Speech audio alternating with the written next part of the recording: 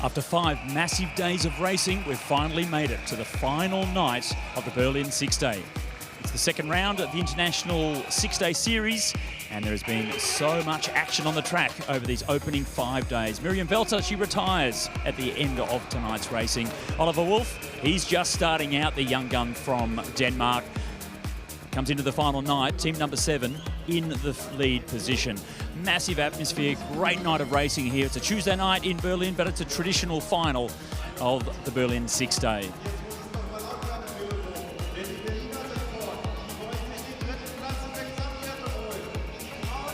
Yeah, sorry.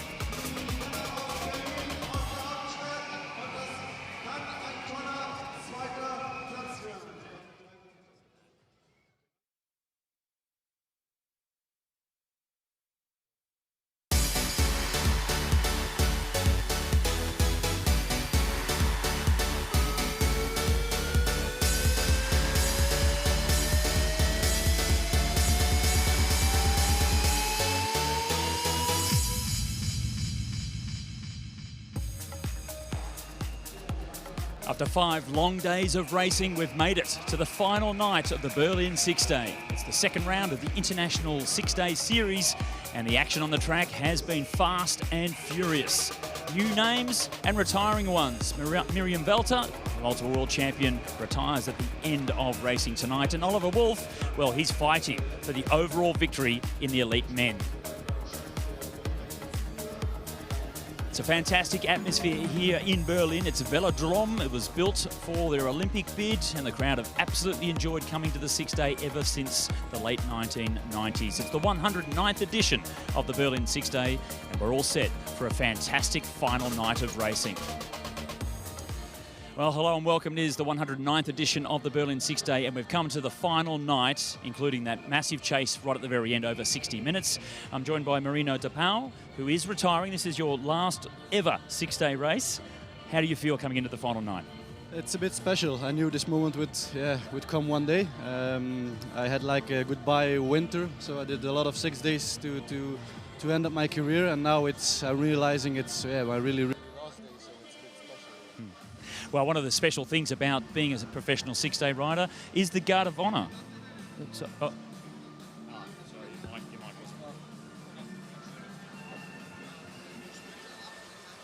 So you're not hearing that at all? Okay.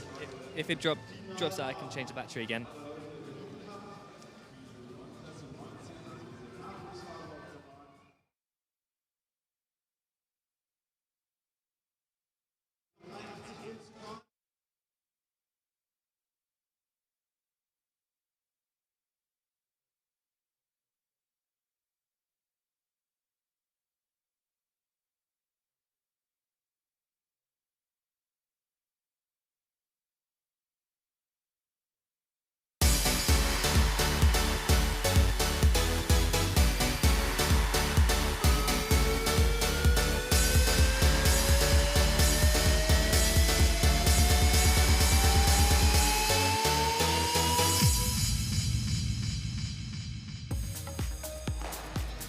After 5 hard days of racing, we've made it to the final night of the Berlin Sixday.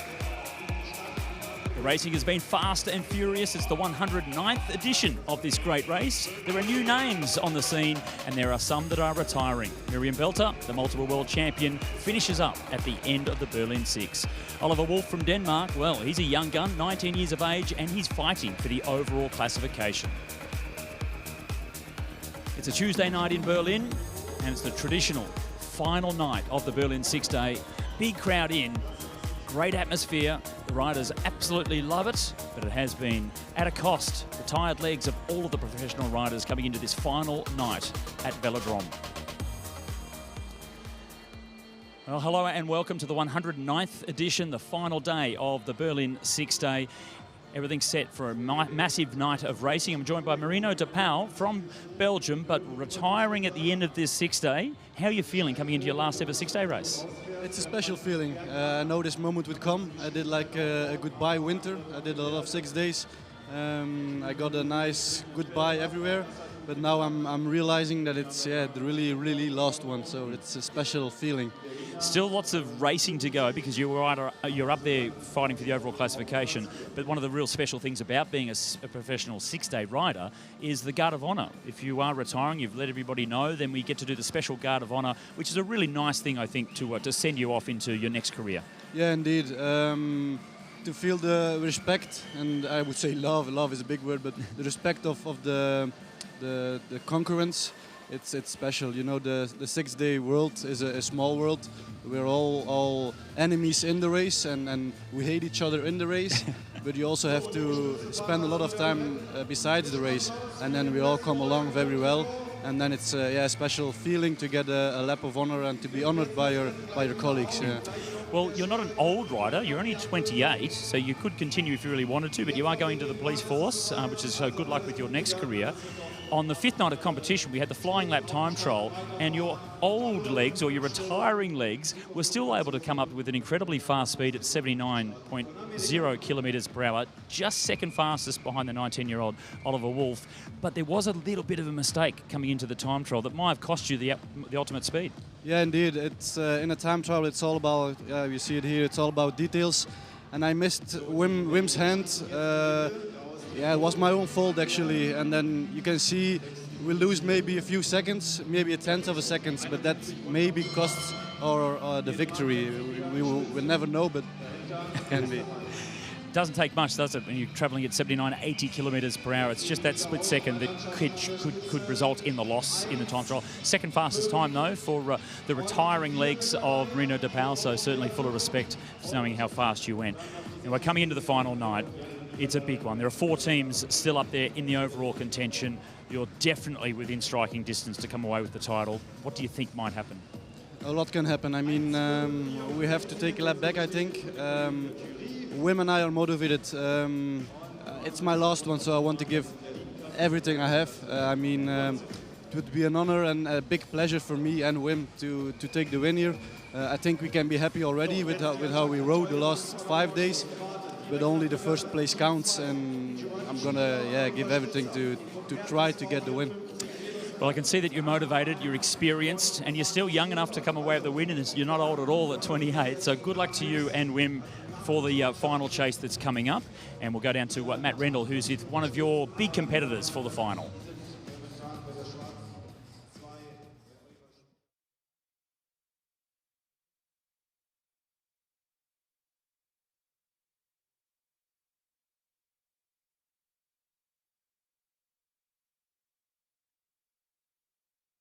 At the end of this 6-day, how are you feeling coming into your last ever 6-day race? It's a special feeling. I know this moment would come. I did like a goodbye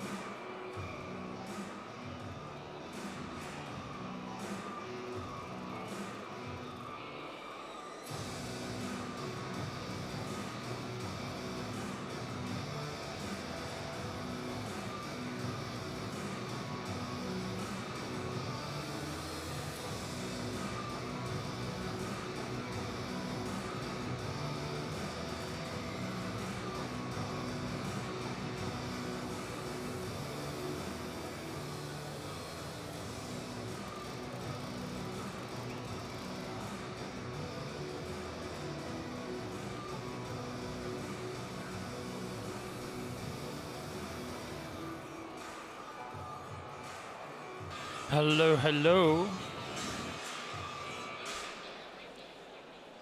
Yep. Hopefully. Get him going. Who's down there kicking him in the arse? Good.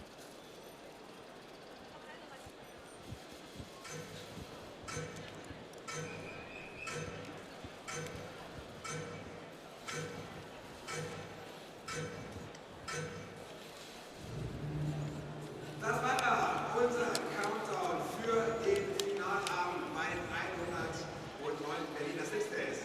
Präsentiert von Askania, der Uhrenmanufaktur aus Berlin. Seit 1871 gibt es die. Keine Uhrenmanufaktur war jemals länger in Berlin als Askania. Ja, wir dürfen Sie begrüßen zum großen Finale an diesem wunderbaren Dienstag. Wir sind Carsten Wiegels, Christian Stoll, mein Name ist Sebastian Padax. Ja, und was diese beiden jungen Herren gehen, wir machen, das werden Sie jetzt mal erklären. Ich erkläre mal. Nein, wir fangen sofort an mit dem Sport, meine Damen und Herren. Was soll ich Ihnen erklären? Das Berliner Publikum ist sach- und fachkundig. Wenn Sie einen Mann wie Carsten Wiegels von Eurosport, der Radsport-Experte der Nation, noch am Mikrofon hat, dann wird heute Abend nicht schief gehen. Das sage ich Ihnen. Wir hoffen natürlich, dass ein Berliner Sieg oder ein Teil Berliner Sieg zumindest hier rauskommt. Aber ja, um 24 Uhr aller spätestens werden wir es wissen. Wir gehen jetzt oben, Carsten, auf unseren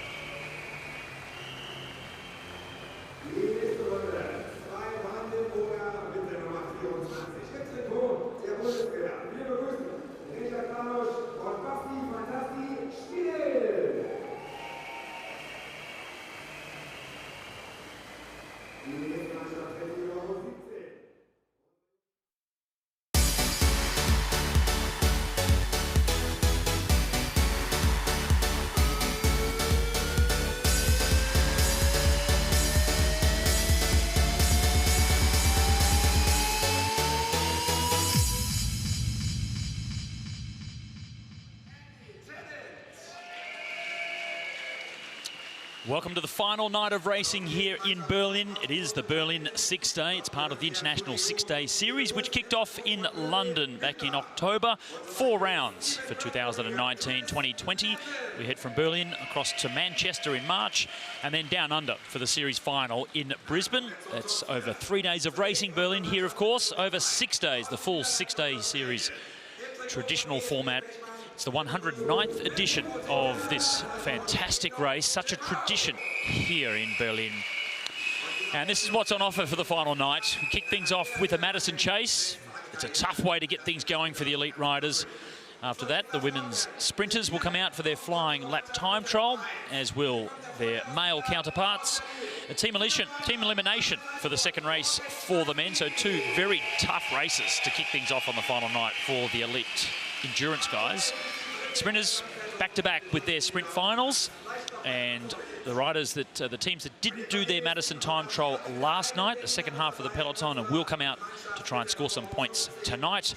And it's the big 60-lap Derny final for the A riders. The riders have qualified with the most number of points throughout the Derny heats this week.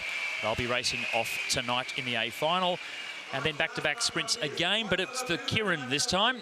So all of the ladies on the track, 6 of them, including the retiring world champion Miriam Velter. For the men, it's Max Levy that will be the favourite in the men's Kirin. He's leading the overall classification. He's been the dominant sprinter. And of course, the big one, the final chase. 60 minutes of racing.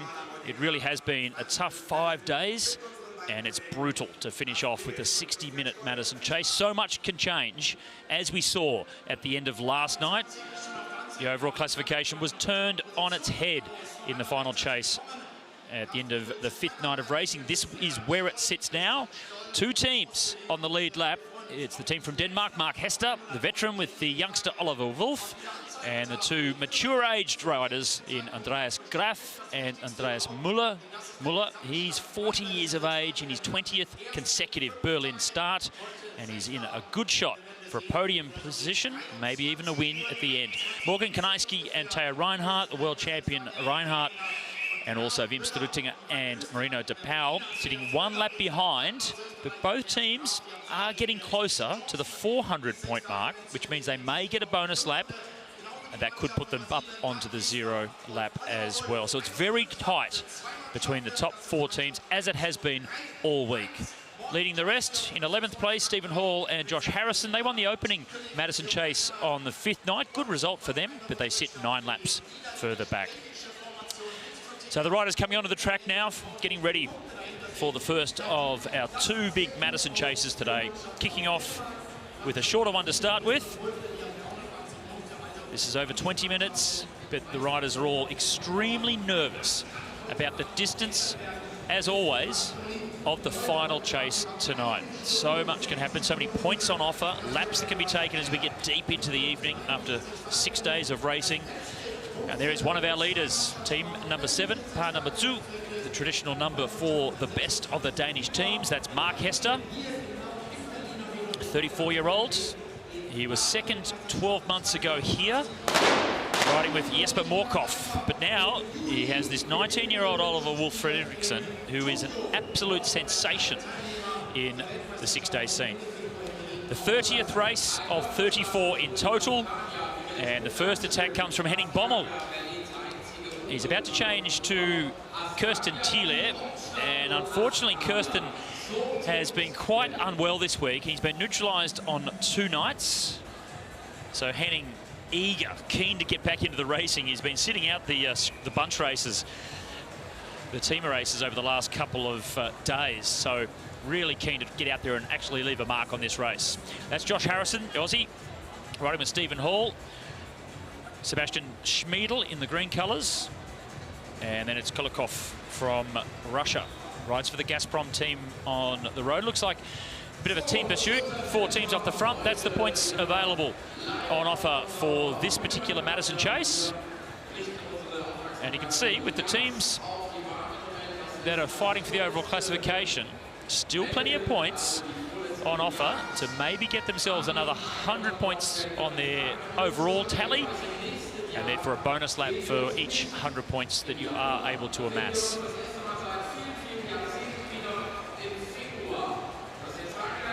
an easy lap about to be taken. Most of the big teams, if not all of the big teams, really focusing on marking each other out, getting ready for the big final at the end.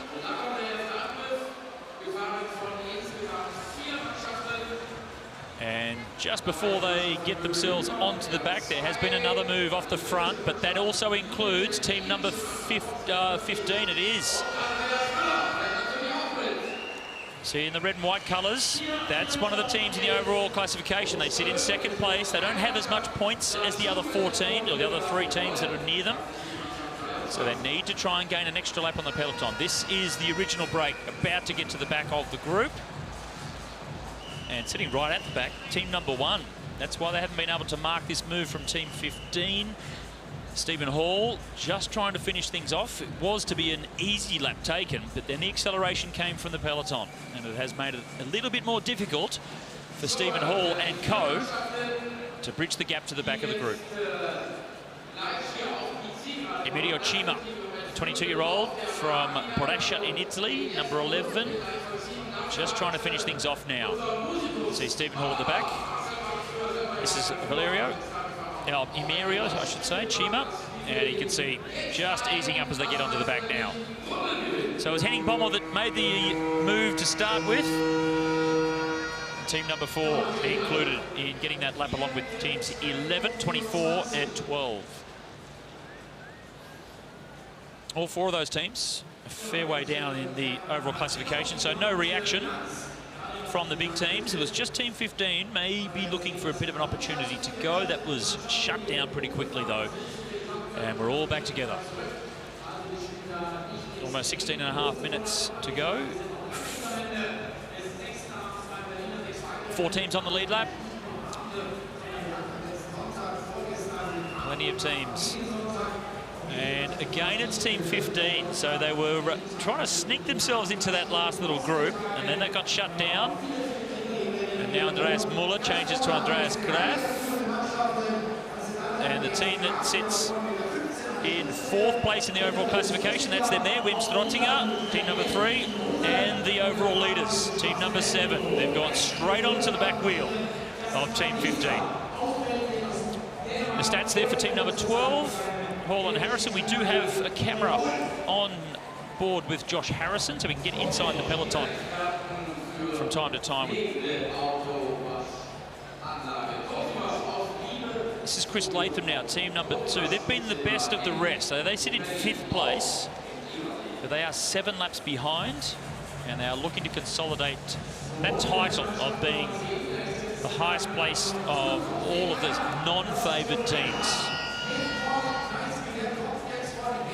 So this has caused, as you'd expect, a big reaction from the field. So many teams off the front.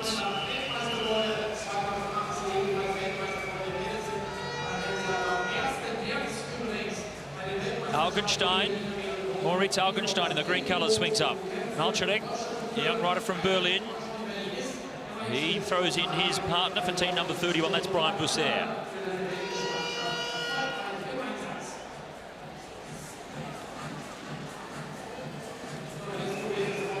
This is back at the main group.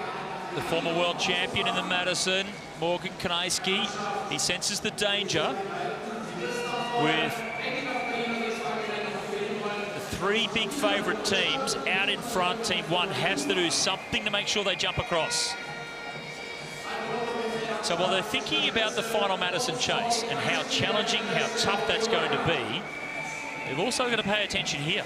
They don't want to be on the back foot. Team 7 change out in front. Now this is going to be tough for Team 1. They were caught at the back of the peloton when this move went, and that means they now have to expend a lot of energy. Theo Reinhardt, they're about half a lap behind the peloton. Lap taken by those teams on screen right now. And Team 1 have a lot of work to do to make sure that they don't lose out. Reinhardt changes to Kanaisky.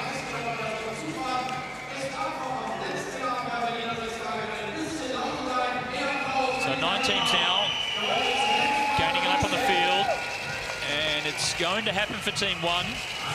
But while their competitors were able to work together and share the pace, it's been Team 1 having to do all the work to gain their lap. So a tough way to start the final night here for Morgan Kaniski and Theo Reinhardt. So they will get onto the back of the field, neutralising the previous move from the other big favourite teams, teams 3, 7 and 15.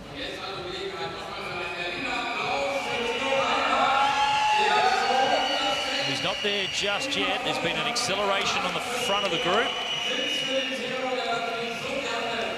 And Theo will be trying not to make that mistake next time. The big teams go, you have to be straight onto it.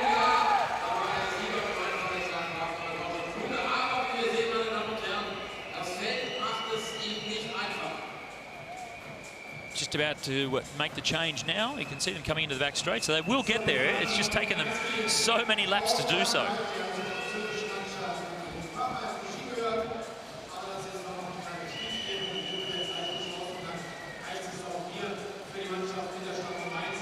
See the shorts of Morgan Kaniski, Groupama FDJ, World Tour team on the road. And finally, they get onto the back, the former world champion with the former German champ, Kirsten Thiele, just in front of him. So team number 1 now coming back up onto the lead lap. That nullifies the overall standings. And immediately, a couple more teams on the march. So 10 teams now, including team number 1. That would have cost them dearly. Still have that team elimination to come. Then we've got the Derny A final. Then we go into the 60-minute Madison Chase to wrap things up. Theo Reinhardt and Morgan Kaniski, they do not need to be wasting energy so early on in this final night. Stephen Bradbury's been riding well. Team number 2 in the green, just changing over to Chris Latham. And they are sitting in 5th place overall. 7 laps behind. They're on 287 points. They haven't won a Madison Chase yet this week, so they might be able to do so. Team 17 have. They've won a Madison. So Lichnowsky trying to get across to this group now. So 2 British teams out in front. That's teams 13 and 2. The blue colours of Tennant and Bostock.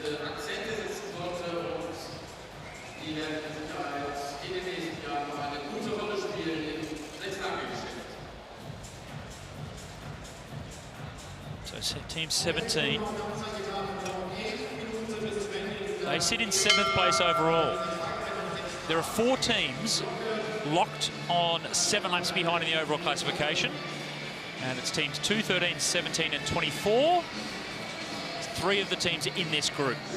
So that's why they scrambled across there, team 17. They could see 2 of the teams on the same lap as them in the overall classification up the road.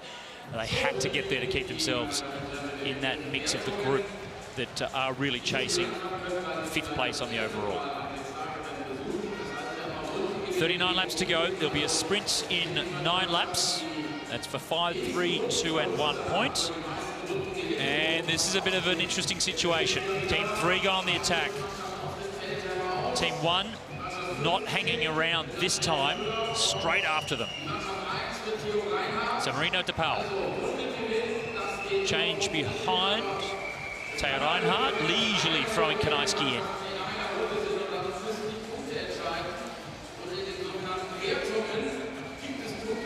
Chris Latham getting into the same straight now as the peloton. And these are the 2 chasers. It's team 7, Oliver Wolf, just making sure they don't go too far around the track in front of them.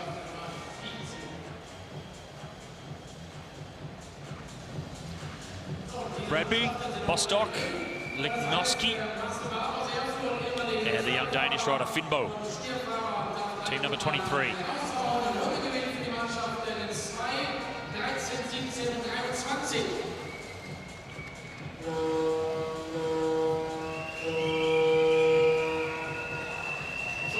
So 3 of the teams that are chasing 5th place on the overall, neutralising themselves, gaining a lap on the field.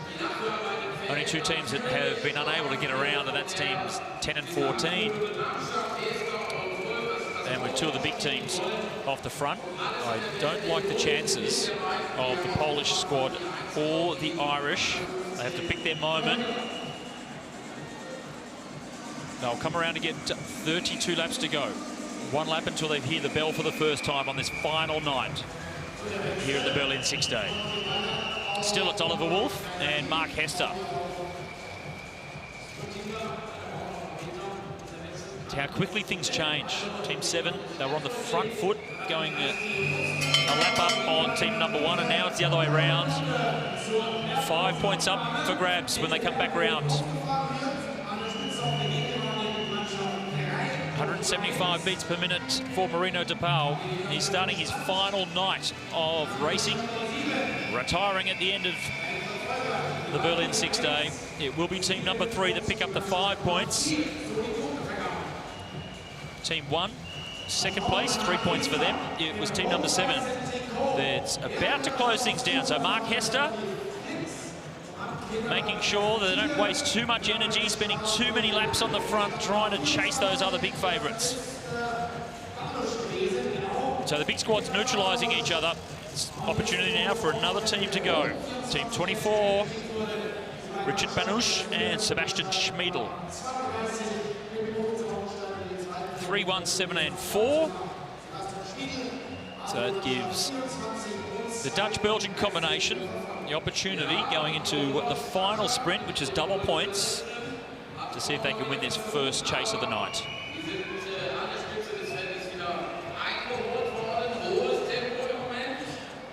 Oh, and Oliver Wolf, look at this. Very animated. He has dragged 3 and 1. Team 15's the other big favourite team that's a little bit further back. They are the ones that might lose out this time. So the attack that came from the 2 less experienced squads, that has been shut down.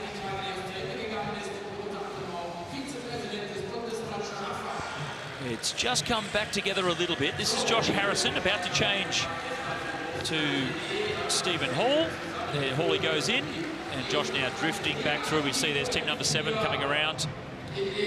And it's team 24 gone on the attack once more.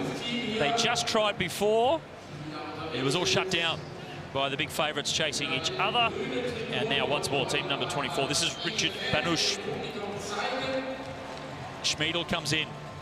Banusch is 21, Schmiedel only 22. Young squad. And this is where they sit, coming into this final night.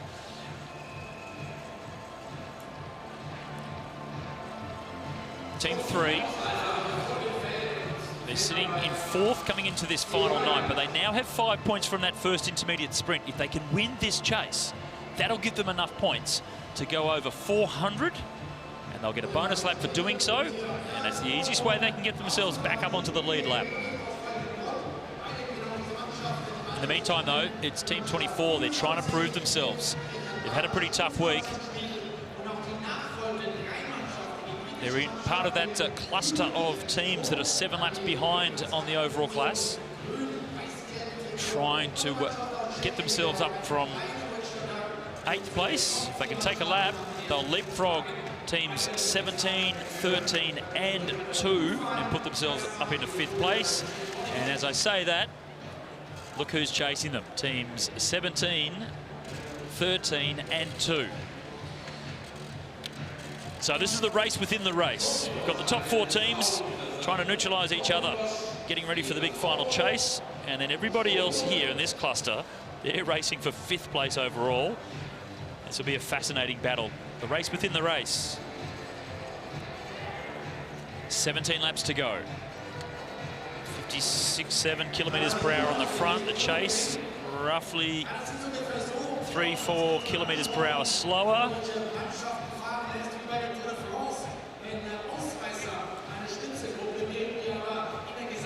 The big teams, they're not too fussed in these 4 squads, letting them have their own fight amongst themselves.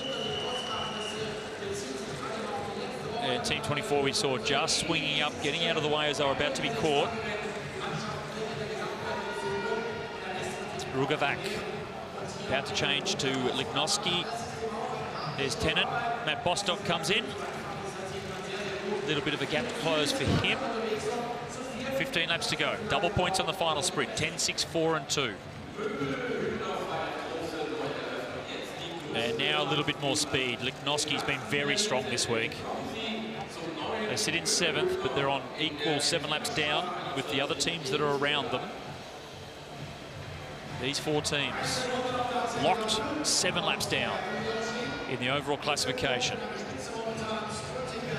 And they're about to put themselves out in front on the lead lap. It'll be a race between the squads that are in the middle of the field. Dennis Rugovic. So there's the lap gains. The 4 teams that are fighting for 5th place overall. So fascinating. This is Josh Harrison. You can see he's just made the change. That's Andreas Muller on the left-hand side, the red and white colours, 40-year-old.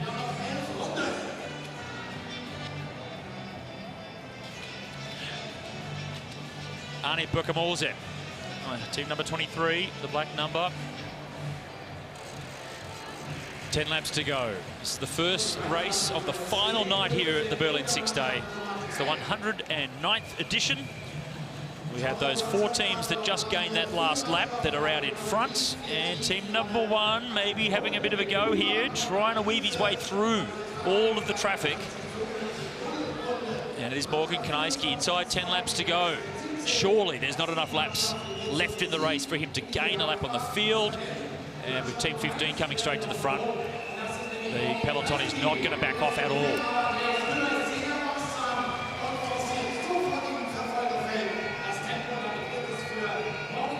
Kanaiski, Muller, Struttinger. It's Kirsten Thiele in 3rd place of the peloton. And as the change happened between Kanaiski and Reinhardt, and you can look at the body language, I think Teo realises the chase is on. It's going to cost too much energy. We're going to save that for the big final at the end of the night. Up and out of the way for the world champion. Graf comes through at the bottom. Not enough laps left now for any attacks to work in terms of gaining a lap. It's going to be a sprint between the top 4 teams on the left-hand side. That's 24, 2, 13 and 7. No points for any of those squads. So first across the line between those 4 teams will be the winners of this opening chase. Team 17, they have won a Madison this week. And not worrying about the sprint. This is team 24. They're the lowest placed of the overall classification of these 4 squads that are going to be racing for this win. So they've hit out nice and early. This is Banush. Andy Tennant was quick to move onto it. Team 13. And we now have those 4 teams clustered at the front of the peloton. They come around to get 2 laps to go. This is the race. The 4 teams that are on the front of the group. Everybody else has just got out of the way. They're the teams on the lead lap. They are the ones fighting for this win. Matt Bostock down the back straight. He'll come around to get the bell. He'll be looking for Andy Tennant. Tennant will come in, but it'll be wide down the back straight. Chris Latham goes over the top. Latham and Bradbury, they have been the strongest of this group. A late change coming there from Andy Tennant, but Chris Latham, the late key Brit, is going to come away with the 10 points. So team number 2, they have been the strongest of that quartet. And that's why they sit in 5th place overall and consolidating that position by winning the opening Madison chase here tonight. And that's the winning move as Bostock hit out into the bell. He was looking for Andy Tennant. It was going to be a late change for Tennant down the end of the back straight. Latham wasn't going to hang around for anything though. The 25-year-old from Bolton. He and Stephen Bradbury, they really have combined well this week. And the double points, that's the Madison Chase win for team number 2. And it does consolidate their spot in the overall classification. They are the best of the rest in 5th place. And with 30 points on offer, that will also take them over 300 points in the overall classification and a bonus lap for another 100-point gain. So that will make them nice and clear out in front in 5th place Still stacked up a fair way behind the top 4 teams, though.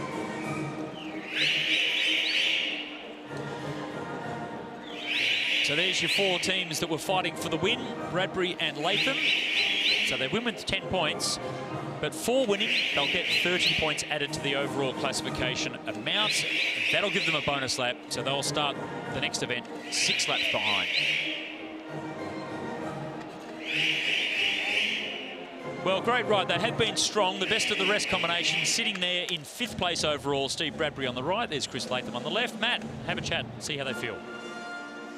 Chris, well done. Pulled that sprint off nicely. Pretty quick at the end there. Yeah. Out of breath. Yeah, no, it was good that. Timed it well. Yeah, they only had to go over Matt. British v British, it was good.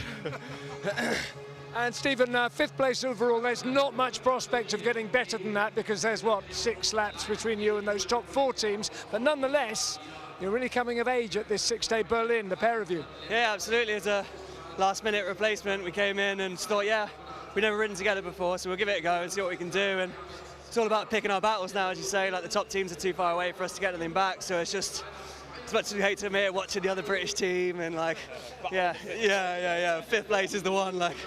But yeah, we're just doing what we can and taking event by event. Well, you've done a cracking good job. Well done, both of you. Yeah, it was a good ride. And as I was saying, it's the race within the race. The riders that, the teams that are in that middle group, and we can see now Hester and Wolf, Graf and Muller still sitting there on the lead lap. For teams 1 and 3, unable to really consolidate. Look how close it is, though, for team number 1. They picked up some points in that last chase. It was enough to get them very close to the 400. Same for team number 3. They'll be looking for those extra points in the team elimination. Bradbury and Latham with the going over the top of 300 points now to 317. That puts them to 5 laps behind. So clearly in that locked-in 5th place overall ahead of Bostock and Tennant. So the 2 British teams, 5th and 6th overall, not too bad at all. The Aussies, they sit in 11th place. They're 9 laps down, 10 laps down the next generation of Danish riders.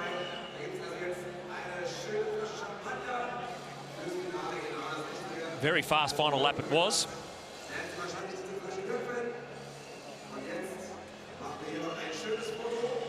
Steve Bradbury on the left, he did a lot of heavy lifting through the race and threw Chris Latham in just at the right moment. Now, I'm joined in commentary by Owen Mullen, the Irish sprint champion.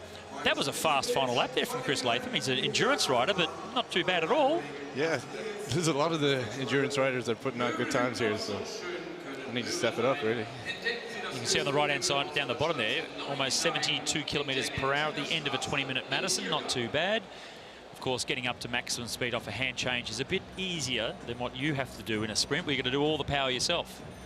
Yeah, exactly. I've never experienced a Madison change at that speed, but I'd love to. It's interesting because I know in previous 6 days, once when I was racing, because we're doing the flying lap time trial and things like that, some of the sprinters have come out to try and do the same thing to see how much faster they can be than what they normally would be on their own. But they don't get the technique very right. They never do Madison changes. So it didn't make a big difference for the sprinters. You need to really practice and train the hand slings to be comfortable in doing so. Emma Hinze, she leads the way in the overall classification for the ladies. There's only one race that, well, 2 races last night she wasn't able to win. She has been the fastest of them. Leah Friedrich, then Paulina Grabosch in 3rd place. So the Germans really have dominated the top 3 placings.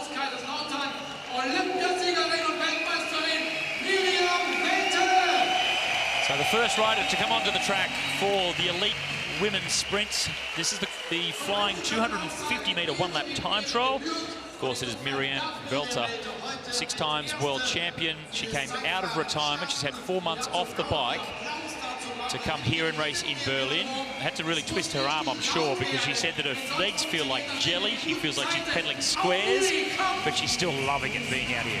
Yeah, for sure. She was saying she's happy if she just gets a better time tonight than she did last night, so we'll see. It was interesting, she was saying her head is still in the game, but her legs just aren't there. So. She knows exactly what to do, and the legs are saying no. But she picked up a win in the Kieran. Smart ride on last night's program from her. And you can see just somewhat laboured out of the saddle. It really does hurt. But it's great to have her here. 6 times the world champion, Olympic champion in 2012 in the team sprint. Miriam Velter, she's off in her second career now as a policewoman. And going out of her cycling career here tonight, the final night in Berlin. 15.42 seconds. The head was saying go and the legs were saying no.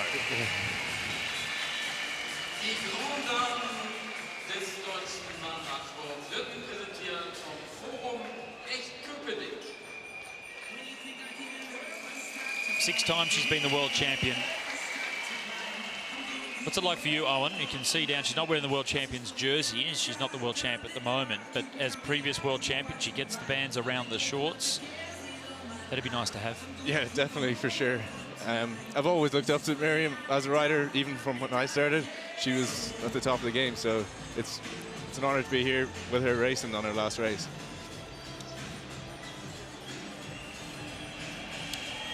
Second rider, Hetty van der Waal from the Netherlands. The Rocket.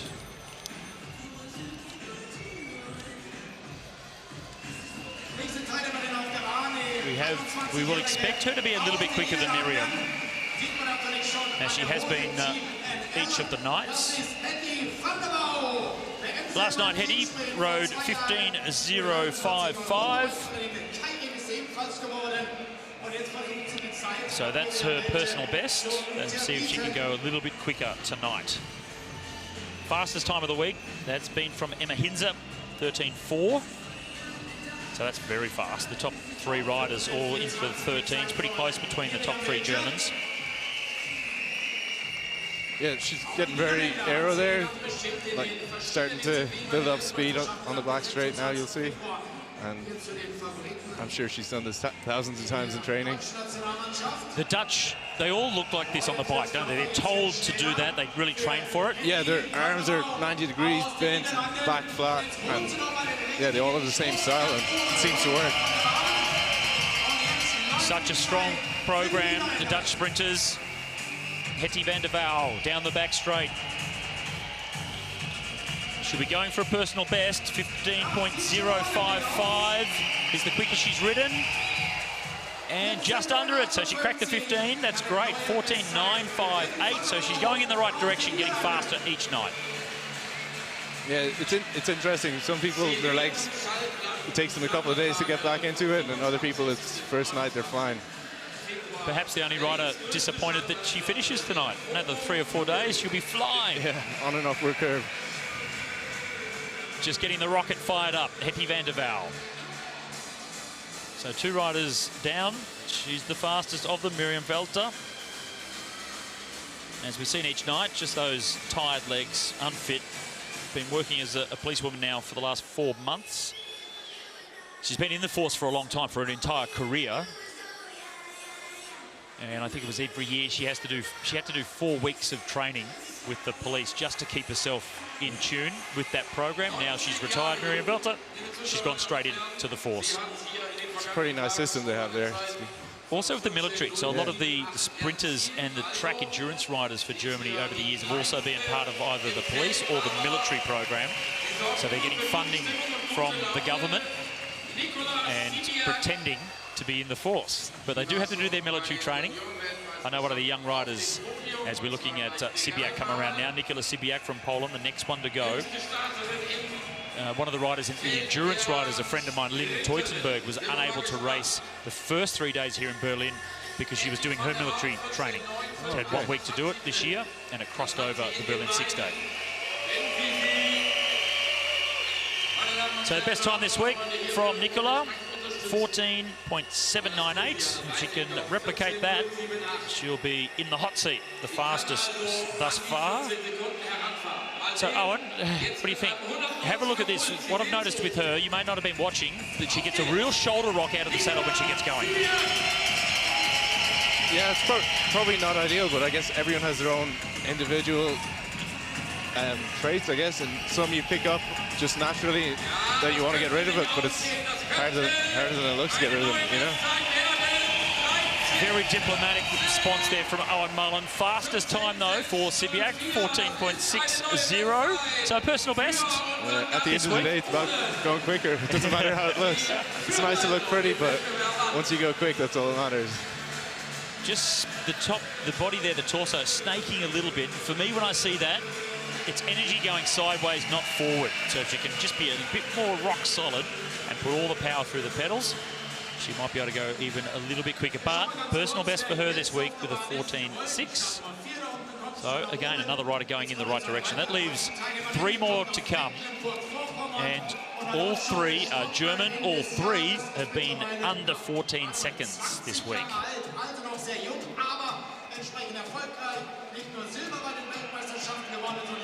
Leah Friedrich, 20 years of age. She's the under-23 European champion in the Kirin and the 500-metre time trial. Been a medalist at the World Championships in the under-19s. She won the sprint, the Kirin, the team sprint, and the 500 at the World Championships in 2018 in the under-19s. That's impressive. She's certainly a star of the future. The next Olympic Games, I would say that she might be right up at the very pointy end. This one, we'll wait and see. For sure, yeah. They got 3 riders there that are neck and neck. Now we can see the very narrow handlebars, very shallow. This is the FES German company that builds all the bikes for these riders, and the Germans with these incredibly shallow bars. What do you think the idea of that is? It's hard to know. It's obviously aero with the frame. It's the same level as the top tube, so. But I'd love to know the ideas behind it. Haven't spent much time in the wind tunnel, so I wouldn't know the ins and outs of that. Let's see if Leah can get the handlebars going. 13.7 is the fastest she's ridden. Ooh, 13.61. So now we're getting very rapid indeed. So all of the riders on target, going faster than they previously have. You mentioned it, that most of the riders seem to get quicker and quicker and quicker as they get the racing in the legs. Not a big program for the sprinters, so they're not getting fatigued each night. Oh, it's...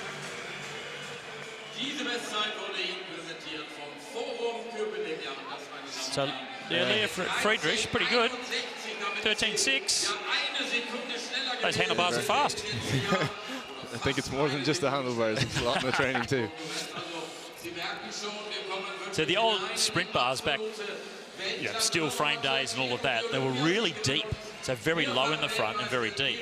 But now they build the bikes to be the right position, so the handlebars can be really shallow. Certainly very aero. Second fastest last night, but she won the sprint. This is a rider that got the better of the favourite in the sprints in Emma Hinze. This is Paulina Grabosch. Team Sprint World Champion in 2018. Rode one of the rounds at the Worlds that year. Not the final, but one of the rounds. And that was enough to be awarded a jersey as well. So she has a rainbow jersey at home. She'll be on this track in 4 weeks' time trying to chase another rainbow jersey and hoping to go to the Olympic Games, of course, to represent Germany in Tokyo later this year. 13.614, the fastest time she has ridden this week. Yeah, I think that's big also, that it's the World Championship track, so they all want to get race practice, you know, big crowds like this as well, so kind of takes the nerves off them come World Championships. Grabosch. She started in athletics, had some knee problems, went across to cycling. First form of cycling she did was road cycling. She quickly found out that she didn't like the hills, liked going down them, not up them, and then went across to track sprinting. So, Paulina Grabosch, she was the second fastest last night. She won the sprint competition against Emma Hinze. Now, let's see what she can do. 13.610 is the time to beat from Leah Friedrich. Trying to hug the bottom of the track as well. Can it be the fastest time? Not quite. So a little bit slower. The first to actually go slower than they did last night.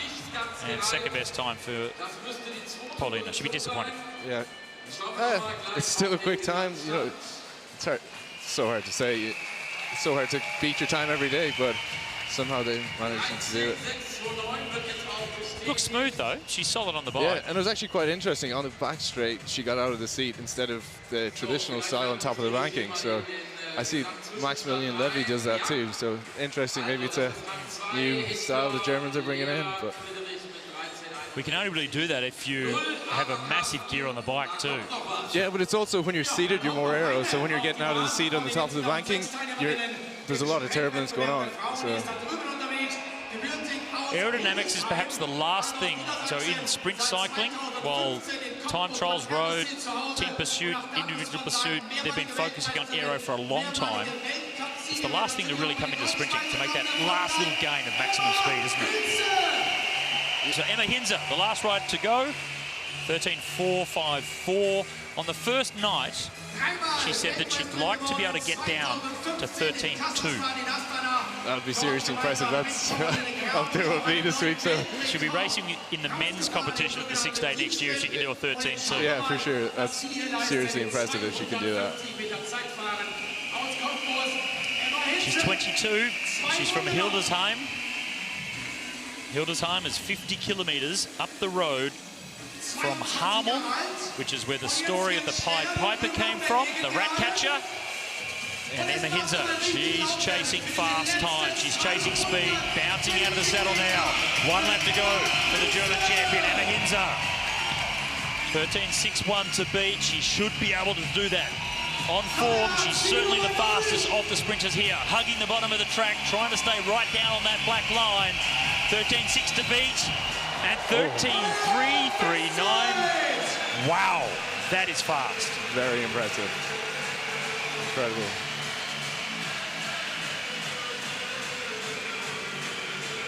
We'll put her in the men's comp next year. That is quick enough. Seriously impressive from Emma Hinzer. Well balanced too, out of the saddle. Just looks really a part of the bike. Yeah, really smooth ride. Pretty much hugged the black line around. There's even under it there, as you can see.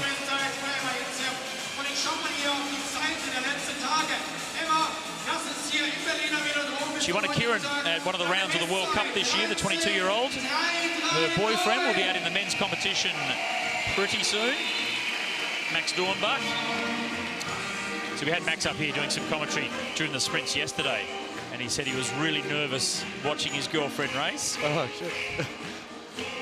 I don't know what that feeling's like. So Emma Hinzer, fastest time. She's been the quickest all 3 nights. Definitely has the outright speed at 13.339. That is seriously rapid. Yeah, and she's got 3/10 there on the second place too, so she'll be favourites for the sprint big time today. Leah Friedrich in second place, Paulina Grabosch in third, as they have been all 3 days, the 3 ladies from Germany, first, second and third. Sibiak, Van der Waal and Velter round them out. So they'll come back out.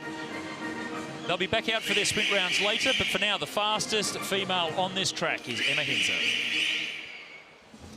Emma, well, look, we know how good Leah and we know how good Paulina is, and you're consistently putting 0.2 of a second into them. That must give you great confidence. Yes, of course. I wanted to ride 13.3, but I didn't know on which day I'm able to, but today it worked. I'm really happy, and I think it's also really good for World Championship. Good time already. Wonderful. Well, well done. Good to see you're on target. Thank you.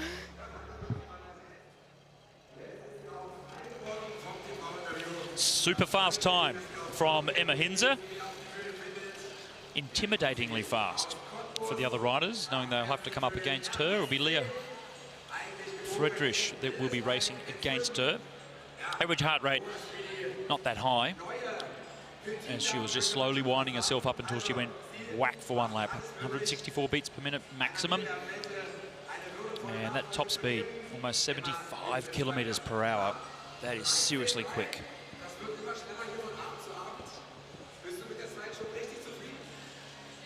So the women's sprints, general classification, comfortably in front now, Emma Hinzer.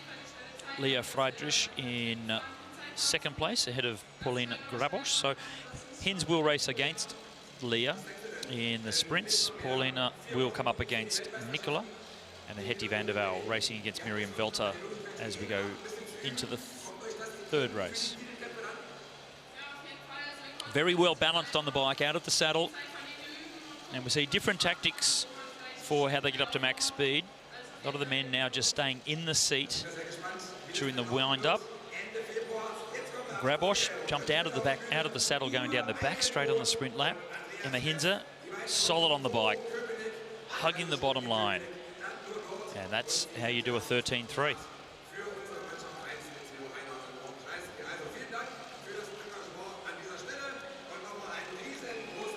Presentation for Emma Hinze.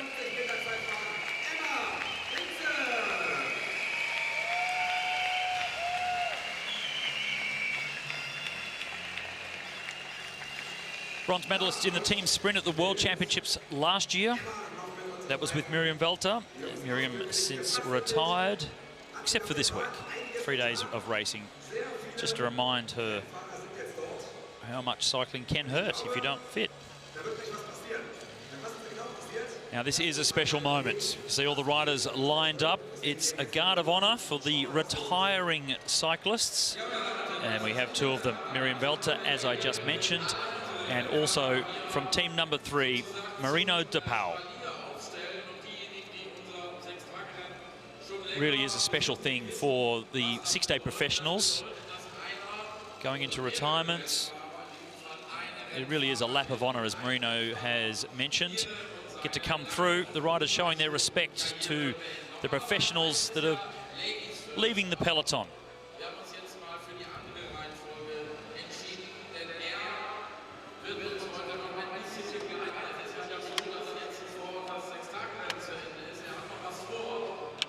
So on the right-hand side, Marino de Pauw, the 28-year-old from St. Nicholas in East Flanders in Belgium.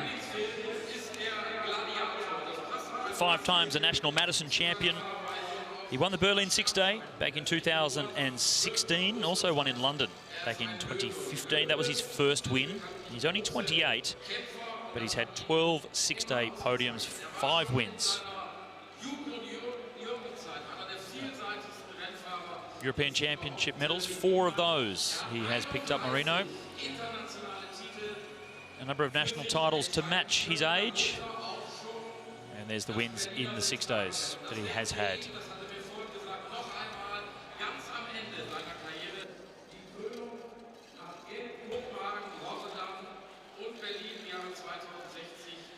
Simon Lillystone from Madison Sports. Just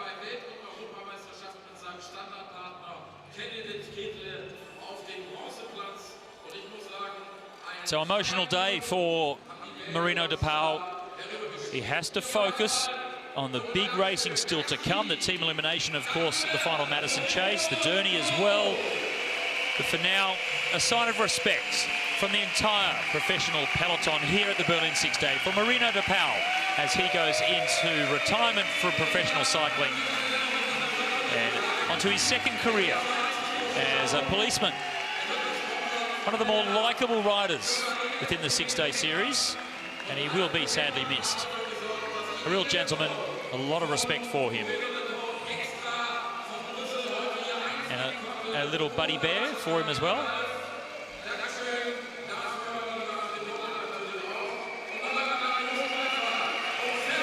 You can see just a little bit of emotion there on the face of Marino de Pauw. It's a family affair, special moment. Mixed emotions as he goes into retirement, but still with the big race to come tonight.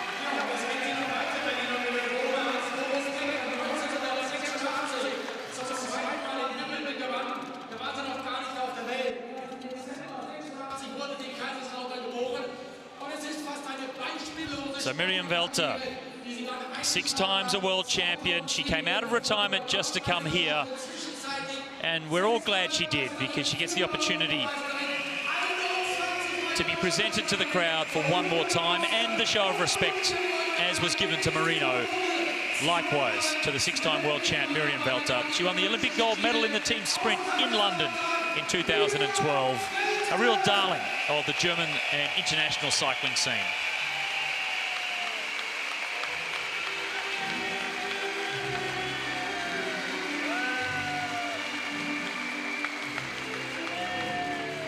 She's from Kaiserslautern. And interestingly enough, both of these retiring riders going into the police force. Congratulations to both Miriam Welter and Marina de Paul for fantastic careers.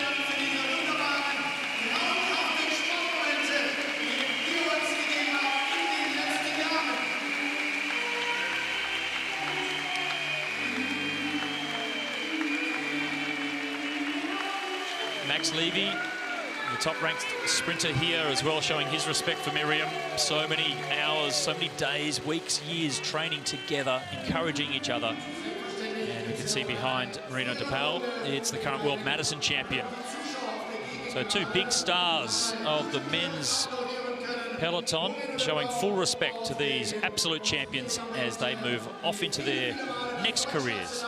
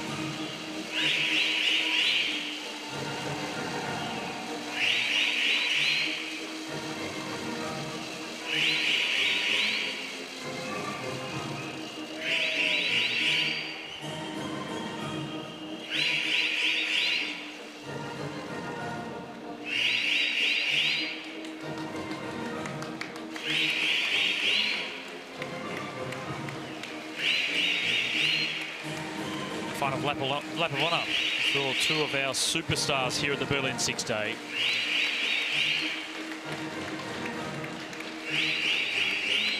Take a bow, Miriam Welter.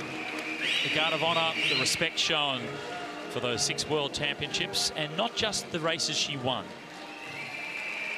but the character that she is. Such a pleasant person, as is Marina de Paul. So two absolute lovely superstars of international cycling.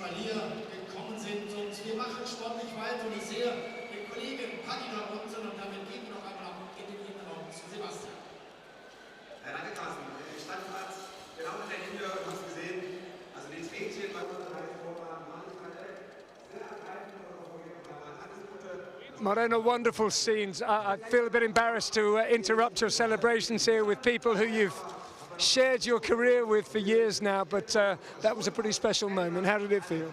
Yeah, I said to myself, don't cry, but yeah, it was difficult, it was hard. It's double, I know. You know, it's I love racing, but I felt it's time that it's come to an end, and yeah, having this atmosphere and this respect from everybody, it's wonderful, and it warms my heart. You know. And in the end, you came to your wife and your baby daughter. What are their names? My wife's name is Nikki, and my daughter's name is Friederike. So yeah, it's wonderful having them here last 2 days. You know, it's only cycling, and they're my life, and I mean, that's. Moreno, on behalf of all of us here who work at this 6-day series, thank you so much for being with us. You've always been an absolute star, and in spite of the fact that you've been one of the top Madison riders in the world these past 4 or 5 years, you always treat everyone the same way, with real respect, and you're a wonderful presence here. We're going to miss you. You're leaving a big, big hole, and thank you very much, Moreno de Paul. Thank you very much. Yeah. Next. Miriam. Next. 5 world titles, I think. 6 world titles, there we are. I've got that wrong to start off with. Olympic champion, no end of national titles. What an extraordinary career you've had, and how nice is it just to be able to come round, see this public who quite rightly adore you, and just wave to them and thank them for their support. Yeah, it is amazing. This atmosphere here today, all the people came not only for me, but to watch the 6 days, but it's nice to say thank you to the fans and friends here in Germany. And yeah, I said before I won't cry, but the tears were almost coming. So yeah, I just can say thank you for all the support I had in the last years, and it's amazing to say goodbye in my own country here in Germany, in Berlin at Sixdays. And you're, of course, so closely associated with Christina Vogel. You've had an extraordinary career, the two of you together. And here you are on this track with the next generation of wonderful, wonderful German women sprinters. You must be very proud to leave such a good group of sprinters behind you as your legacy. I really am. It makes me much easier to say goodbye because I know all the three girls we have racing here. They are so fast. Every day I see the times from them, beginning Sunday, today and yesterday as well. They are so quick, and I think we can see a lot of good results in the future. They are in a very good condition for World Championships in 4 weeks, and I know they will do their best at the Olympics in Tokyo in a few months, and they are very strong, and I think that's much easier for me to say goodbye because I know there are a few very good girls coming. Well, Miriam, once again, on behalf of all of us here at work at this Six-Day series, thank you so much for being a wonderful and life-enhancing presence for all of us here, and the very best of luck in your future career. Thank you so much. It was always a pleasure for me to race 6 days. Thank you. Well done, Miriam.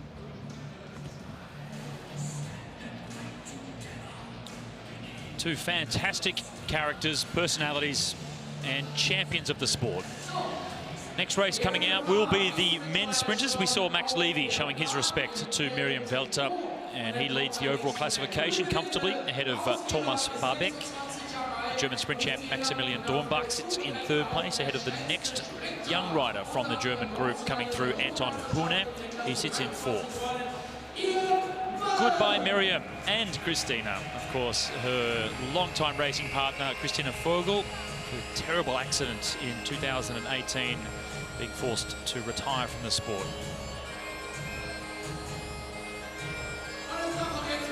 Owen Mullen, he's come from commentating up here just before to going back out onto the track.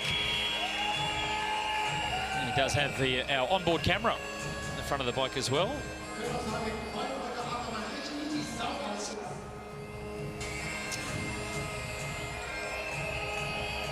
So Owen's best time this week. Now, of course, this is the 6th night of racing for the sprinters. For the ladies, it was only 3 nights. So perhaps a little bit more tired, some of the men. But it's the final night. They will be up and about. Owen Mullen, his fastest time he's ridden is 13.039. Last night, he rode 13.1. Emma Hinzer rode 13.3. She was only 0.2 of a second slower than Owen. So a bit of pressure onto Owen Mullen, the Irish champion. He needs to make sure that he shows that he's faster at least than the quickest of the ladies. Down the back straight for Owen Mullen. Just going up onto the red line there, trying to hug the bottom of the track around the final bend. And 12.63. So that is fast. His fastest time was 13.0, and now down to 12.63, so that is a massive improvement for Owen Mullen.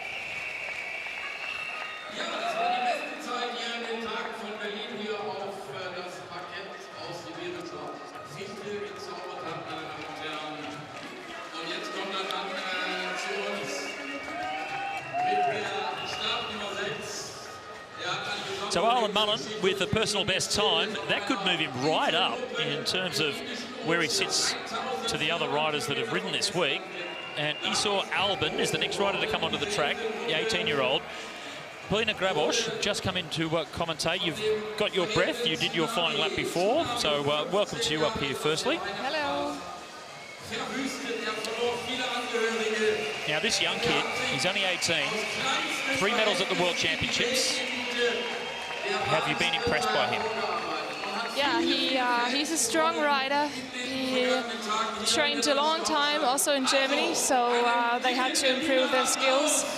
And yeah, he's a very talented rider, and let's see what he can do today.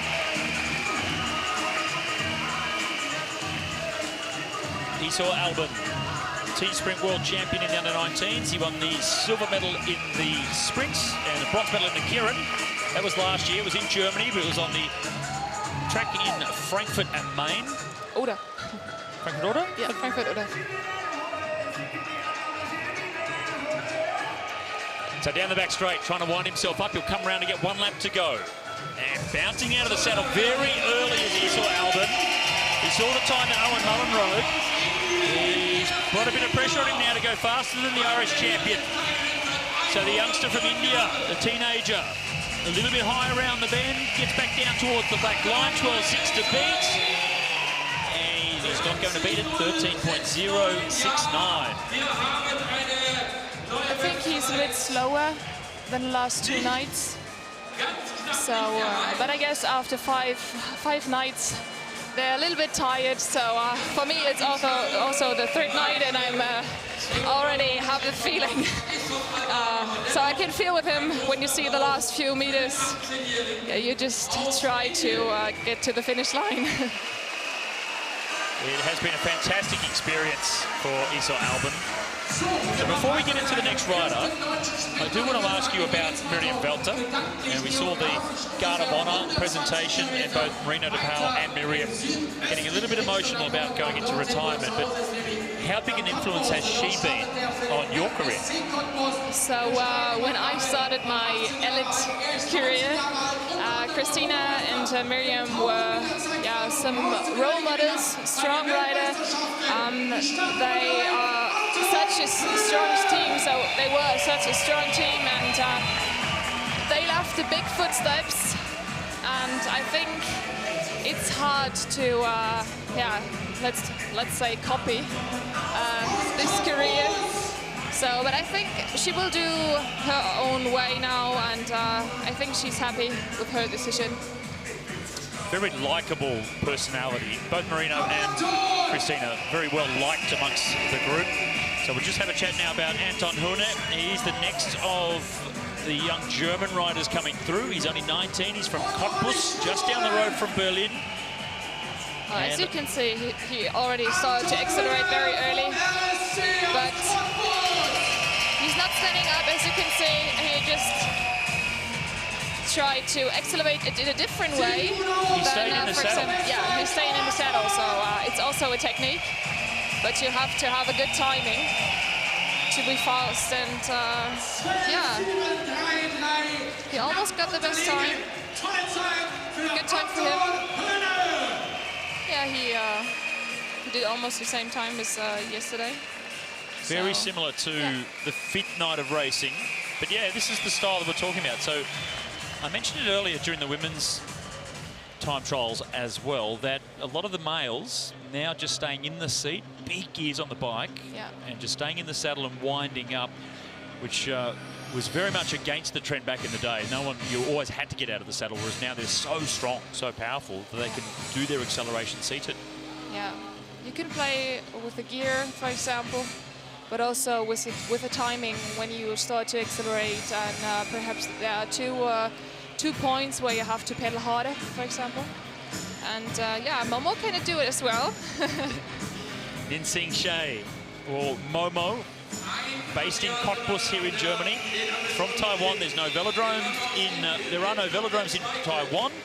He went across to China to start riding track, then was picked up and taken to the UCI training centre in Switzerland, so the International Cycling Union, helping out some of those nations that don't have the facilities like Germany, Australia, Great Britain. And that really has been to the benefit of Momo. And now based in Cottbus, and I imagine being a part of the German system and the influence that he's going to gain, the experience, we can expect some big things from Momo in the next few years. Yeah, sure. He also trained with Anton, for example, and other young German riders, which are also in this training group. Also Max Levy as a big idol for him, I guess.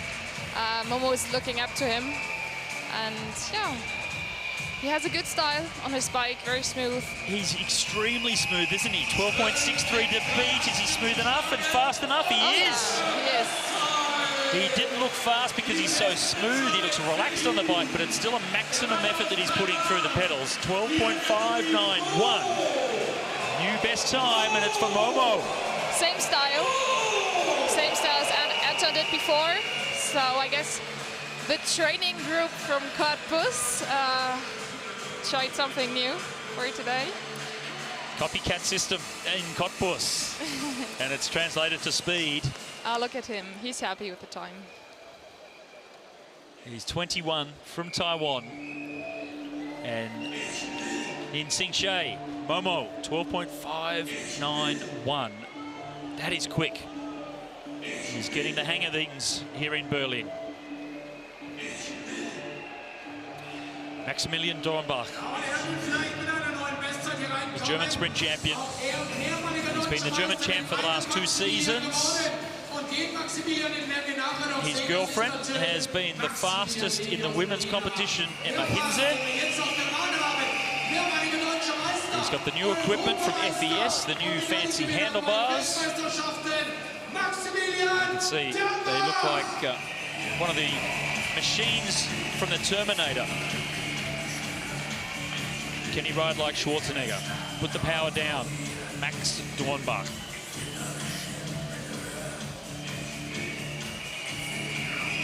German band Rammstein pumping in the background. Nice and high, right up close to the fence. There's another new style today. I think there will be a second time that he's standing up. So yeah, he stands up 2 times. I did it as well, so it's a very familiar style.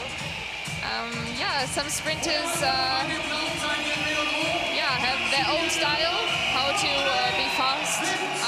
Yeah, and as you can see, it's also faster than expected. Best stage, best time here for Max Dornbach. And that is a personal best for the week.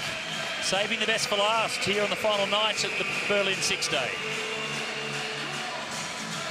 Now, we had Owen Mullen up here during the women's time trial, your race, and he mentioned that, getting out of the saddle twice. So down the back straight in the wind-up, getting out of the seat, and then again for the actual wind-up itself, coming into the 1 lap to go. That's exactly what Max Dornbach was doing just then. So far, it's worked out well. Best time for him. 2 riders still to come. Thomas Barbek from the Czech Republic. And he'll have to go faster than he has all week to get the better of Dornbach. And then it's Max Levy. Ironman Max the last to go. So Superman Barbek. He'll be versus the Ironman Max, the next one to come. Another likeable rider. 32-year-old from the Czech Republic. Been around for a long time. He won the sprint competition at the Bremen Sixday 2 weeks ago.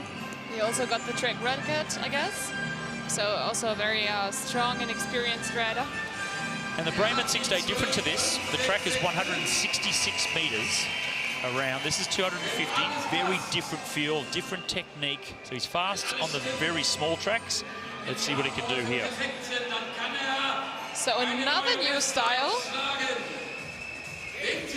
Let's see if it converts to speed. 12.556 is the fastest time to beat. Skipping the front wheel across the start-finish line, trying to cheat the tape. Let's see if it works. 12.5 to beat. Thomas Barbek from the Czech Republic. You can see the effort that he's putting through the pedals. And it is the fastest. 12.522. He's showing his Superman shirt. It's a little tradition during the 6 days. The Superman jersey for Thomas Barbek. I hope he has several jerseys. And he's not just wearing the same one each day. I just asked him today when we came on the track, and he just smiled and said, yeah, Superman is always prepared. Get that undershirt washed. Superman. That leaves one rider to come, and that's Ironman Max Levy. Which superhero is going to be the fastest? So Barbek 12.522. Personal best for the week.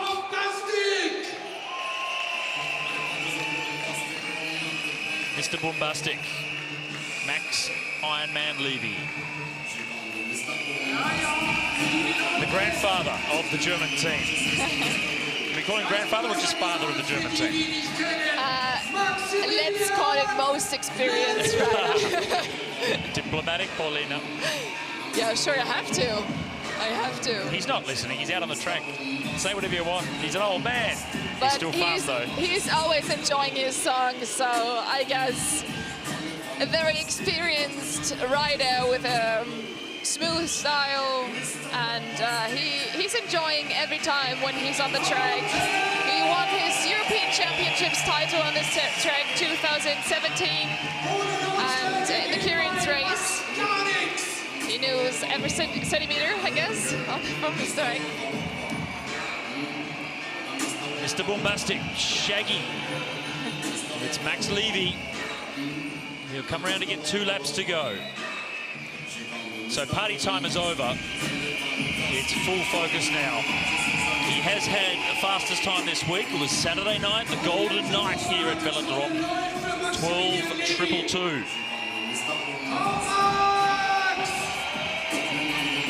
As high on the track as he possibly can get, right up next to the balustrade. And now, down the straight, staying in the saddle again. The powerful legs of Levy. Important to stay down on the black line around the final bend. Got also, the elbows in. The position on the bike, he's just pulling his head down. That's something that, yeah, oh yeah. Best time of the week. Best time of the week. So he has ridden 12.222, now it's 12.202, so best time of the week for Max Levy. Mr. Bombastic, Ironman Max, the best of all of them. So Ironman beat Superman. Who knew? He did a great job. Also, sitting stock, let's say it. So I guess the Cottbus rider, or Cottbus riders, the training group, had a special day. They tried something new, or they wanted to go fast, and they did. All of them. So it's a win in the flying lap time trial to Max Levy. That means he will be up against Thomas Barbeck in the sprint race for first and second. So points on offer for the flying lap, but it's also qualification for the next round, the sprint finals. He does like himself, doesn't he? He does like, gets all about, up and about, very happy. So this is the qualifications, and the points will go to Max Levy. Barbeck, they'll race in the next race in the sprint finals. Dornbach against Momo for third, and then we'll have that 3-up race between Owen Mullen, Anton Huner, and Isor Albin.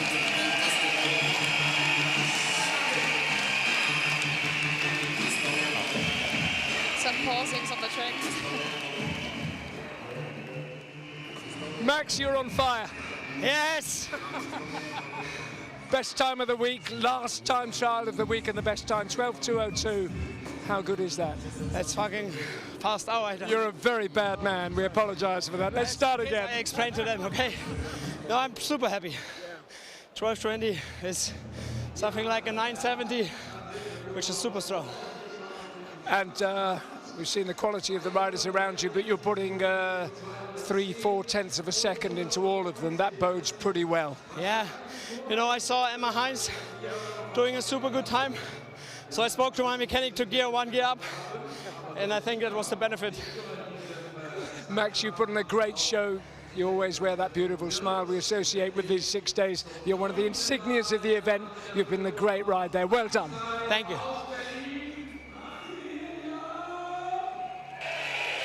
Max Levy, Mr. Bombastic, Ironman Max. They love him in Berlin. He lives 500 metres from the Velodrome. I'm convinced they built it here because of Max Levy. So this is how we did it. Look at the bottom, maximum speed, 79.2 kilometres per hour. Paulina Grabosch, that is impressive, almost 80 k's an hour. Yeah, it's impressive. So he had good maximum speed and went very smooth around the corners. Just used the pressure when you come out of the corners to have a high speed on the whole lap. So yeah, he did a great job. I guess all the men did a great job. They all had a faster time than the last few few days, so they can all be happy with the times. There has to be winners and losers, though. And the general classification at the moment, the winner is Max Levy. Comfortable points lead. But we'll see Max race against Thomas Barbeck in the next sprint race. Dornbach will be racing for third as well. And talk us through this, because he did stay seated, not getting out of the saddle like some of the riders do. I think Max has several styles how he can start his lap. And as you can see, he just pulls himself into this special position that there's not too much wind on his body. So, yeah, very smooth style as well. So all the riders were also working on their position on the bike, because all the men have a great maximum speed, and now they have to. Yeah, he's celebrating his good time. New bike as well. New bike as well. New equipment. So is this the same equipment that he'll use at the Olympic Games, or is some new things that are coming? There will be some surprises, hopefully, and the other. You can't surprise us now by telling us. Yeah, I guess there will be also FES, a nice one. Yeah, we will see. We will see. Talking about the equipment for the Olympic Games to come up, but the endurance riders will be next on the track. So I'll say thank you to you, Paulina Grabosch, for coming up and having a chat. And we'll look at you at the sprint races coming up very soon. So go down and get yourself prepared for that. Paulina Grabosch, everybody listening at home, world champion in the team sprint 2018, and looking to maybe win the Olympic Games 2020. We'll wait and see. Hopefully. So this is where they sit in the overall classification for the endurance riders. Mark Hester and Oliver Wolf, they lead the way with Graf and Muller. But when we look at the points for the teams in third and fourth, both teams very close to getting to 400 points. If they can do that in this race, then they will go onto the bonus lap, the lead lap with those top two teams. So chasing the 400-point mark. Every 100 points you get, there's a bonus lap added. So that's what the tactics of Team 1 and 3 may be. Bradbury and Latham, from the good ride they had by winning the first Madison Chase, that's put them on their own, 5 laps behind, separating themselves from teams 13, 17 and 24 that are stuck on 6 laps behind. And then we go down to 8 laps back with Moritz Augenstein and the youngster Niels Weisfenning. His father, Eric, is in the house tonight. I got to catch up with him. I haven't seen Eric for quite some time. Former World Madison champion. And Chima and Kulikov, the Russian-Italian combination, in 10th place. Stephen Hall and Josh Harrison, they've won a Madison this week. They're 9 laps behind. 10 laps back is Berkamolza and Finbo. 11 laps behind, JB Murphy and Mark Potts from Ireland. And Henning Bommel, they sit in 14th place, 14 laps down, but Kirsten Thiele has been neutralised on 2 evenings. And 1 neutralisation evening for team number 10. Damian Slavek and Bartosz Riddick have had some troubles this week as well, the young Polish team. They are the overall leaders. Team number 7, that's 19-year-old Oliver Wolf Fredriksson. And Mark Hester, the more experienced of the two. But this kid, he is a sensation. Powerfully built. Talk to the riders, they say that his seated acceleration, so the power that he can generate when he's still sitting down, is just extraordinary. He's been on the podium at 6 days already this year, and he's looking to be on the podium and hoping to be on the top step by the end of the night here in Berlin. For a 19-year-old to win the Berlin 6 day, well, that would be extraordinary. What a story.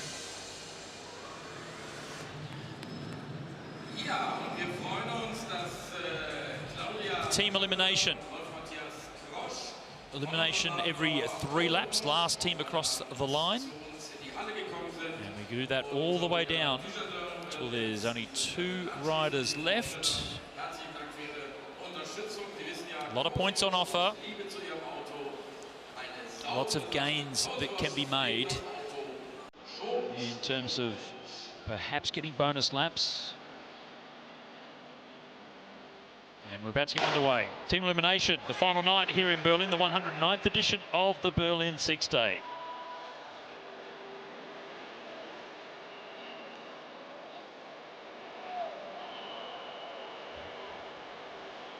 First edition of the Berlin Six was back in 1909.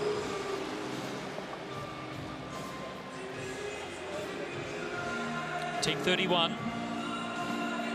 Just ahead of them is the Irish squad, Team 14.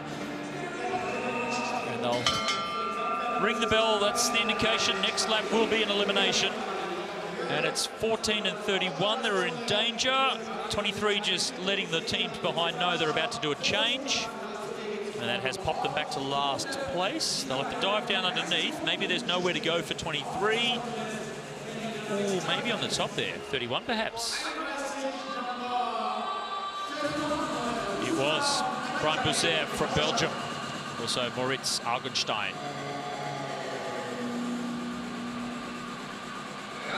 So you can see what he's doing there. Because he's out of the race, you put the hand back and just allowing those teams that are still in to get a bit of a sling to get back in the right position. Doing the right thing, Brian Boussaert.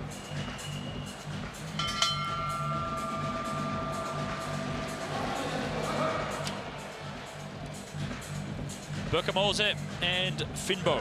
This is Anders Finbo about to change to Arne Berkamose. Team 23. Trying to come over the top of Mark Potts, and they didn't do it. So it'll be 23, the next to go. Half-hearted effort, let's be honest.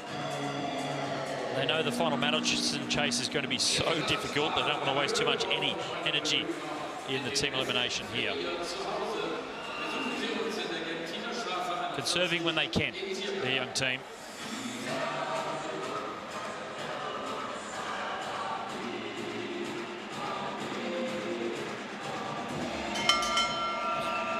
Mark Potts in last place. Stephen Hall just ahead of him.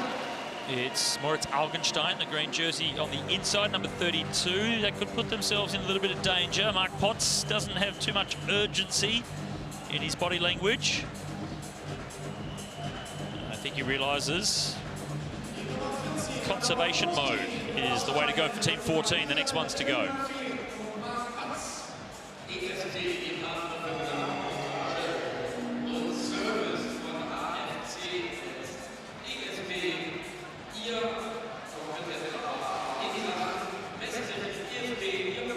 Refocus on the rear.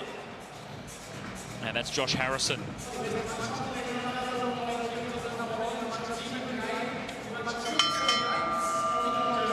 He is the Australian points race champion, Josh Harrison. Very handy in the bunch races down under. Oceania champion in the points race, scratch race, and the Omnium in 2018. And just trying to come over the top of Niels Weisfenning. It'll be on the inside, though, Banush. Team 24, Banush and Schmeidl.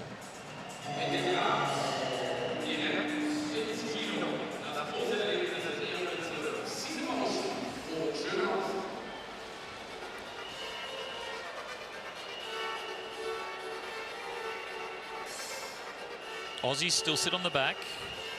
I just saw the change a little bit further up from Team 15. That's the of the big teams closest to the back of the group, and off that change, Team 15 went straight around to the front. They're trying to keep themselves out of danger. Stephen Hall now trying to come up and around the outside of Augenstein. And it will be Team 32. Happy to concede. Live to fight another day. And the 22-year-old from Pforzheim, along with Niels Weisfenning, the 19-year-old. They are out.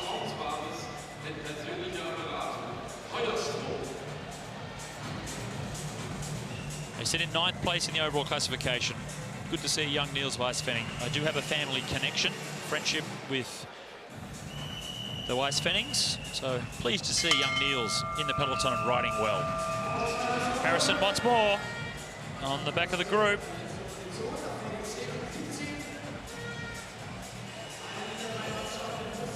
Lignoski trying to force his way through. Ooh, almost clipped the wheel of Taylor. And I think it was down the bottom, perhaps. Number 17. We focus on 12. It is 17. So Lignoski, he almost clipped the wheel, trying to fight to get through. It was quite close, actually. Sketchy moment for Ludek Lignoski.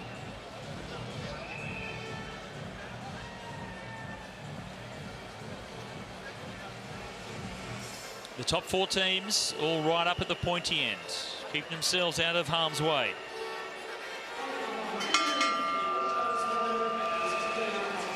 A lot of energy being used by Stephen Hall and Josh Harrison. Consistently at the back now, just trying to pick riders off in front of them. Team 15 in danger on the inside, and Harrison and Hall didn't push the point, so they are the next team to go. Team number 12, the Aussies.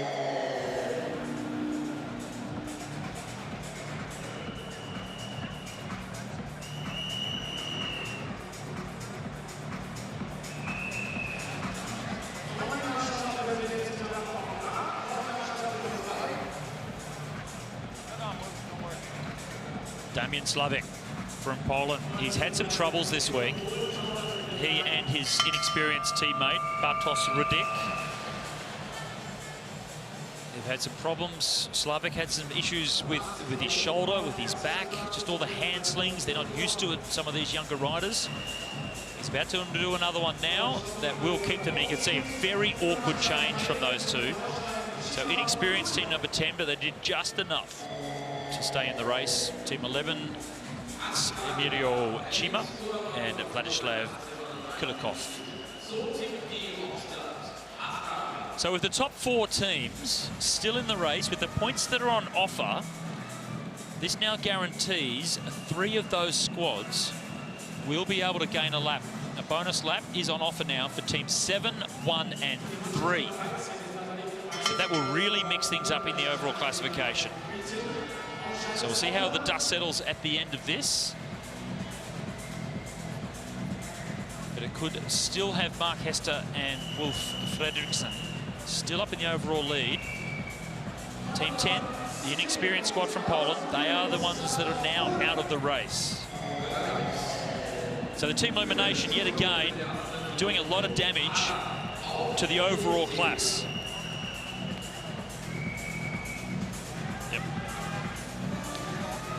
And here comes the Danes. Chris Latham at the back of the group here. We can just see Wim Strottinger in front of him, team number 3. Elimination lap next time. Now, team 7's gone to the front. They know that the points that they can now get will be enough to give them a bonus lap that will keep them out on the lead lap all on their own. Stephen Bradbury and Chris Latham, team number 2, will be gone. But there is going to be some big changes in the general classification at the end of this team elimination now.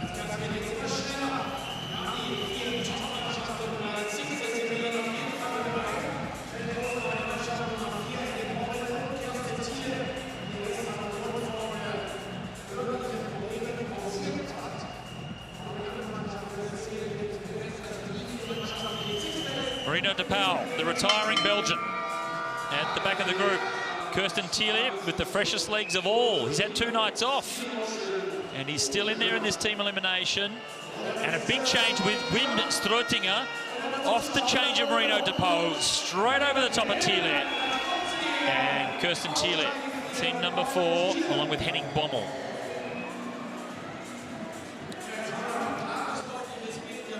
So 4 teams remain.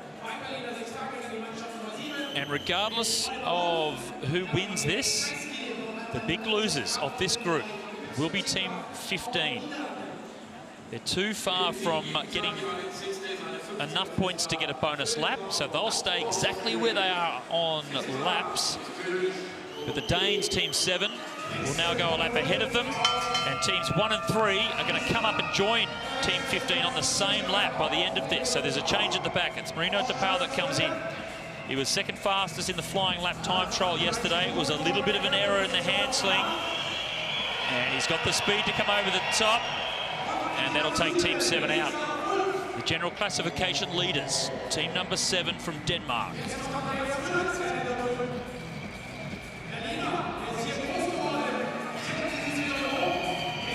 Doing more than enough to be serious contenders, the overall classification leaders. Team number 7, they're out of the team elimination now, but they will continue to lead the Berlin Sixday at the end of this team elimination. Look over the shoulder from Theo Reinhardt. It's Andreas Muller on the front, out of the saddle. The aging legs, 40 years of age. Trying to get up to speed. The change comes from Wim Strotinger. Theo Reinhardt comes up to the outside of Andreas Muller, and they're 3 wide into the finishing straight. He's not the fastest of the riders, but he's certainly strong, Andreas Muller. Just not quick enough to keep themselves in. So they'll be 3rd, team number 15.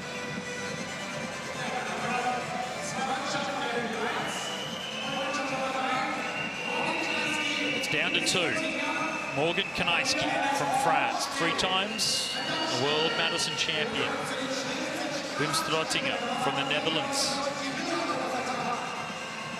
High on the track. Both riders very rapid. And diving down underneath, it's Wim Strotinger. He's gone early. 1 lap to go. Morgan Kanaiski. He's got a bit of a gap, but he's still in the slipstream. He might be able to close this down, Kanaiski. Up onto the back wheel of Wim Strotinger. The long way around the outside. Strotinger, he went early, he was nervous, and it's right to be because Morgan Kanaiski was the faster of the 2. And it's a win for Team 1.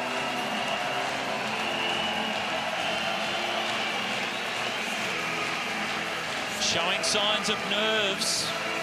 Wim Strotinger dived down underneath, trying to take Kanaiski by surprise.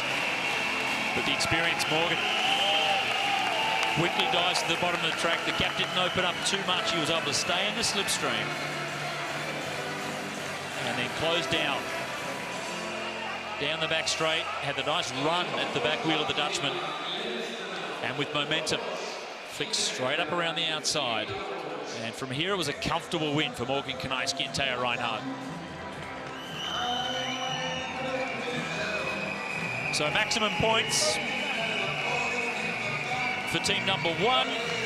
That'll take them over the 400-point mark.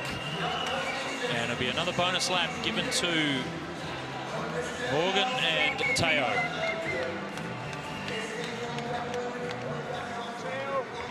Theo, Morgan, a great ride. That's got you a bonus lap. You're up there with Team 15 now. You're just moving up to where you need to be, top of the table at the end of the evening. Yeah, of course, it was a very important win for us. Yeah.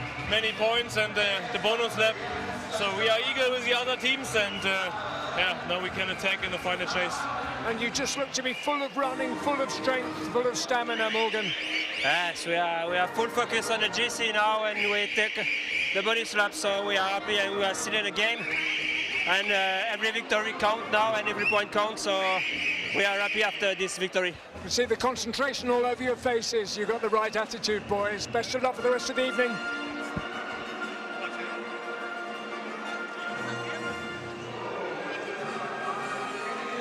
That was a very important Madison chase, a team elimination. Kanaiski and Reinhardt with the maximum points ahead of Strotinger and Powell. Graf and Muller, while they were 3rd in the race. Unfortunately, it's going to cost them in the overall classification. They were too far from getting a bonus lap in terms of points. Mark Hester and Oliver Wolf doing a great job. As we went down, it was Brian Bussier and Moritz Malczarek. They were the first team to go. So in the overall classification, how has the dust settled? Team 7, as I mentioned, on the lead lap, all on their own. So the top 3 teams going over 400 points. So another lap bonus given to them. And Graf and Muller, they went from 2nd place with a lap lead over teams 1 and 3. And they now find themselves on the same lap with less points and down in 4th place. So the veterans, Team 15 from Austria, they lost out big time from that team elimination.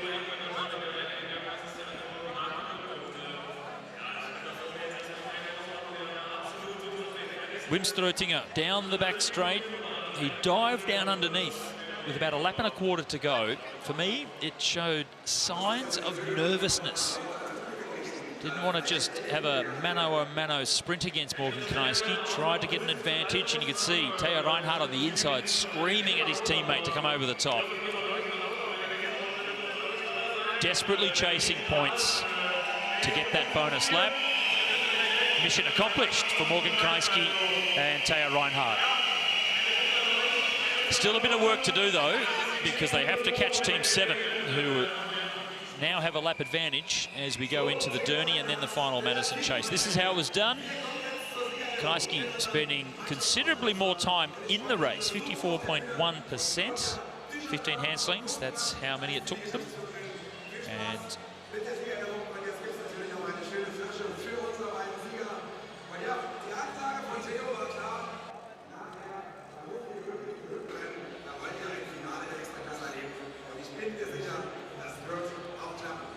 Dieter Stein once more coming up to do the presentations with team number 1. They've been fantastic this week, but they still have some work to do. They need to do something special with Team 7 sitting all alone on the lead lap. 1 lap advantage coming into that final chase. It is over 60 minutes, so much can still happen. So next on the track will be the women's sprinters. 3 rounds of sprints to come, and that'll be followed by the men straight after that. Seeding was done from the flying lap time trials. 250-metre Madison time trial for the men. That's for the second half of the peloton that didn't ride last night. It's team number 7 that were the quickest. Oliver Wolf was incredibly fast, so he may get some extra points thrown on depending on how the teams go tonight. The Derny final, the A final, 60 laps. So both riders of each of the teams doing half of the Derny race. The Kirans back-to-back for the women's sprinters and the men's sprinters. And then, of course, that final Madison chase to come. So many points on offer, and over 60 minutes means it might not even come down to points. It could be laps taken at the end that might get the win. After 6 nights of racing, 60-minute Madison to finish. It's a brutal way to finish the Berlin Sixday.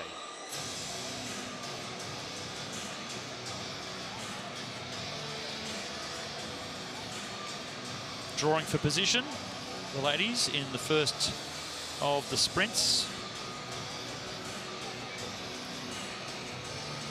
It will be Hetty van der Waal and Miriam Velter.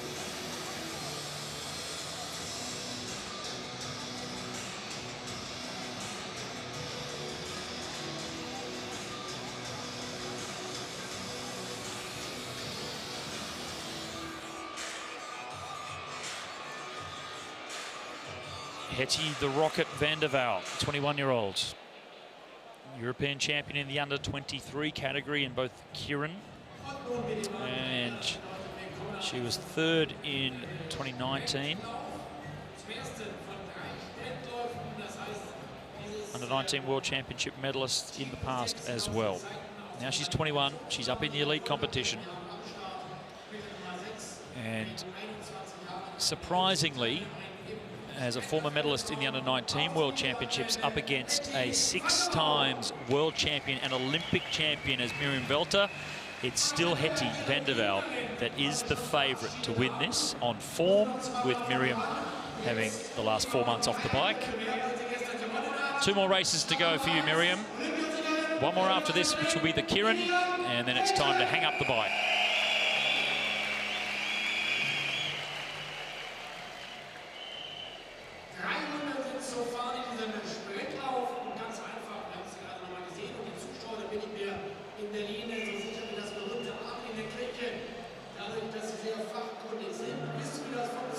Velter leads off.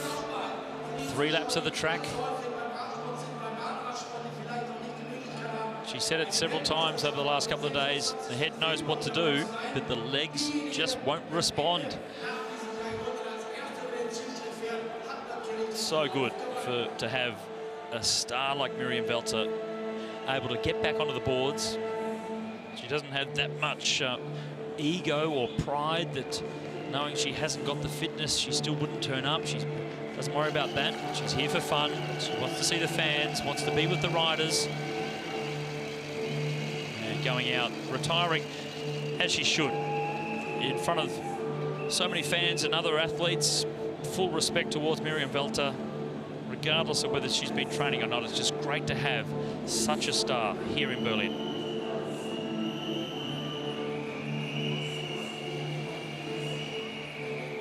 The Dutch crouch. Second position, straight into that sprint style. Bent elbows, ready to pounce. Hetty van der Waal.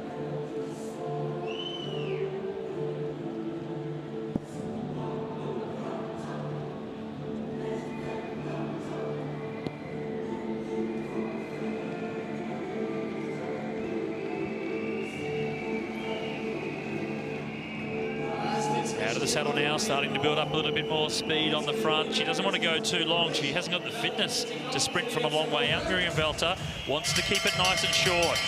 And Hetty van der Waal over the top. This is dangerous for Velter.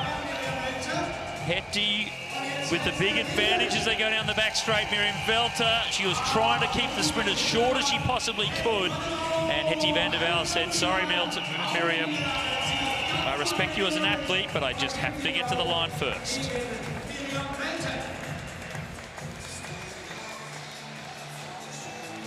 See, Miriam really just trying to back into Hetty, trying to slow her down, make it as short as possible.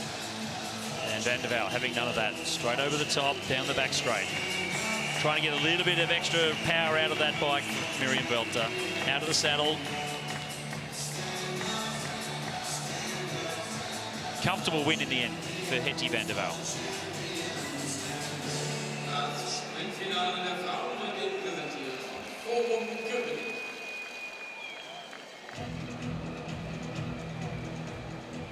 That was the race for 5th and 6th place. Hetty van der Waal, number 6, finishes 5th. So 5th place points for her. The top of the track is Nicola Sibiak. 19-year-old from Poland. Under-19 World Championships in 2018. She had a silver medal in the Kirin, bronze medal in the sprint. And Pauline Grabosch. She was up here just moments ago doing some commentary during the men's flying lap. World champion in 2018 in the team sprint.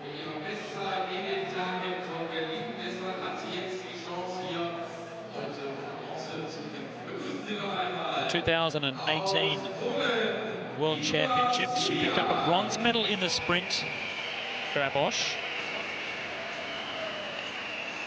And significantly, she was second fastest in the qualifying at the World Championships over 200 metres. So pure speed, Paulina Grabosch has it in spades. She was even faster than Christina Vogel in that World Championships. Come away to finish with the bronze medal. That was in the individual sprint, so she knows how to race these particular events.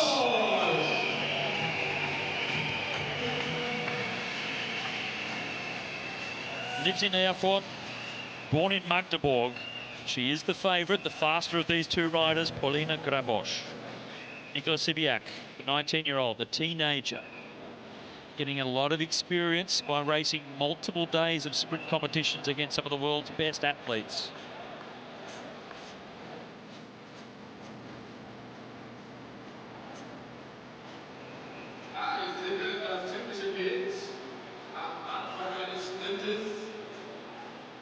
Die Position ist ausgelost worden und die Deutsche musste in Position 1, das ist beim Sprint nicht gerade die beliebte. Sibiak with slightly higher heart rate, perhaps a little bit more nervous. Auf der anderen Seite hat man natürlich auch den Vorteil, das Sprinter noch so groß wie möglich zu fahren. Needs to do something special tactically, Sibiak, if she wants to get the better of the more favoured and the faster of the two riders here. Grabosch in the front, and she's going to do something special. She's gone early, Sibiak. Straight over the top, Grabosch. Lost concentration for a moment. And Sibiak, the 19-year-old, out of the saddle as they come to the bell. And the gap really has opened up. Is it too big? Sibiak down the back straight. Grabosch, she's not closing. She's not closing fast enough. Here she comes now onto the back wheel of Sibiak. Grabosch trying to get to the line over the top, and she does just get there in the end. Wow, she left it so late. Came from so far behind, Paulina Grabosch.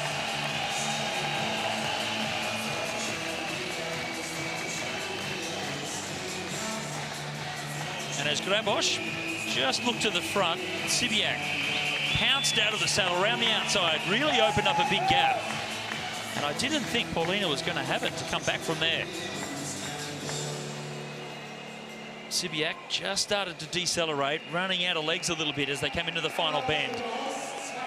And Grabosch into the slipstream. The closing speed was extraordinary. Very close in the end. But that was a risky one. The more experienced rider, the faster of the two, she was almost outfoxed.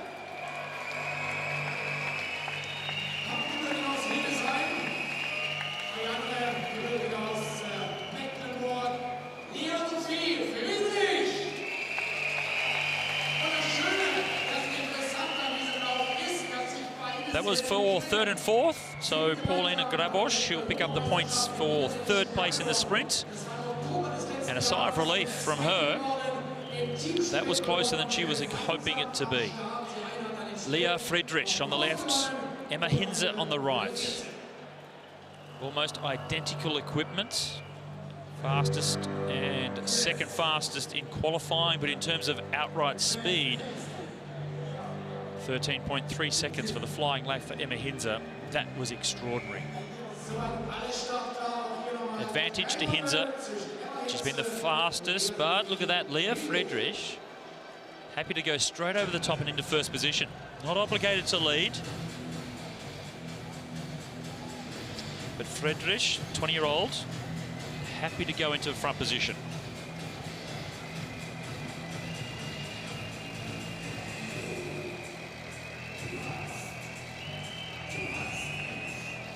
The orange colours. Number 4, Leah Friedrich. Slow speed on the front at the World Championships in the junior category last year. Gold medal in the sprint, the Kirin, the team sprint, and the 500-metre time trial. So Leah Friedrich certainly is a star of the future. But it's Emma Hinze, 2 years older. She won a round of the Kirin in the World Cup in Minsk at the end of 2019. She's had a couple of podiums in this World Cup season. So she's on sensational form, Emma Hinze.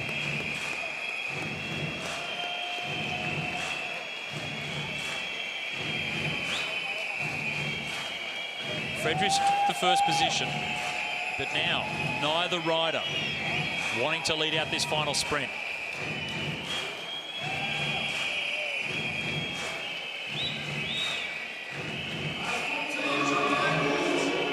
So Martin Bridgewood, commissaire, just blowing the whistle, asking the ladies to move on. We don't have all night.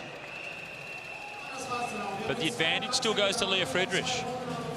She was the one that stopped, forced the balancing act, and that has put Emma Hinze into the lead position. The faster of the two riders, but tactically, is she going to have enough to get the better of Leah Friedrich? Bell sounds now. Hinze on the front, Friedrich in second position. 2 stars of the future for German cycling. And Hinze down the back straight. But Friedrich in the slipstream. She's got the draft. She's coming up to the favoured rider. Friedrich up around the outside of Emma Hinze, and she's done enough to get there. Wow, there's an upset. Leah Friedrich with that extra speed of coming out of the slipstream. Slingshots away around the outside to pick up the win in the sprint. Maximum points for her, and somewhat of an upset. Hinze was so fast in the flying lap. Perhaps the energy that it took to go 13.3 seconds was a bit too much. Cost her dearly in the sprint.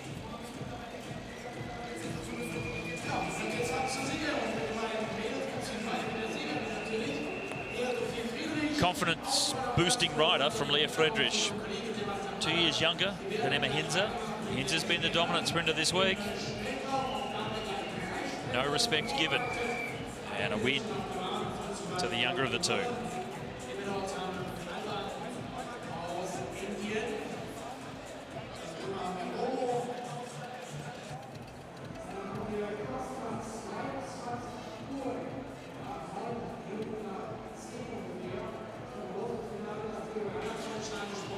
So Leah Friedrich ahead of Emma Hinze, Paulina Grabosch in third place. So there's 3 riders from Germany. They've shuffled around a little bit, but they have been the 3 dominant sprinters. Sibiak from Poland, Van der Waal in 5th place, and the former world champion Miriam Velter. She was 6th, as we saw.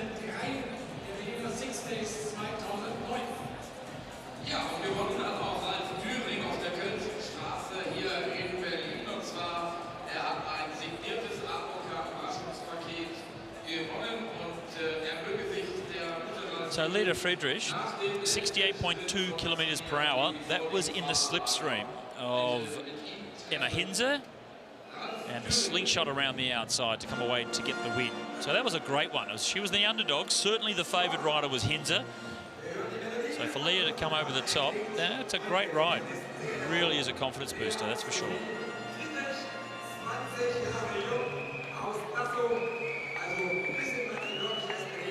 Average speed, not that necessary in this one. As for the last lap, 63.6. So what does that do to the overall classification for the women's sprint with only the Kirin still to come?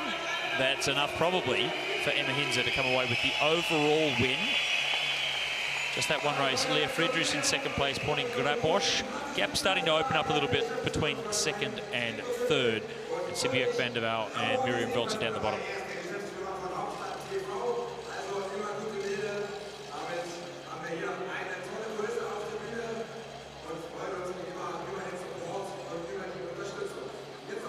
See how chuffed Leah is. She was probably not expecting to get the better of Emma Hinze.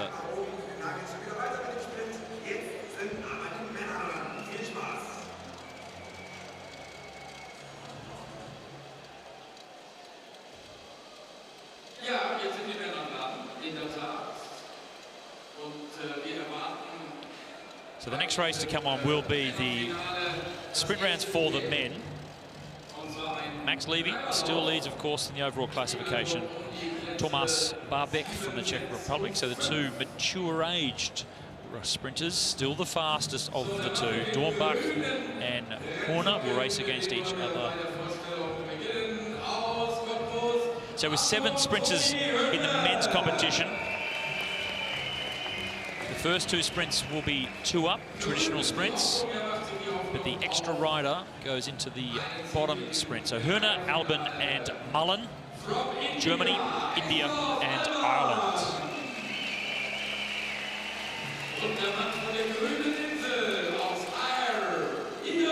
Esau, Albin. This is Owen Mullen. At the top of the track, Anton Hörner.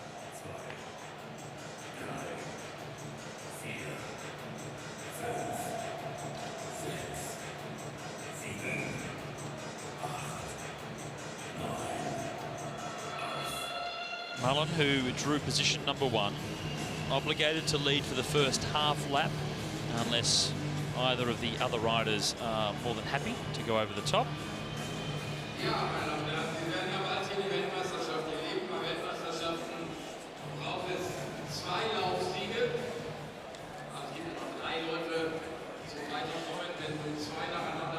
'26-year-old Owen Mullen. This is the 19-year-old from Cottbus, Anton Hörner. Under 23 European champion in the kilometre time trial. In the green jersey, it's the 18-year-old Esau Albin. 3 medals at the World Championships in the under-19s last year. One of them gold in the team sprint. Also medals in the sprint and the Kirin. Owen Mullen on the front. He's 26.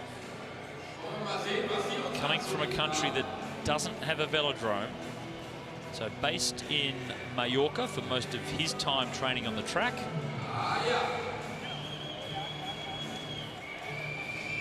And just struggling to pull it up there, Owen Mullen. Trying to force the other riders to the front, but just struggling with it a little bit. And Anton Hühne quite happy to roll through and go to the front.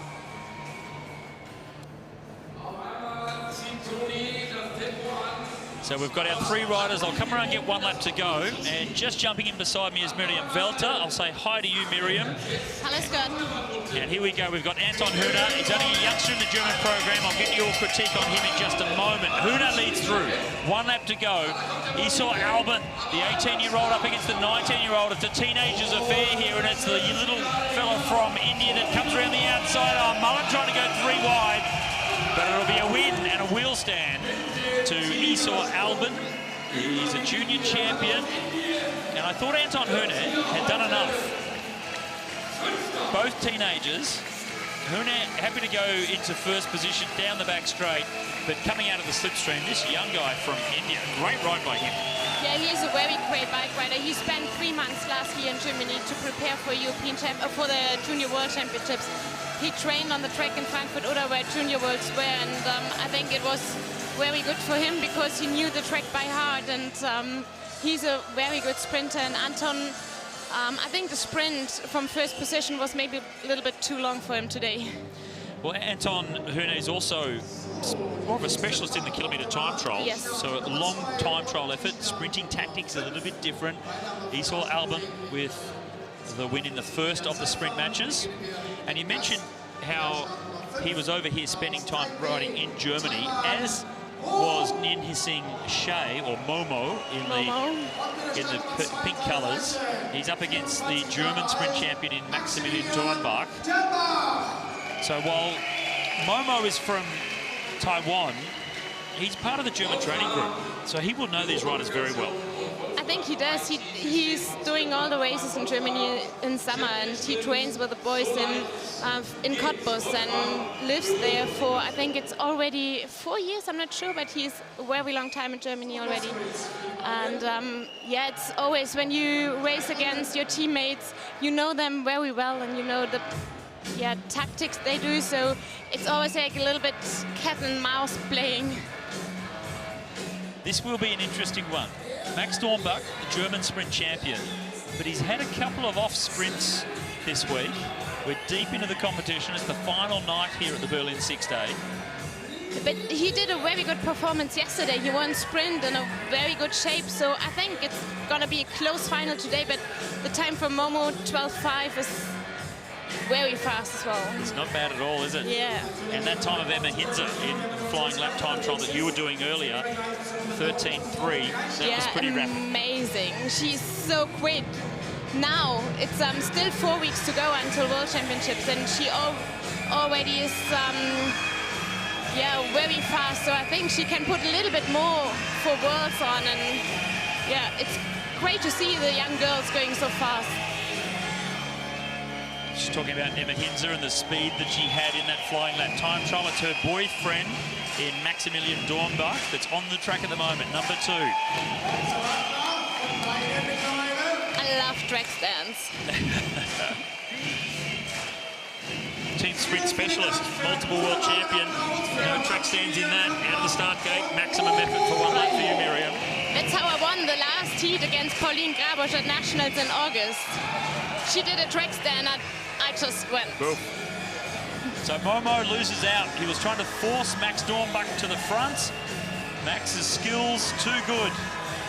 And Momo now forced to lead out. They'll come around to get the bell. And Max can go for a long sprint. He's a very good kilo rider as well. So I think that's what you want to do, make him pretty fast and going for a long ride. But Momo waits, and that makes it hard for Max. We're back out of the saddle now, both riders as they come into the final bend. And Dornbach, I think, comfortably wide around the outside. But he'll do enough to get the win. So Momo, I think maybe just backing in a little bit too much in that final lap. That was always going to be to the advantage of the German sprint champ. Yeah, I think Momo didn't go as fast or not fast enough in the last lap.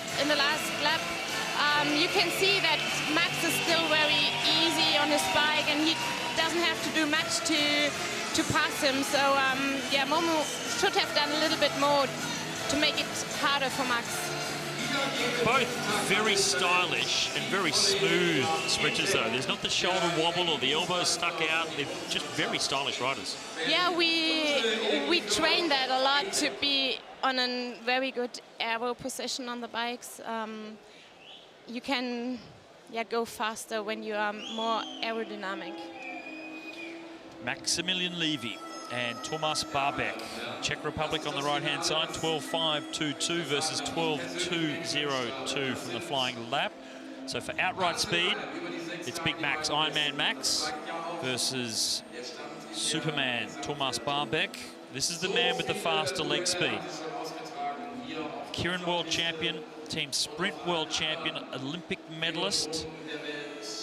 Surely he's the favourite, but we've seen so many upsets in the Sixday series. Can Superman beat Ironman? Yeah, I think it's going to be a very good sprint as well. Max is amazing, 12.2. I think that's his best time ever on a flying lap at 6 days. And on the last day, after 5 days racing, the legs are tired, your head is a little bit tired, and if you're possible to do such a great time, it's amazing. And you can hear the spectators, the crowd here is amazing, and I think they will support Max today. Well, he lives 500 metres from this velodrome, so we are in Max's backyard. We are. He doesn't get to ride on this track very often because it's not in track mode, it's for concerts and other things, but still, he considers this as his playground.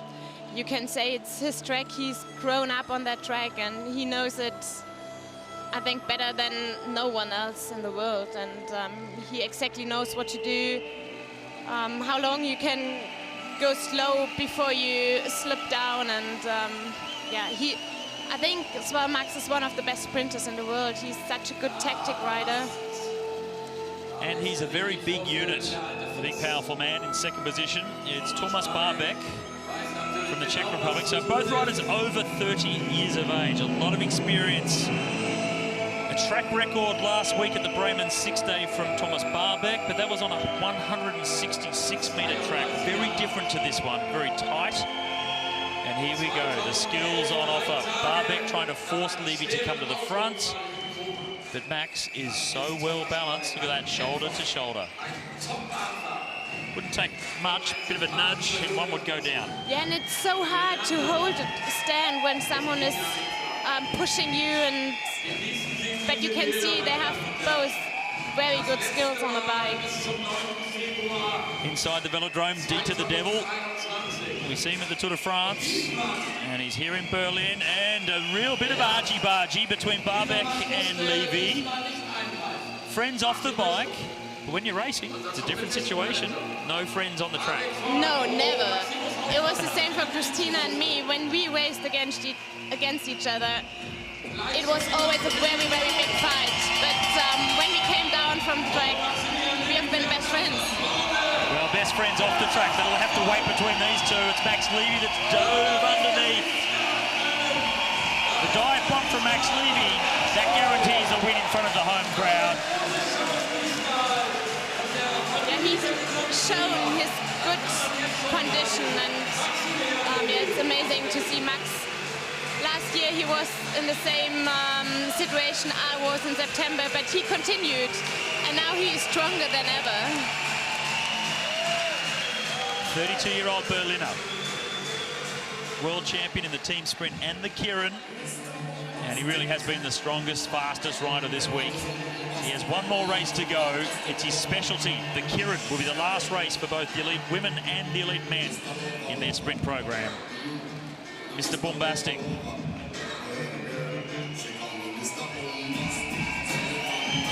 He loves being here on his home track. Shaggy. Yeah, and the people love him. He's a good showman as well. Fast on track and a a good show.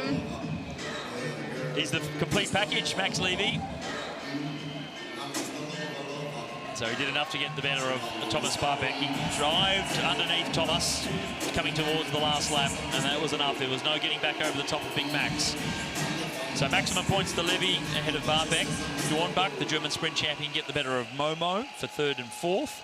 And it was the teenager Albin comes away with the win from the best of the three down the bottom there. So the overall classification, Levy ahead of Barbeck with only one race still to come.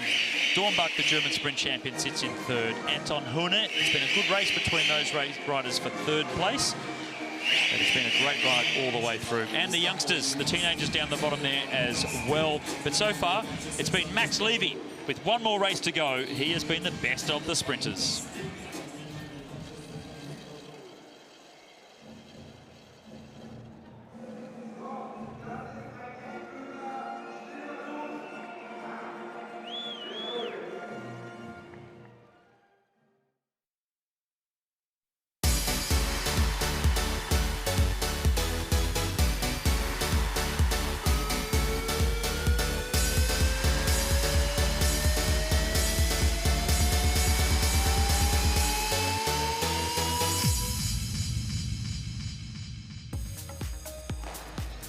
After 5 hard days of racing, we've made it to the final night of the Berlin Sixday.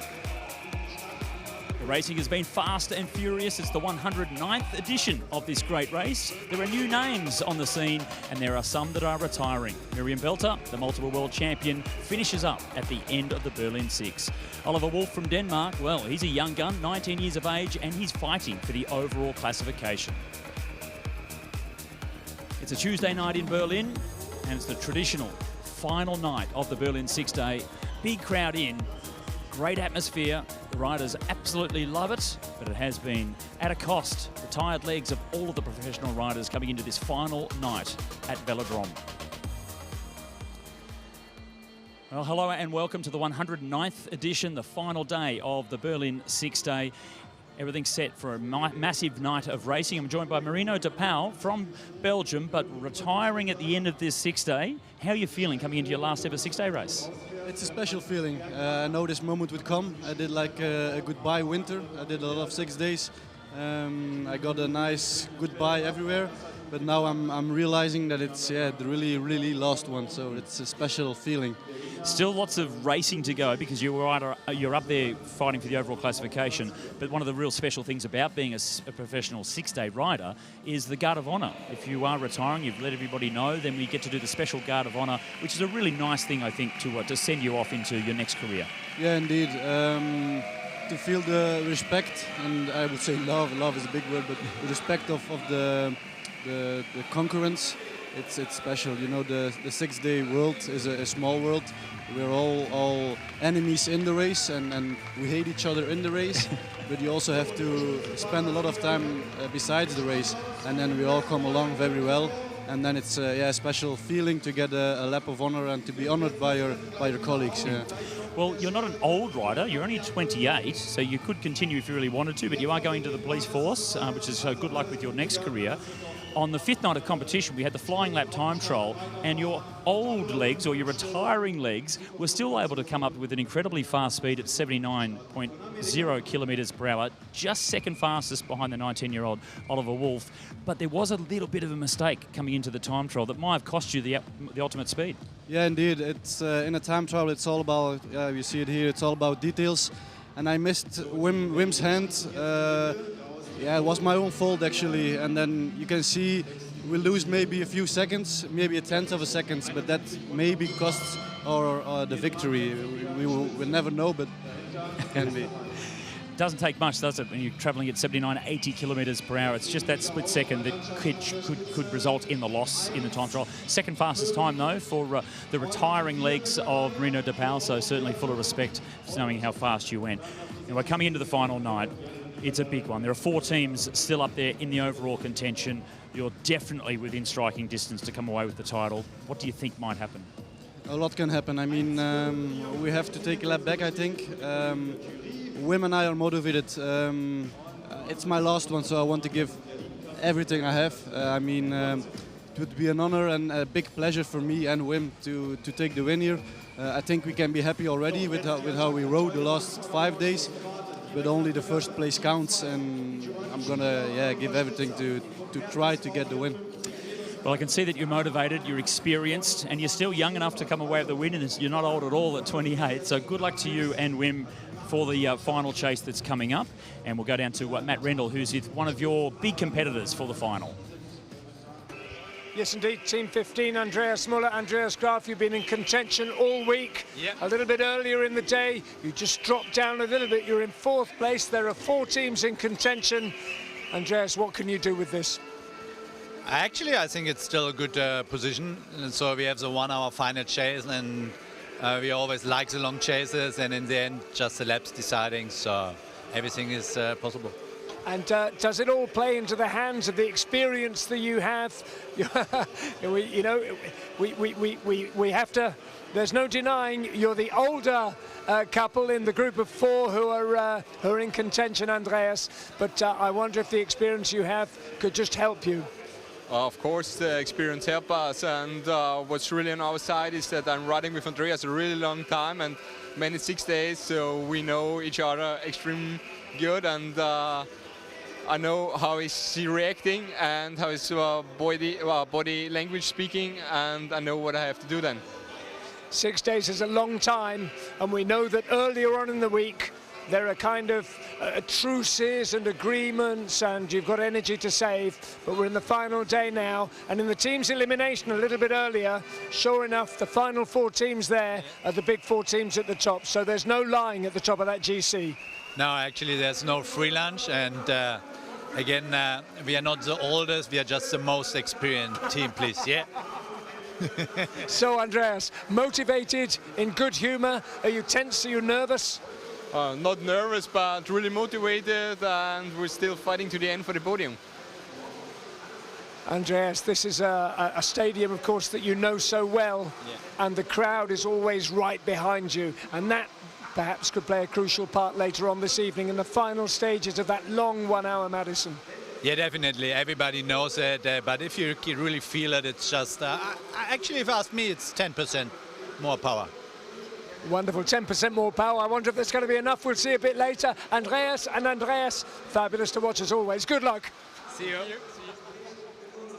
The most experienced and indeed the oldest. I raced in 6-day events with Andreas Muller, and I've been retired for a very long time, Miriam Velter, so that just shows you the age of Andy Muller, but he's in great shape, really looking very good, and he still is in contention. Even though they sit in 4th place, they have the least amount of points. They have to take laps in the final chase if Team 15 are to get a win. They want to get back on the podium, though. That's what they certainly want to do. Hester and Wolf all alone on the lead lap. So they'll be getting Kanaisky, Reinhardt, Rüttinger, De Pauw, Graf and Muller coming at them thick and fast in the final Madison chase. They'll be trying to get the better of, trying to crack the Danes. Bradbury and Latham, they lead the way from the rest of the team sitting in 5th place. It's been a good performance from the 2 British squads, Bostock and Tennant as well. They're 7 laps down though. So with the Kieran still to come, Max Levy with an unbeatable lead now in the overall classification for the sprinters, ahead of Thomas Barbeck. And then it's Dornbach, Herner, Yen-Sing Shea, Isor Albin, and Owen Mullen, who's still coming back from a really nasty crash that he had at the London 6-day. Shoulder injury that kept him off the bike for a number of weeks. So Owen Mullen really not in the form that he'd like to be at this time of year. So in the women's classification, Miriam, well, might even get you to talk through this. You're here, down in 6th place, but as I keep saying, you've been retired for 4 weeks, you haven't been training. We're just happy that you're here. Yeah, I'm happy that I can race here, my last race, and it's amazing for me to do my goodbye here in Berlin, in Germany, on my track where I won my first national title. And you must be, knowing that you don't have to race her anymore, Emma Hinzer, she's incredibly fast, so that's great to sort of pass the torch to the next generation coming through. You'll be happy to see where they go. Yeah, I'm happy they are so fast. It's amazing to see the girls going sub 14 seconds more than that. And Emma did 13.3 for the flying lap. It's so quick, and as I've seen the time, I was like, okay, right decision for me to retire. Well, you're listening to Miriam Velter, 6-time world champion, and this is her last night of racing as a professional athlete here at the Berlin 6-Day, being a policewoman going on for that. We will have the flying lap time trial still coming up, though, as we look down the crowds. Fantastic atmosphere here in Berlin.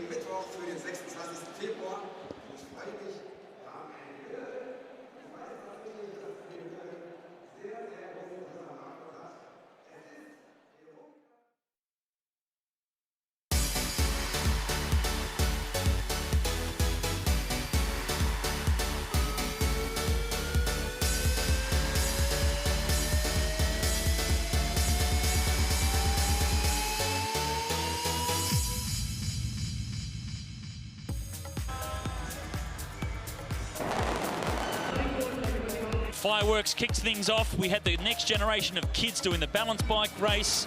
So much happening on the track and around it as well. Old faces, new faces, and plenty of fast action.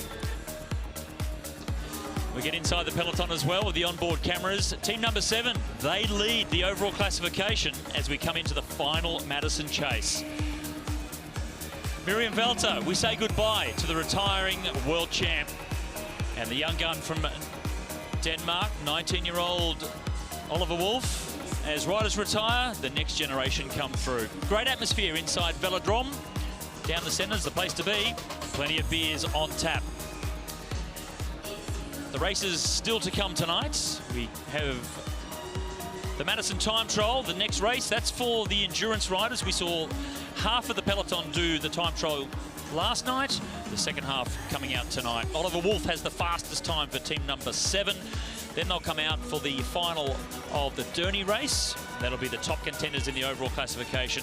The sprinters back on track. The women's Kieran, then it's the men's Kieran after that. And it all gets wrapped up after 60 minutes of racing. The final Madison chase. It's a brutal way to finish off the Berlin 6-Day. The races we've already had tonight. We kicked off with a 20-minute Madison chase. And team number 2, there was a fight for the teams in the middle of the classification. The top teams marked each other out, and that allowed team number 2, Chris Latham, to come through and get a fantastic win along with Stephen Bradbury. The team elimination, that was a fight between the big teams chasing the overall classification win and the former Madison world champ, Morgan Kaniski. Team with Taya Reinhardt to get the win over Wim Strottinger and Marino de Paul. So where does it sit coming into the next couple of races for the overall classification? Hester and Wolf. So the experienced Hester with the 19-year-old superstar Oliver Wolf. They are on the lead lap all on their own. 3 teams stacked up behind them though, 1 lap behind. That means there's going to be some attacks coming into that final Madison chase.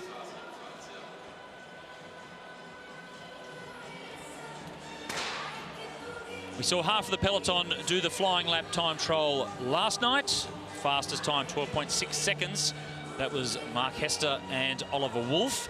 And this is the list of teams that will be coming out to try and see if they can contend, get some points. So no points added onto the total of any of the teams after the Madison time trial yesterday. We'll wait to see if any of these teams today can go faster. So 80.3 kilometers per hour. That was the top speed of Oliver Wolf. He's an endurance rider, got off a hand sling, full speed. He's able to hit 80. It's just extraordinary. And the boys just having their coffee, sitting back nice and relaxed. This is the hot seat, Miriam. So I'm joined by Miriam Velter. Pretty impressive, 80 k's an hour on a velodrome. For an endurance rider, it's extraordinary. For endurance rider, it's very fast. I never did 80.3 kilometers. I did it once behind a Derny. I've gone faster than it. Did you? Yeah, I was on the motorbike, motor pacing Shane Perkins in training. We hit 85. Wow, that's well, he amazing. did. Yeah. I was on a motorbike, not the same. Yeah, but it feels fast as well on the motorbike when you have the pressure in the bands. When you go through the corner, there's so much pressure with a high speed. Well, this is the first of the teams in the second half of the field. The hot seat is Oliver Wolf and Mark Hester. They at the fastest time. This is team number 4, Henning Bommel and Kirsten Thiele. Kirsten Thiele is the man that's going to be doing the time trial. And Miriam Welter is going to stay up here, Johnny. She has to go down and do the Kieran pretty soon. But we'll take this opportunity to get your critique of these riders. So 13.2 for the flying lap for Kirsten Thiele. He's had 2 nights off this week. He's been neutralised with some illness. So not expecting a super quick time, but 13.2 is a fair way off the pace. Yeah, the time for him is very good. I think they can be satisfied, but 12.6 from the Danish team is very, very fast. And I'm really looking forward if there's a team today which can beat that time. The position from Kirsten Thiele was quite good. He tried to go as fast as he can, but unfortunately not fast enough. So 12.6.7. And it was very close between them and team number 3, but we saw in the opener where there was just a little bit of a wobble for team number 3 in the hand sling, and I reckon that may have cost Marino de Pau the fastest time. This is team 23. Arne Birker-Molse in first position, and it's Anders Finbo. So the Danish combination. They haven't really made too many mistakes, but they haven't been flashy. So let's see how they go in terms of outright speed as they wind up.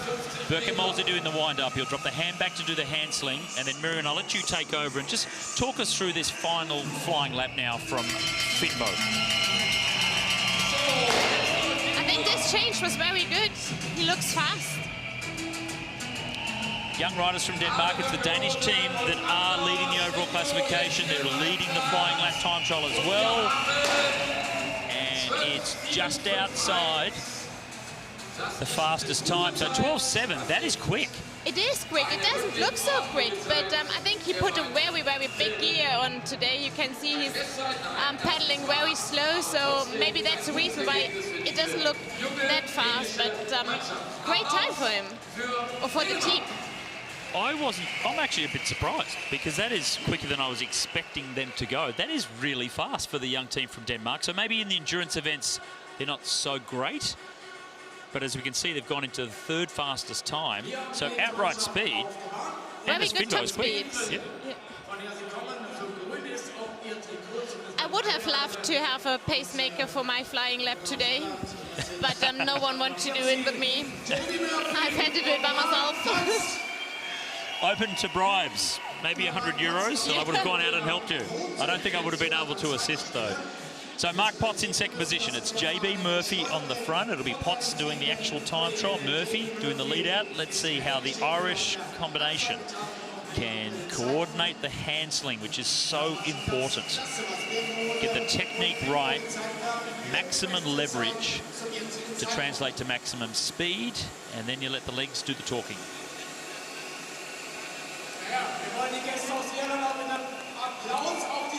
Not a lot of experience in this particular team. So let's see how they go with the change. A little bit of messing around to try and grab each other's hands, but Mark Potts now down the back straight. 12.6.7 to beat. We've already seen one team tonight go very close indeed to that. And 13.1, so somewhat slower over the 13 seconds. That's getting closer to the time that we saw Emma Hinze ride earlier. Yeah, right. Yeah, Emma she's great. Very fast. And she's done the time by herself. Absolutely. And I may go and remind Mark Potts of that later on when I see him, how close he was to being beaten by Emma Hinze. So it's still Hester Wolf in the hot seat with a 12.6.7. The top 2 times were done last night. So Oliver Wolf on the right-hand side. He's a really stocky, powerful build. For an endurance rider, really does have a big barrel chest on him. Quite powerful. So Richard Banush, he's on the front. It's Sebastian Schmiedel in second place. Another one of the teams that are a little bit further down in the overall classification. Banush from Vetschau, which is over here in the eastern part of Germany near Cottbus. 21-year-old doing the lead out for Sebastian Schmiedel, who's from Bad Schliemer, which is just down near the Czech border. So 2 Aussies. Yeah. 2 Aussies, yeah. I'm a Wessie. I'm from West Germany, but I think... a Wessie, an Aussie, and an Aussie. And an Aussie. Oh, short that change. Pretty well. But it was a little bit, there wasn't a lot of leverage in the sling. But Schmiedel has been pretty quick. You can see the body language is really giving it some gas. He's fighting. Oh no. It looks faster than... He was animated on the bike, really was. But in the change, you will see what I talk about when I say short change. Reached back. Oh yeah, now I see. Not a lot of leverage. No. And when he there let was not go, enough power and he didn't get enough speed. Yep. And Sebastian didn't push right back through with the change to get that extra little bit of speed. He let go too early, grabbed the handlebars, and there's probably good 2-3 kilometers per hour that he missed out on. And that's so much for only 250 meters. You lose half a second at least.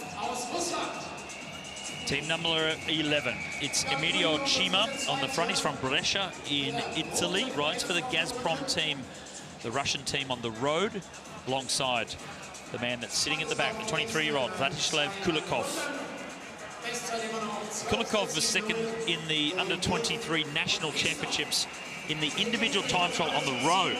So this is a time trial that one would have been about 30 kilometers long. This is 250 meters. It'll be interesting to see how he goes here. Yeah, and on the road for like 30 kilometers, you have to yeah, the cadence is much lower than on the track, but we'll see what he's doing. So not his best discipline, that's for sure. But has he got some power in those legs? Quite lean. Vladislav Kulikov, 23-year-old, he's good on the road. And not too bad, 12.95. Not right at the top of the table, but got under 13 seconds. Not bad for a road rider. Of course it is. I think every time for endurance rider under 13 seconds is very fast. When you see the times of the sprinters, only Max Levy did 12.2. The others were 12.5, 12.6. So they're very close and amazing times from all of the teams. So Oliver Wolf, he's the man that did the time trial on the right-hand side, and the intense look on the face of Mark Hester. He looks nervous. He was on the podium here last year at the Sixday. He wants to win. Of course he wants. If you're on the hot seat, you know you have the best time, and then you cross the fingers. Every team on track goes slower than you. I know that feeling from the past when I did team sprint or 500 meters time trial, and I was in the beginning. I was just sitting on my seat and cross the fingers. Everyone is slower than me. Ludek Lignoski. They've won a Madison Chase this week, Team 17, and Dennis Rugovac will be the rider doing the flying lap. And you can see the gear that he has. It looks like he has his dirty bike, Rugovac. Huge gear ratio on the bike. Yes. Lignoski with a big change. And really just manhandling the bike, muscling it down the back straight. Dennis Rugovac, you can see the heart rate coming up, top speed up over 70 kilometers per hour, and fighting it round the bend. 13.3. It was a big fight. Yeah, but he was not in his upper body. You can see he was like going to the sides the whole time, and the elbows were pretty wide. So that's not a good aero position to go fast. He was really stomping on the pedals, wasn't he? Digging post holes, as we would say back home in Australia. How do you say? Digging post holes. Oh, like yeah. in a fence. Boom, Right. boom, boom, up and down. Not round and round. Yeah. So the intense stare on the face of Mark Hester. Oliver Wolf on the right, still in the hot seat, top of the table. This one will be interesting. So Stephen Bradbury and Chris Latham, they won the opening Madison Chase, and Latham is fast. Yes. He's a tall rider, Team Pursuit squad, but he's really quick as well. Yeah. I think we can expect a very good time from them. Let's see what they're doing. Just slowly building up to speed now. We shall critique their changeover, the hand sling. They come down the back straight. Maximum speed now for Stephen Bradbury. Drop down the track just slightly. Put the hand up, and back she goes. There's the sling, and Chris Latham comes in. He's 25, he's from Bolton. He's already had a win tonight. He's not built like a traditional sprinter, but he's very tall and he is quite rapid. 12.67 to beat. And 13 seconds, so a fair way out for team number 2. He can work on his line. He was almost going through the corners on the wet line the whole time.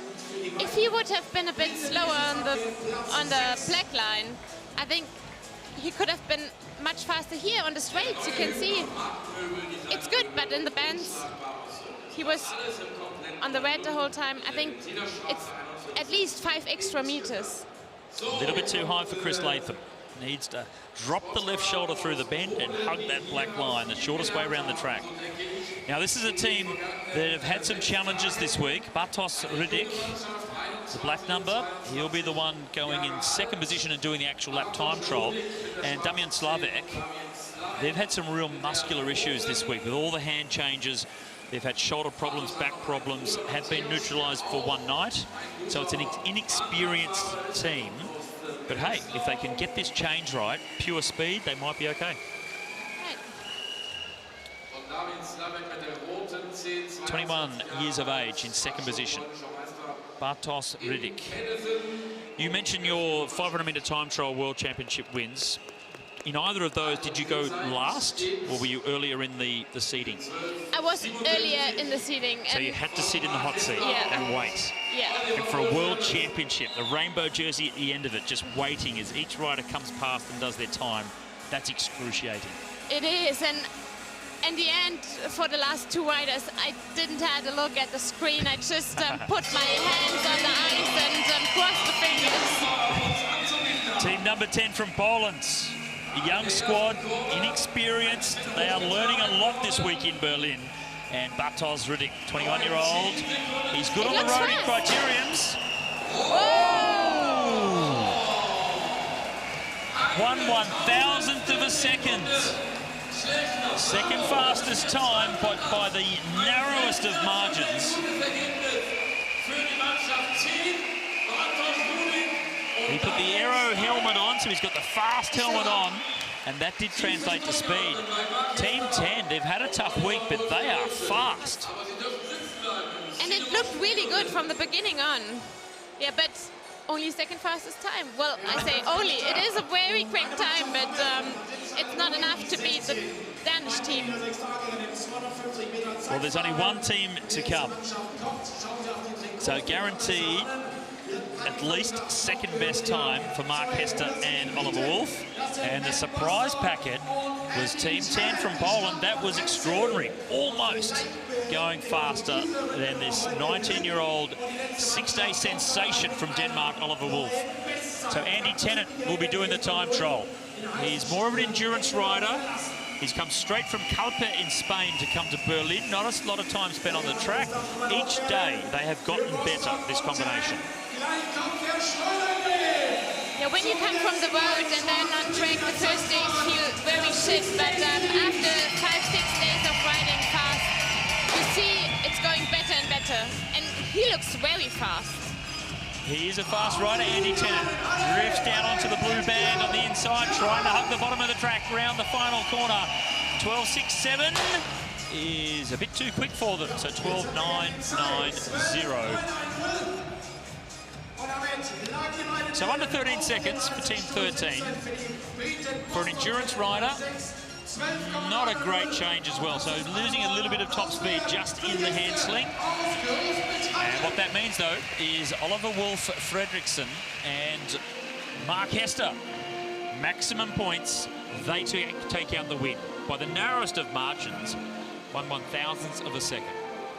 That's so close. I lost the World Champs title, I think it was in Minsk, against Sarah Lee by 0.003 of a second. And that hurts. I was going to say, that hurts, but yes, it does. So Hester and Wolf, 12.670, 12.671. Team 10 almost stole the show. So maximum points, that's very handy for the overall classification. Strutic and DePaul, so they were very close as well, just behind. So some fast times. This is what they did. So this is how they did it on the 5th night of competition. Big change.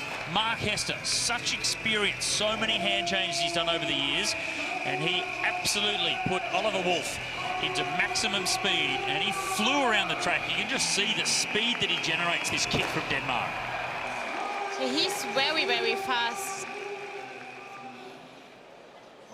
And I think he wasn't on such a big gear like the others were. Maybe that's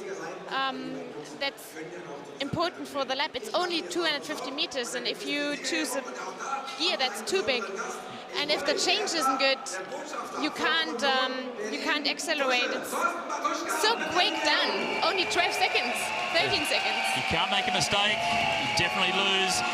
So you can see what it's done. It's given them 444 points now for team number 7, out in front on the lead lap. So the attacks are going to come thick and fast in the final chase. There are 3 teams now, teams 1, 7 and 15, that have to attack team 7. So it really does put so much pressure on a 19-year-old's shoulders. Mark Hester's been in this situation before. At the age of 34, ridden a lot of 6 days. But for Oliver Wolf, as a 19-year-old, coming into this final chase, knowing that 3 incredibly strong teams are going to be so aggressive, he's got to be nervous. I wonder how this kid can handle it. I think he's very nervous. I would be nervous, but he's a good bike rider, and he has such a good partner on his side. And I think if they go together, they will make it. Well, let's hear from them. The fastest riders here at the Sixday, Mark Hester and Oliver Wolf. Mark, Oliver, outstanding ride. In the end, you won by 1,000th of a second, but Oliver, a win's a win. Yeah, that's true, that's true. It was a bit nerve-wracking when they did that time. It was a fast time for them also, but I'm glad that we got the win in the end. And you clocked over 80 kilometers an hour. It's pretty astonishing, isn't it, Mark? And also, you've gained about 20 points or so on Team 1, who didn't have a great Madison time trial, and that could be important. Of course it could. They're still a team to watch, but that was really important for us. We gained 8 points, I think, on Wim and Moreno, and a lot of points on Theo and Morgan. So, yeah, it's an exciting final coming up, but we still have to watch out. I mean, it's about defending now, and we will do our very, very best. I think your very best is going to be very good indeed. Well done, guys.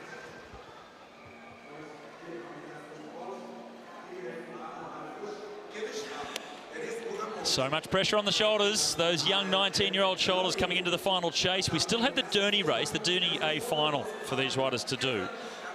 But, wow. Team number 7, they've done everything right so far.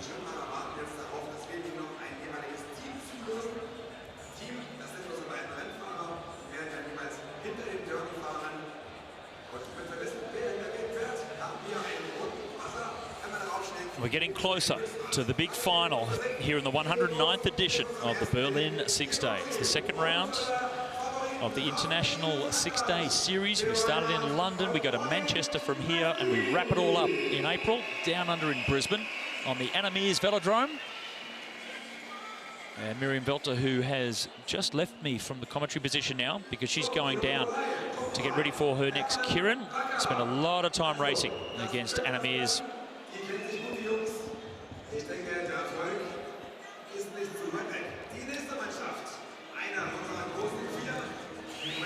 Two superstars of global cycling said farewell tonight. Still some races for them to come, but this was the chance for everybody else to celebrate, pay their respects, and thank Miriam Velter and Marino de Paul, a sprinter, 6-time world champion on the front, and the endurance rider, multiple national champion and 6-day winner on several occasions, Marino de Paul. Coincidentally, though, both of them are going on into the police force. So our 2 retirees are policemen, men and women, as they go off into their second careers.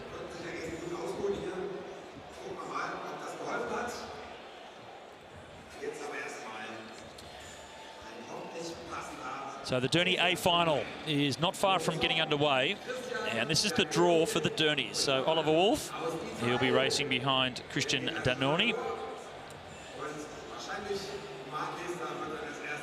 Team number 12. And there's already a race to push the button between Josh Harrison and Stephen Hall. They'll be behind Mario Vonnie Vonhoff, former rider of the Berlin 6 Days back in the day.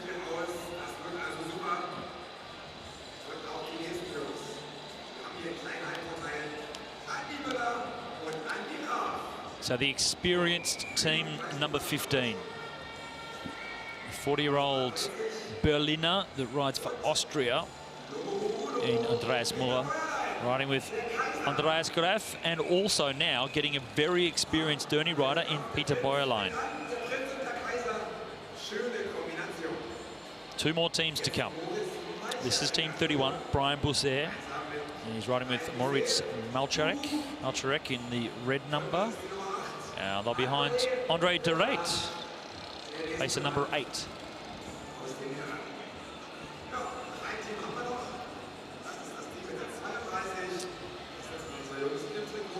And team 32, Moritz Augenstein and Niels Weisfenning. They'll be racing behind René Kluger. So there's Niels Weisfenning, the youngster. So his parents are in the house.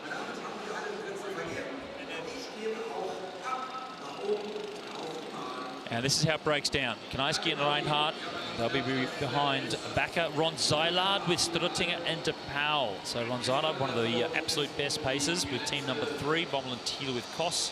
And then we saw the rest, Hester and Wolf to Dagnoni.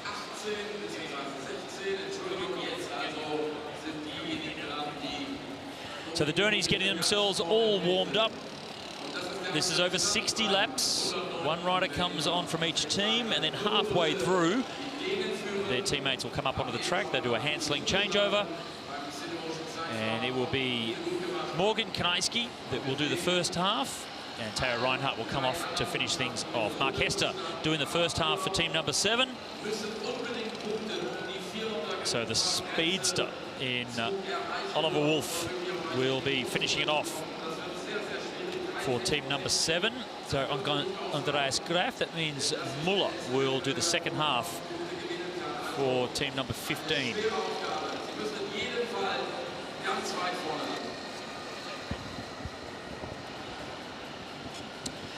So as we look down the list here, this is Mark Hester, now been joined by one of the riders that was in the B final yesterday, Denis Rugevac from the Czech Republic. This is a tough discipline. Yes, it is really hard. We'll leave it at that. Yes, it is.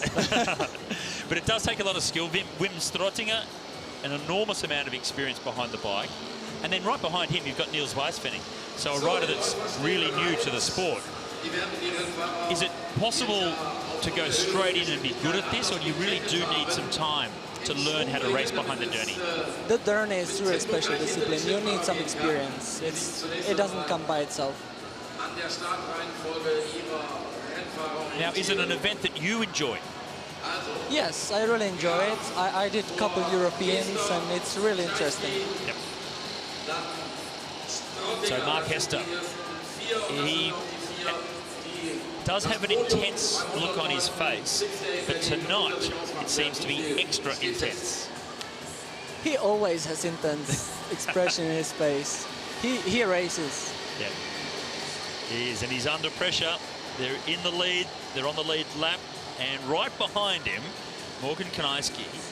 Like, he's sitting behind him at the moment, but he is staring at the back of the head of Mark Hester. They will be chasing them all the way through that final chase. So almost underway, just getting all lined up. You can see it's Peter Bäuerlein that leads down the back straight. And 1 lap to go. This is the A final for the Dernies. They will race each individual events all throughout the week over 40 laps, and all the points were added to their team totals. And from that, we had the bottom half of the field from the Dernies race yesterday in the B final, and Team 17 was in that. To our benefit, we have Dennis with us now to actually talk through this particular race, critique the riders. Now, have you been in a commentary position before? Have you done this? Have you commentated? No. So new experience for you. Yeah, it's really interesting to watch it from here. Usually I watch it from the bottom. You don't see much of it. But it's hard from the inside, isn't it? Because you get dizzy if you really try to follow as they go round and round. Yes, yes. We usually go to better spots so we can watch the screen, but then your neck hurts, so you don't watch it all the way. So we're on board with Andreas Graf. He's from Vienna, very experienced, good in the points race as well as the Madison, so very good and accomplished at points racing at international level. And they're the points that are on offer. So big points for the Derny final. Yeah, he has really good feel to get laps in the Madison.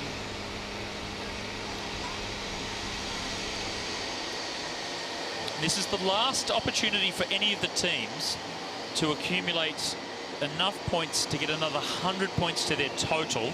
And as we keep mentioning, for every 100 points you get a bonus lap. Now, unfortunately, though, this is the last race before the final chase. You can't get bonus laps from points in the final chase. So this is the last opportunity for any of those teams to do that. And as you can see, the only one that really was hoping to get the bonus lap would have been team number 15. They're on 366 points. There's 30 points for the win. So even if they win this Derny, they will not get a bonus lap from those points. So that's a real disadvantage for team 15. It means they're going to be aggressive in the final chase. They just have to be. They always are. They like to get laps because they're not that strong in the sprints, but they get the laps. A lot of experience. Andreas Muller keeps telling us they're not the oldest team, they're just the most experienced. Yeah. 40 years of age, Andreas Muller. Now, Niels Weisfending, on the other hand, he's 19. Yeah, nice and close to the back of the bike. Are there many of these riders that you know of, Dennis, that really don't like racing behind the Dernies? They're nervous behind the Derny, or they sit too far back? Anyone in particular that stands out? No, not really, but yeah, just most of the teams, they like when they have more stronger positions that they can attack. In the Derny, you have to talk to the pacer before the race to get the tactic before, and then you can just yell at the pacer, and that doesn't change much. You can go a little bit faster, slower, but the tactic is already made. You cannot talk tactic in the race. So Stephen Hall, team number 12, a little bit of a move coming now from the Aussies, but it's Niels Weisfending that goes around into first position. So just trying to put himself into a good position before the halfway point. His teammate Moritz Augenstein will come up to do the change and finish things off. So the speed you can see now, 70 kilometres per hour for Niels Weisfending on the front. And just trying to ease his way towards there as well is team number 12. So Niels Weisfending, he is the son of former Madison World Champion Eric Weisfending. He's also the organiser, the race director of the Bremen Sixday. And he's only a youngster at 19, but very close to the back of the Derny. So he shows signs of being quite comfortable on the bike. Yeah, I'm pretty sure he does a lot of training behind Derny, since he has the option to go train on the track. So he's going to be experienced. I'm not sure about racing, but at least the training, and that gives you a lot. Now, where do you train? There's no track in the Czech Republic, so where do you base yourself? We have outdoor tracks, so we train mostly in summer, and winter it just gets tougher. But yeah, we're trying to do as much races as we can outside on nice tracks like here in Berlin. So Weisfending still leads the way. It's Brian Busser in second place now, goes back into third as Stephen Hall comes over the top, riding behind Mario von Hoff.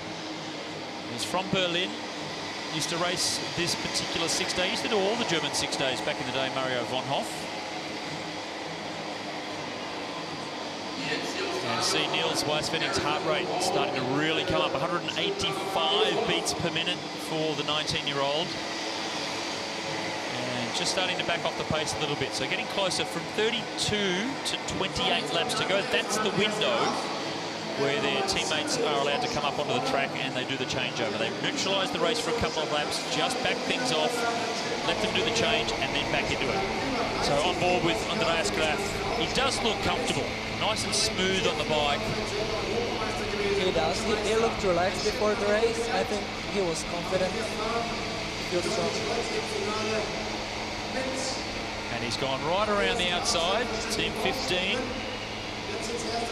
They do need points, regardless of not being able to get the bonus lap before the final chase now. They still would like to get maximum points and try and close the gap down a little bit. They will need to perhaps take an extra lap on top of everybody else in that final 60-minute chase. Now, where is he looking to? When we look at this, you can see that he's looking down to make sure he's not hitting the back of the Derny. But do you look directly at the back at the fender, or you look a little bit further forward? Well, for me specifically, I look at the top of the fender. I don't know why, but I just stare there, and it lets me just get close, really close to the back wheel of the Derny. It's pretty much the same when we follow the riders in the race. You go full gas. You don't have time to focus on anything specific. You just go with the feel. And you just have so the rest is in your peripheral vision. If you focus too much at the front wheel, then you're not really seeing where you're going as well. So it's quite difficult to stay balanced. Looks comfortable though. Today's graph, 166 beats per minute. You can see the riders now just rolling along the bottom of the track. And one of the riders has had an issue. We can see that one Derny is riding around without a cyclist behind it. Well, it looks like Brian Bousset has had a problem. So there's his pacer.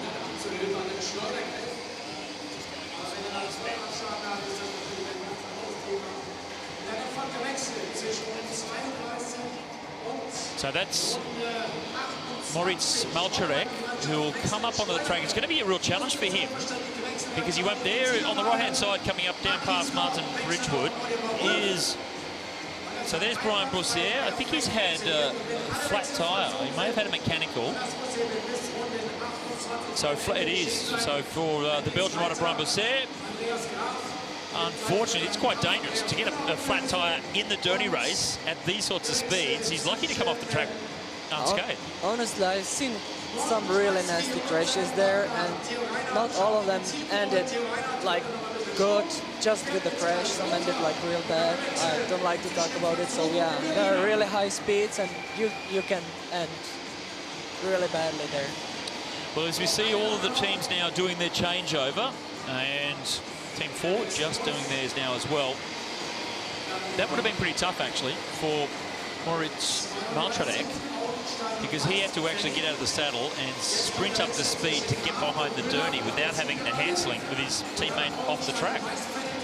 Yeah, but it's really dangerous when the riders change, though the pacers slightly slow down, so he's possibly gonna make it. I think he'll just go back, and after a couple laps he'll get up to speed, and then maybe he'll come back to the race. So the green flag has come back in. All of the teams have changed over. We've gone from Andreas Graf across to Andreas Muller. So another very experienced rider behind the Derny. So many laps ridden by the 40-year-olds. He was born in Berlin, rides for Austria. And I raced against Andreas Muller here in the Berlin Sixday in 2001. That's how many years Mully has been riding here. I don't know how old he was. We have to do the calculations. My math is not great. Augenstein, he leaves down the back straight for Team 32. It's then Josh Harrison, Muller, then Wolf, Henning Bommel, or is it Kirsten Thiele? Kirsten Thiele just going over the top of the red and white jersey of the Dane teenager, Oliver Wolf. Taya Reinhardt has made the change as well. Marino de Pauw for team number 3. This is the last time Marino will ever have to race behind a Derny. When you're in good form, you're riding really well and you're in good form, the Derny can be fun. Like, it's hard, but it's exciting as well. No, it can never be fun. You just go as fast as you can. It's pretty much like time trial, but you're not the man of the pace. The pacer is. So he just pushes you to the limit. He sometimes check on you, or you have to yell at him. But he pushes you. Sometimes check on you. You should be checking on you all the time. Yeah, but he has to control the race also. It's difficult for both of the pacer and the racer. Yeah. And there's so much safety that has to be thought about as well. You can't just go down underneath another team. You've really got to be very cautious. With motorbikes on the track, there is a large element of safety. Kirsten Thiele coming up around the outside now. He's had a tough week. Some illness, neutralised on 2 occasions this week. And just over 72 kilometres per hour almost. But good to see that he's actually able to finish. He hasn't had to pull out of the 6-day. Josh Harrison, Team 12. And the question is now, of the top 4 teams, they are still racing, yet they know that there's the final to come. 60 minutes of Madison to come tonight, yet they still want to force the issue. And you can see now Team 7 really starting to make a move. So they're not going to wait just for the final Madison chase. Team number 7, Oliver Wolf, really wants to come away with a dirty win as well. He's been impressive, this 19-year-old. He is really impressive. He's a strong rider. Yeah, he just checked on him if he can go. Ron Zeilard, number 4, very experienced motor pacer and a famous family, Zeilard.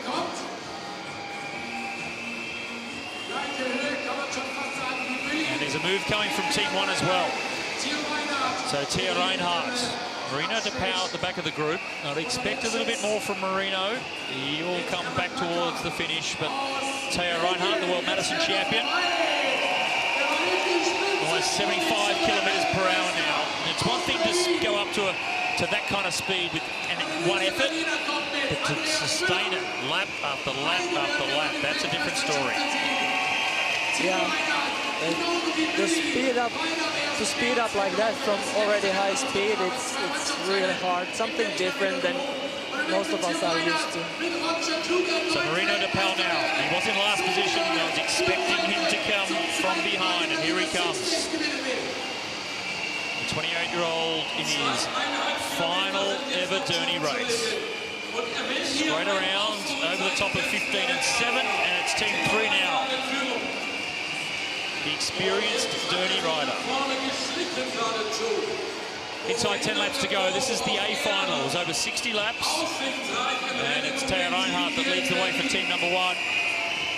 Wim Strottinger. He did the first half for team 3. It's Marino De Pauw that's going to finish things off.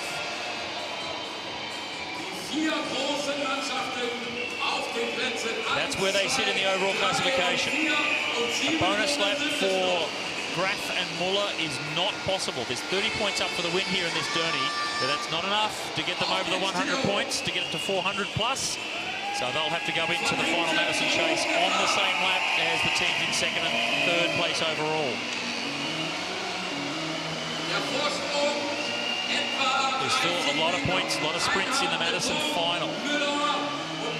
So much can still change. 5 laps to go. Tia Reinhardt being chased down by Marino De Pauw and Andreas Muller. We keep asking the question of the 40-year-old whether he really has the strength to go for the overall win, and he does want to. He's born in Berlin, he rides for Austria, but he wants to win the Berlin 6-day. So 3 teams have separated themselves from the rest. There's Andreas Muller. You can see the facial expression. Just had a bit of a glance around the track to see just how far he has to go if he wants to get the win. And they're going to come around for 2 laps to go now. It's Reinhardt, De Pauw, and Andreas Muller, the veteran. They know they need more points. They have to get more points before they get into this final Madison. De Pauw on the right-hand side. Here's Andreas Muller. He has to get over the top of Tia Reinhardt now. Reinhardt trying to fight back. They're into the final lap and they go down the back straight, and the extra elevation from Andreas Muller. Reinhardt trying to fight back, but it's going to go to team 15. Andreas Muller along with Andreas Graf, Team 15. They come away with 30 points and a big win on the final night here at the Berlin Sixday for Andreas Müller and Andreas Graf. Now, Dennis, the question for you, you see these big teams putting these sorts of effort. The next time they come on the track, it's a 60-minute Madison final. Surely that's going to cost you. That's a lot of energy that Team 15 have just used. It is, but everybody's tired after the 5.5 days, so yeah, it's not going to make a huge difference. Everybody raced something, so yeah, it's going to be really hard. I think the thing that plays for the big teams are all of them more experienced, and yeah, they always know the right time to attack, to get the lap when nobody expects it. He was just coming off the bike a little bit at the very end. I don't know if it was because he knew he was winning and he was backing off to rest, or he was right on the edge, perhaps. We don't know. So Team 15, they win the 60-lap Derny Final A, ahead of Kreisky and Theo Reinhardt. Wim Struttinger and Marino de Pau getting some good points, and it's going to be very important for the overall classification. Hester and Wolf, they backed off just a little bit. They have that lap lead coming into the final, and they need to start to really think about what's going to happen in this final Madison chase. So the top 4 teams right up in the mix of the Derny Final, and the next big one, though, is going to be that final Madison chase. Andreas. Yeah, both of you, Andreas and Peter. I bet you need some. It says talk to you. Listen, you started at the very front, you handed over at the front, and Andreas finished the job at the front, so perfection. Yeah, it was almost perfection. He did a really good job. I did my best to give him the best position it's possible, and he made the job done. Peter, the three of you just seem to get younger and younger. Andreas got some good young man's legs there that took him across the line. He is almost as young as we did our first race here in the Velodrome 20 years ago. And I was so happy when he drove me so we can finish what we started 20 years ago. Right, talking about finishing what you've started, Andreas. Yeah. It's going pretty good so far. What happens next? Yeah, full gas. It's just the final chase, so final countdown. Wonderful. Well done, the three of you. What a great team. The veteran legs of Andreas Müller. They served him well to win the Derny Final. What did it cost him, though, coming into the big Madison Final? So this is how we'll go into the final Madison chase. Over 60 minutes. Still so many laps to be raced. But it's team number 7 on the lead lap. Good number of points, total points, more than everybody else as well. And then 3 teams all stacked up behind them, 1 lap behind. That guarantees it's going to be a very aggressive final from the 3 teams trying to chase down team number 7 from Denmark.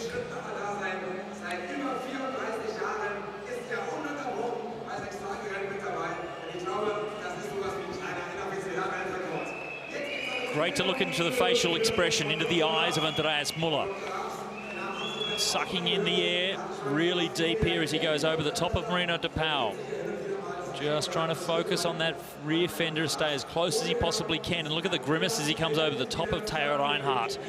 And just here he'd be hopeful, thinking he's got the extra height, the extra elevation around the final bend. He knows he's got it now. And just at the end, he drifted off the back of the bike, but he'd done enough before that for Team 15 to pick up the maximum points.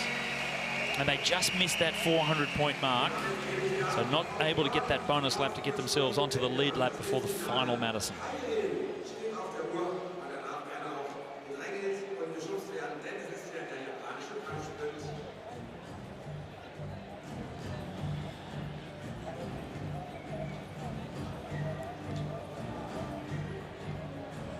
Three more races to come tonight, the final night of the 109th edition of the Berlin Sixday race. Berlin Sechstagerennen here in Germany. Team 15 with the win in the Derny Final, and we'll see 2 Kieran races, ladies and then the men. And then we get underway with the final Madison chase. the mascot for the World Championships that are here in 4 weeks' time on this track. The first time they had the world titles here was 1999. It was the qualifying event for the Sydney Olympic Games. This year it's the qualifying event for the Tokyo Olympics. So with the Kieran coming up, the overall classification for the ladies, Emma Hinze leads the way ahead of Leah Friedrich, and Paulina Grabosch is in third place. The three Germans. Miriam Welter, the former world champion, they're in sixth place in the overall. But she has said several times that she's rapt to see this next group of German sprinters, the trio, that are going so well, taking over from Miriam and Christina Vogel.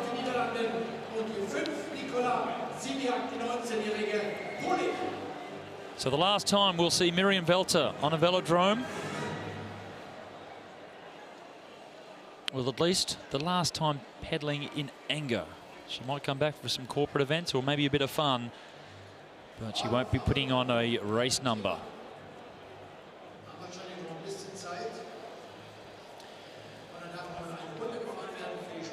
Six times the world champion, 4 times in the team sprint, twice in the 500-meter time trial, Olympic champion in the team sprint at the Olympic Games in 2012. Such an accomplished career from Miriam Welter. And coming back onto the velodrome for the final time. So the ceremony for the retiring riders, the Olympic champion from 2012 in the team sprint. Such a special thing to be able to do for the riders that are leaving the professional sport. Miriam Welter, chuffed 4 months after actually stopping training to come back and put on a show and allow all of us to pay our respects to her and give her that final goodbye.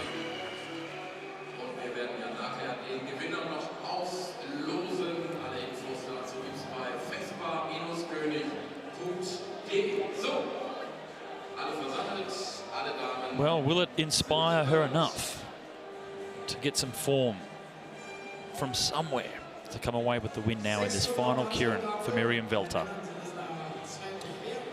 Emma Hinze certainly has been the fastest this week. Incredibly quick tonight in the flying lap time trial.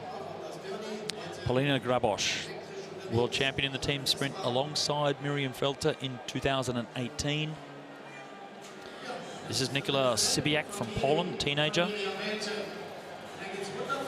Hetty the Rocket van der Waal, a 21-year-old from the Netherlands. Leah Friedrich, a 20-year-old from Germany. She won the sprints. There's Emma Hinze. It was an upset in the sprint final. And Miriam Welter, a 33-year-old police officer. And she was in the police force for her entire career, and each year just had to do just a couple of weeks to keep her training up, but didn't actually have to go and work as a policewoman. Now full-time in the police force, and she goes into retirement. And we're underway. The final race for the elite women's sprinters. It's the Kieran. We'll go Kieran's back-to-back as the men come out after this before we go into the final Madison Chase. The first 3 days of the Berlin Sixday, we had the women's endurance riders doing their omniums and team events over the first 3 days of comp. Then they swapped them out with the sprinters. So the women's sprinters for the last 3 days here. And Miriam asking for a little bit more support.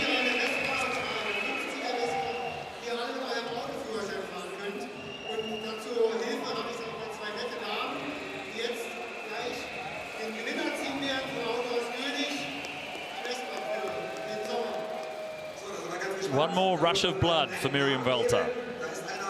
Emma Hinze, certainly the rider to beat. It's Hinze on the front in the pink colours.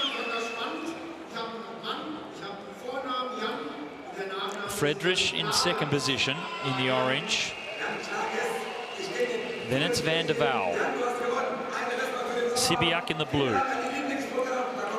Grabosch in the yellow and the green colours at the back of the group. Miriam Velter,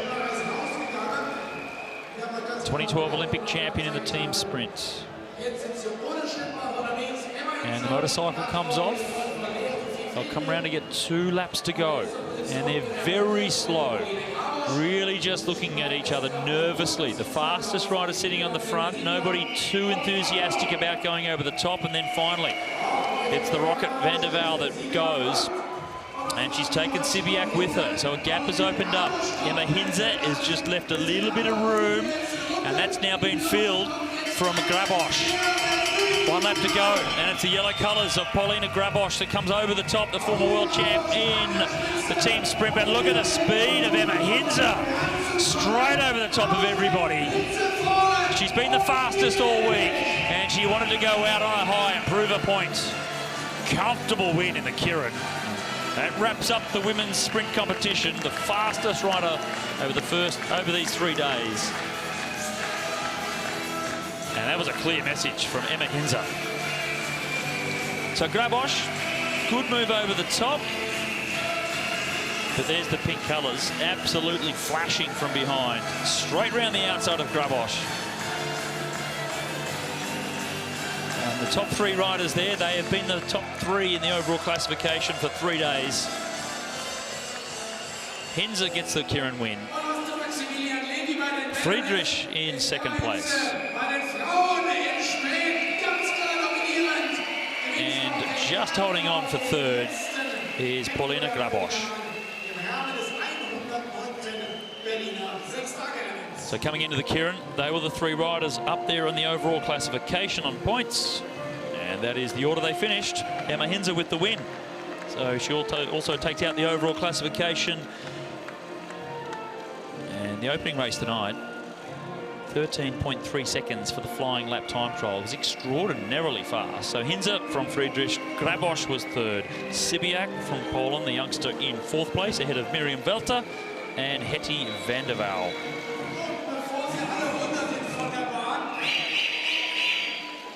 So good for Miriam to get over the top of Hetty as well.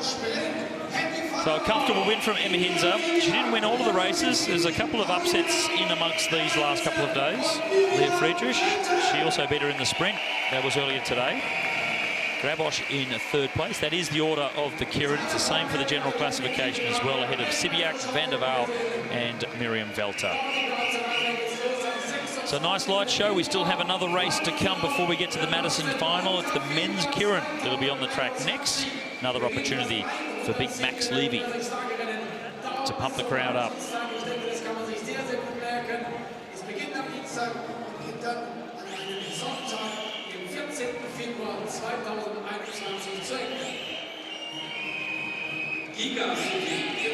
So Paulina Grabosch leads into the last lap.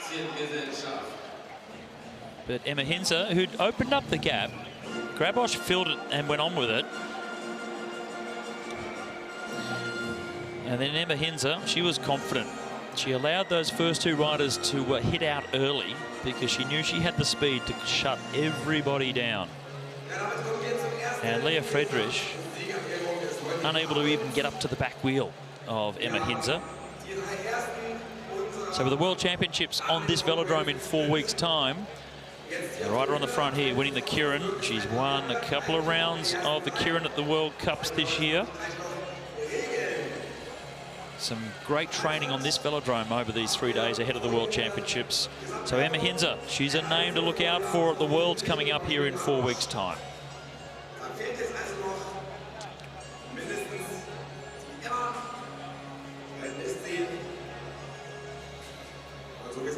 Well, the crowd's all pumped up and ready to go for the last 2 races of the 2020 Berlin Sixday. You can see the cabins for the riders. A few of the riders still hanging around, just waiting, getting themselves prepared. Dennis Rugovac, I can see in there, who was up here just a moment ago for the Kirin, of Mark Hester in the red and white colours on the left-hand side, just walking through. He'll be nervous. He's been in this position before. He was on the podium last year here in Berlin. And now coming into this final chase, they are in the lead. They've got a lap advantage on everyone else.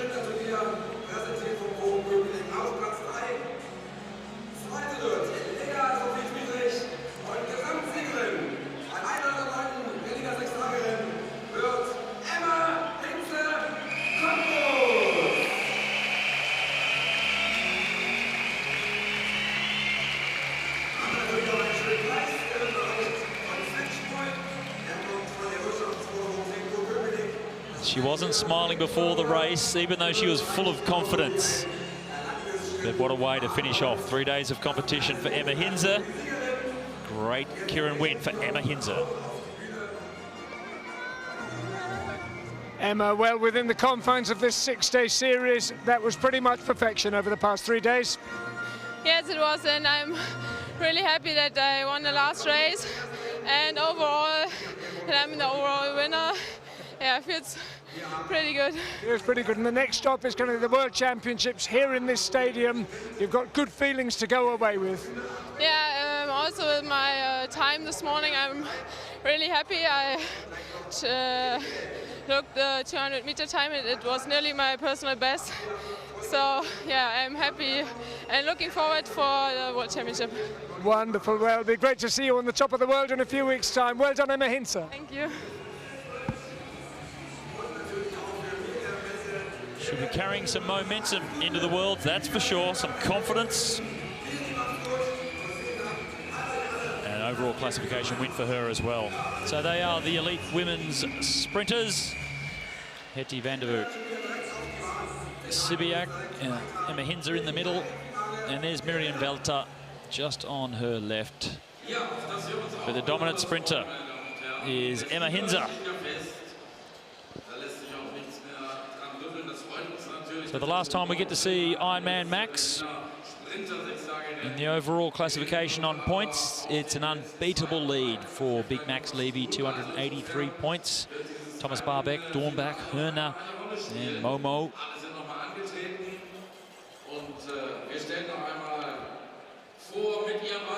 So Esau Albin, the 18-year-old junior world champion. Thomas Barbeck from the Czech Republic. There's Momo, Hin Sing Shea. Max Levy pumped up for this final race. Anton Hune, the 19-year-old from Cottbus. There's Maximilian Dornbach, German sprint champion. And always with a smile on his dial, Irish sprint champ, Owen Mullen.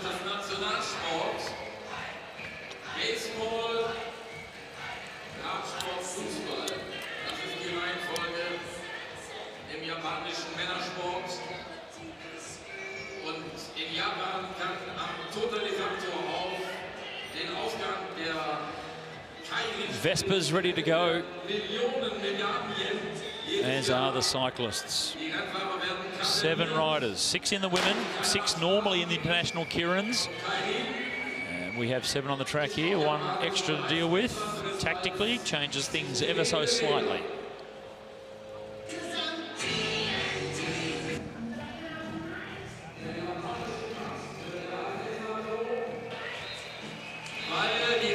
They've had plenty of races.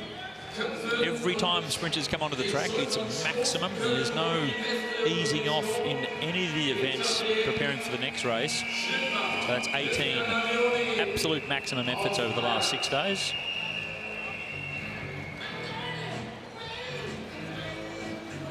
Owen Mullen in first position. Dornbach, the German champ, in second. And it's the youngster from Cottbus, Anton Hune. A little bit of a conversation going on between the 2 veterans, shoulder to shoulder. So a little bit of argy-bargy, having a little bit of fun.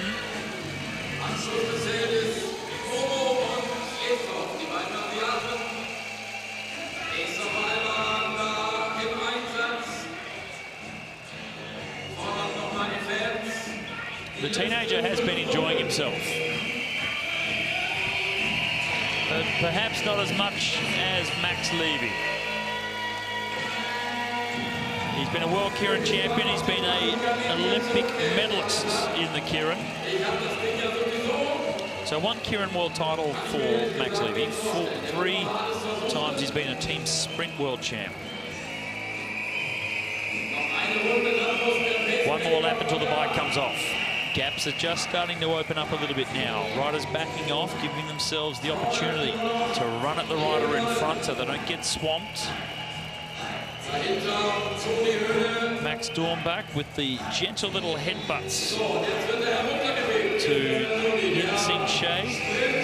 Momo, as they call him, in the pink jersey. The motorbike has now come off. The Vespa's off the track. And from the back of the peloton, going right up to the fence, though, it's Max Levy. Straight round the outside. Is he just looking to make position, or is he going to go for the victory from here? There has been a hesitation from the peloton. Levy's gone early. He's good at sprinting over a long distance, but this is going to cost him. Anton Hune comes over the top. He's good over 4 laps, the former world champion in the under-19 category in the kilometre time trial. And Thomas Barbach, Superman, over the top of Hune. And Barbach will get on for the win. So it's a win in the Kieran for Thomas Barbach. Max Levy went way too early.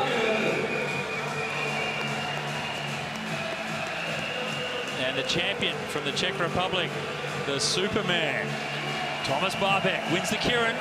That wraps up the racing for the elite sprinters here at the Berlin Sixday, and a great way to go out. Super way to go out for Barbach.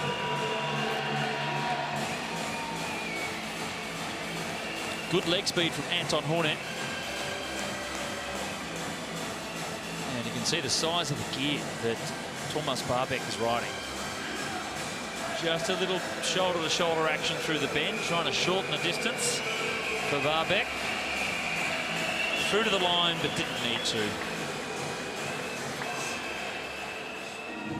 Barbach, Hornet, and Alban. A super way to finish off racing here for Thomas Barbach.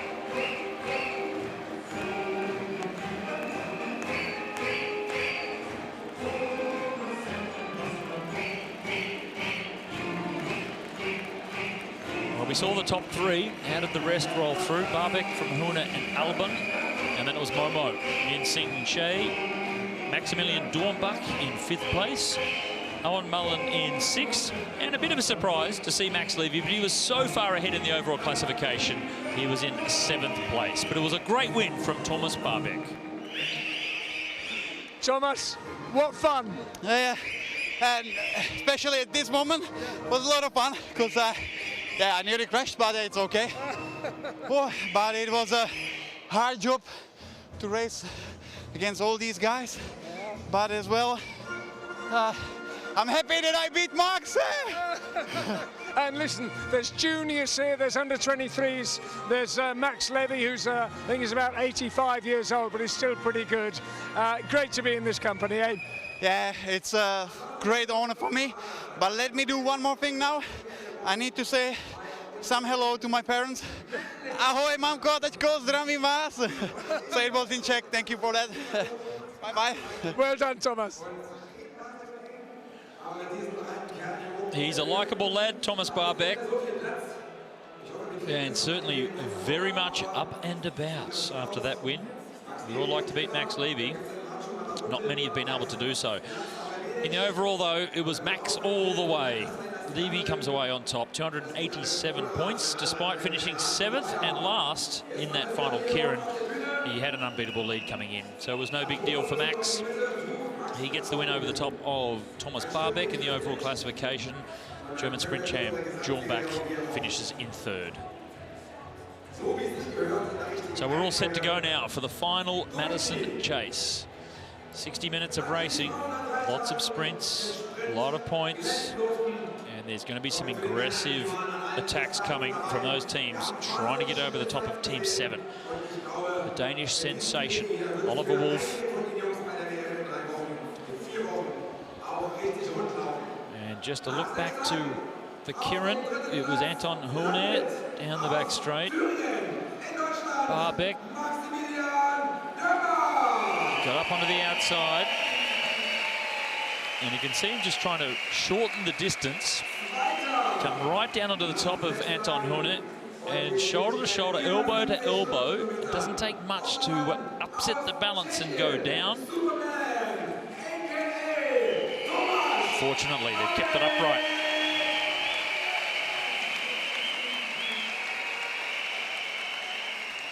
Und jetzt, Leute, letzte Chance für heute Abend. Es kann nur einen Sieger geben und den kennen wir alle. Wir lieben ihn, wir mögen ihn und wir machen jetzt nochmal eine richtig... He set a lap record at the Bremen Sixday last week. So not a lap record here, but a Kieran win. He's happy with that.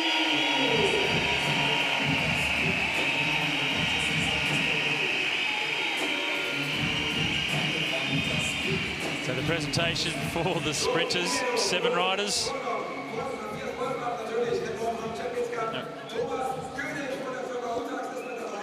And it's Max Levy all the way with the overall win.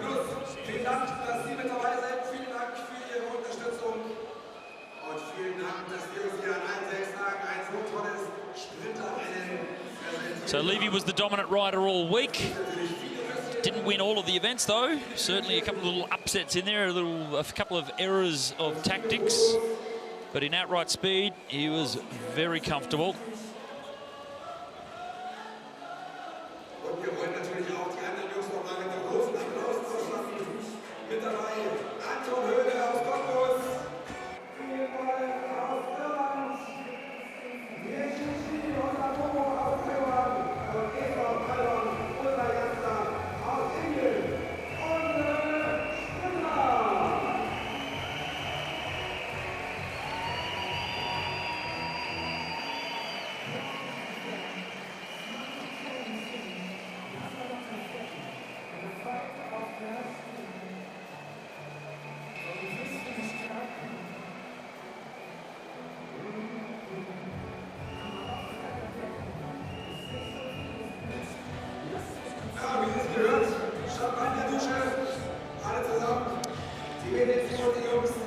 So a great way to finish things off for Thomas Barbeck, but it was Max Levy. So Ironman Max come away with the overall classification win, and Superman Thomas with the final Kieran win. Miriam Velter up as well, so both women's and men's sprinters up on stage.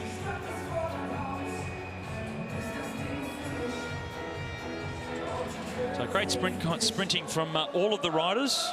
Emma Hinze, one rider that we'll certainly be looking for at the World Championships in 4 weeks' time. One race to come. It's the big final. And Mark Hester and Oliver Wolf, they sit on 0 laps, right out in front, but 3 teams stacked right up behind them, 3, 1, and 15. That's going to make for a very aggressive final. The other teams, they're racing for the best of the rest. Well, what an array of talent we've got here, the top 4 teams representatives of, and normally there's a lot of a sense of fun and play between you, but look at the faces here, very serious, concentrated, big job ahead. Mark, each one of you is a great story. You've got this incredible 19-year-old Oliver working with you, and you're looking very good. How do you feel going into this? Excited.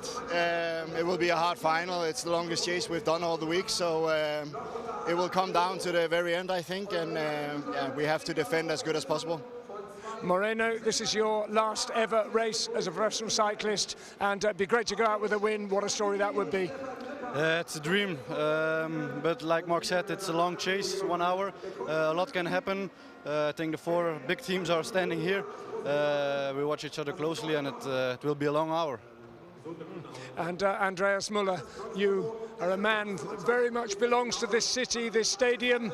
You're not in the flush of youth, and it'd be great to come out of this in your old age with another 6 days of Berlin to come up with. How are you feeling? Good, yeah, and actually like a big party, always with grandpa. Wonderful. And Theo, as I say, normally you're full of fun, laughing, joking. Now we see you tense. How are you feeling? What's going to happen? Yeah, I'm a little bit nervous now, last chase in Berlin. I want to win with Morgan here, so we have to go full gas now and catch the round from the Danish Gardens back. So, yeah, it would be not easy, but I think we can make it. Guys, the best luck to all of you. May the best team win. Well, we are set for a fantastic final between these four big teams. They really have been the dominant force right from the start, the first night of racing. There's a couple of the other teams that were trying to go with the top four, but they isolated themselves from the rest of the peloton very early on here at the Berlin Sixday.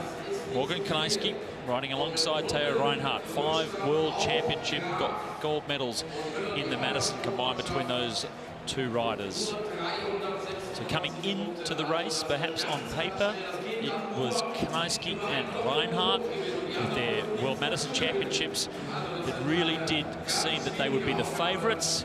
But this kid, 19-year-old Oliver Wolf Fredriksson, he has been a sensation. And he comes into this final Madison with Mark Hester, the experienced Dane, alongside him. And they have everything to lose. They are in a winning position for now. And they're all nervous, though, about the 60 minutes.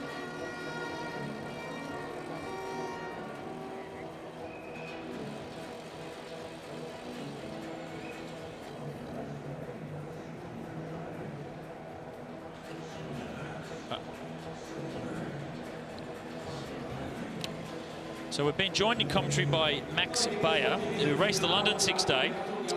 Now you get a different perspective of it, and you can really critique where things are at.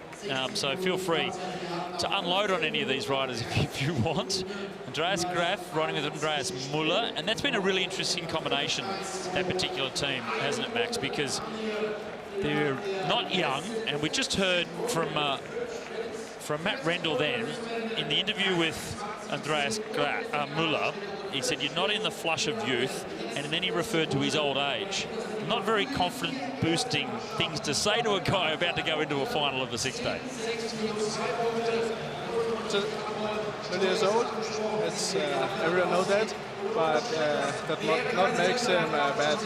It more he have the know how it works, you know, the long hour, what he can do. And he's also an international rider, so only because he's so old, he's not that he can't win. Well, that was him. We just saw a little glimpse of Andreas Muller, the 40-year-old. Can the 40-year-old win the Berlin Sixday?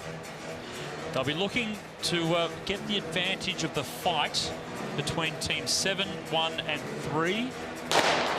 And we are underway, the final Madison Chase, 60 minutes of racing. A lot of sprints within this one, and a cluster of sprints right at the very end with double points all the way down to the line. So this is going to be tough. After 15 minutes, they will have a sprint for 5, 3, 2 and 1 points. There'll be another one of those after 30 minutes of racing. And then with 60 laps to go. And we have the first attack now from the Russian guys. It's an early attack of maybe 30 seconds.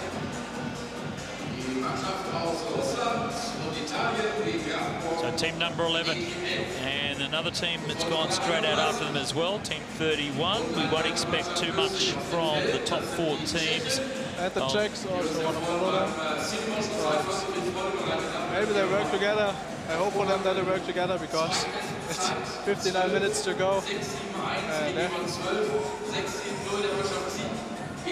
So the longest race we've had this week is 45 minutes.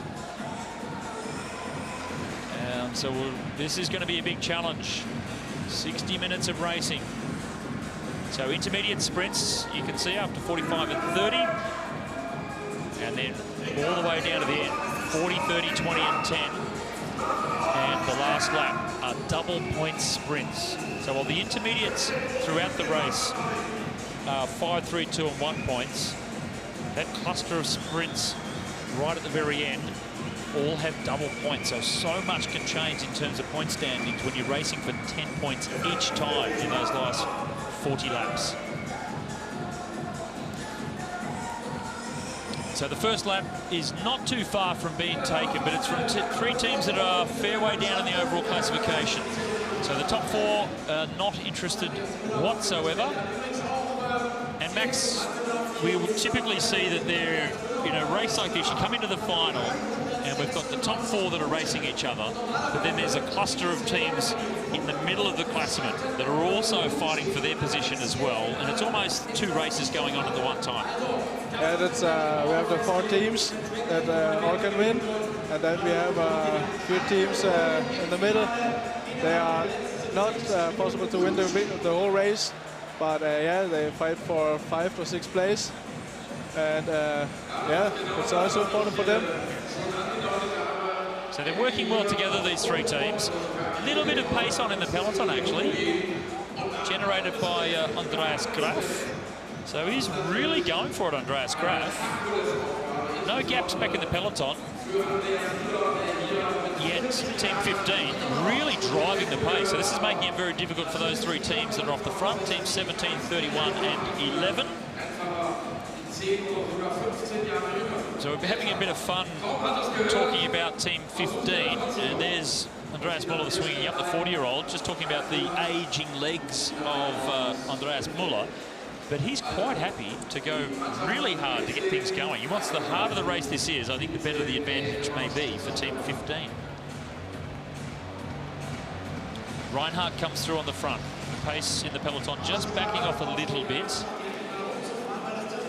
And that will help these 3 teams to get themselves around. Brian Bussier, we saw him with a flat tyre in the Derny final. Luckily, didn't touch down. Now he's trying to close the gap faster. That the pace in the peloton is not too high that he can close the gap now.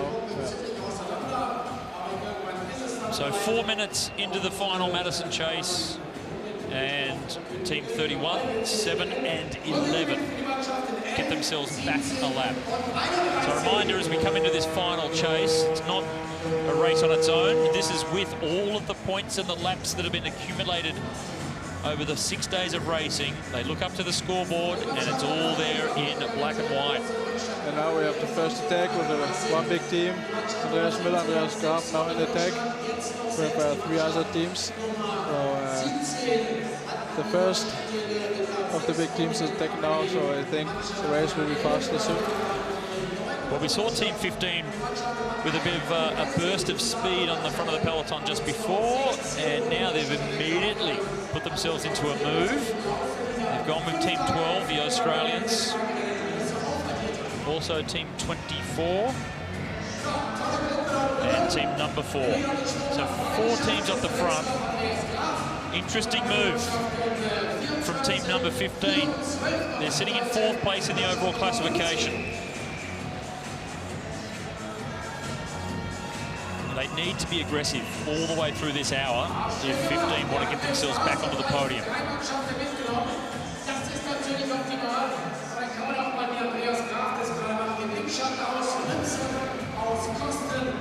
Now, I said at the start that the benefit that Team 15 might have is that teams 1, 3 and 7 may really try and cancel each other out or mark each other. And so far, those 3 teams not so interested.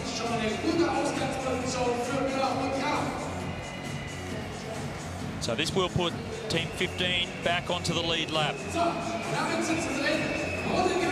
So 4 teams now, another lap gain, but importantly, it's team number 15 that put themselves back onto the lead lap with team number 7. But they are a long way down in terms of points compared to team 7. So they'll be in 2nd position in the overall classification now.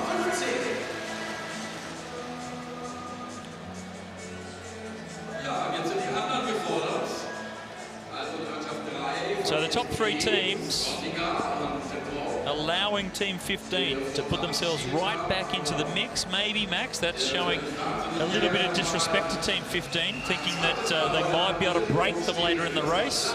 But hey, they've given them a chance to come back into it. Yeah, that set the pressure high on the other teams. And now we have, I think, Wim and Moreno for the attack with the Russian and the Czech guys. The Danish guys are following. Now the world champion Theo Reinhardt is following also. So the first of the big teams is following Andreas Müller, Andreas Graf for the leading lap. So Team 15 have got themselves back on the lead lap.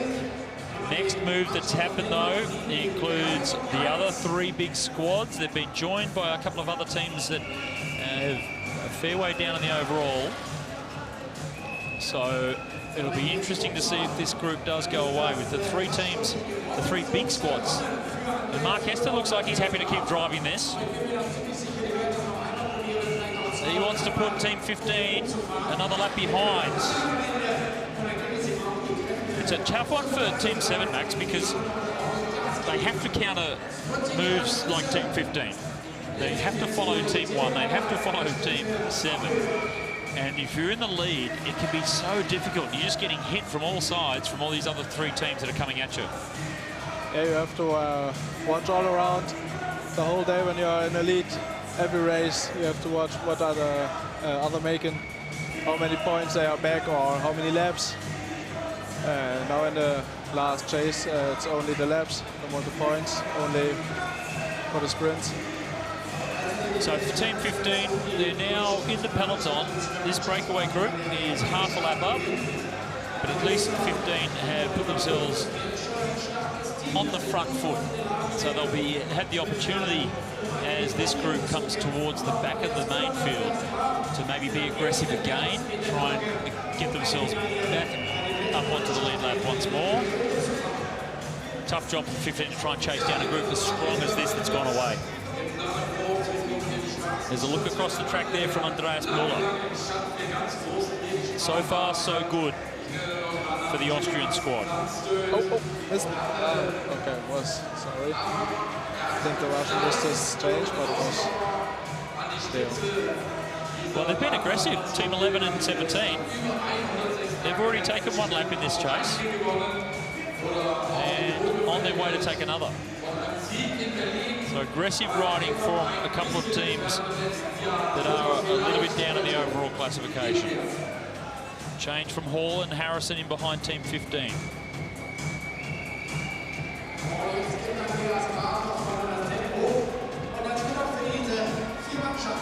And now Andreas Graf. He's putting a bit of pressure on the front of the peloton, so he's not going to make it that easy for the other top teams to close it down. Look across the road there from Chima, team number 11.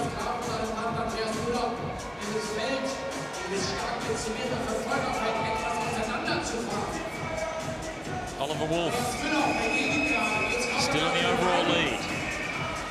He has neutralised the move from teams 1 and 3 by jumping in this breakaway group.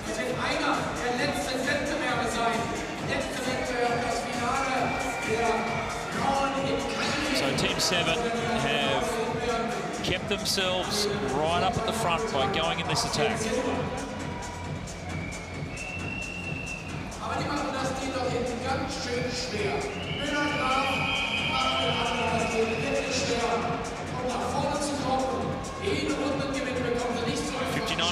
Or 49 and a half minutes to go, and you can see the peloton speed has really come up. That was Andreas Müller and Andreas Graf that went to the front, really started to twist the throttle a little bit just to make this breakaway work for it.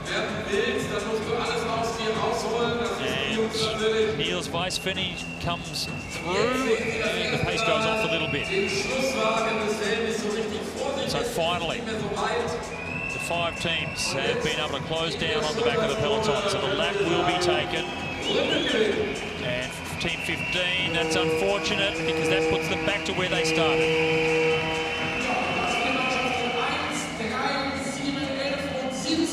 Next attack. Sebastian Schmiedl. Moritz Meiserek and the Irish team. And it has caused a reaction from all the other teams, so they chased them down. I don't think that this will make much of a difference. So Schmiedl goes back into 5th position, and you can see everybody's chasing each other. So that was an attack that didn't go anywhere, it didn't eventuate. But look out for Team 15, they need to keep attacking if they can.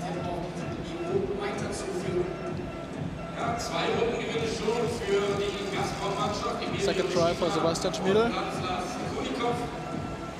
And for Team 23, it's the first time for them. try to take a lap in this chase. Also, Nils Weiswennig is following them. So Team 7 still, as we started the race, on the lead lap, on their own. 3, 1 and 15.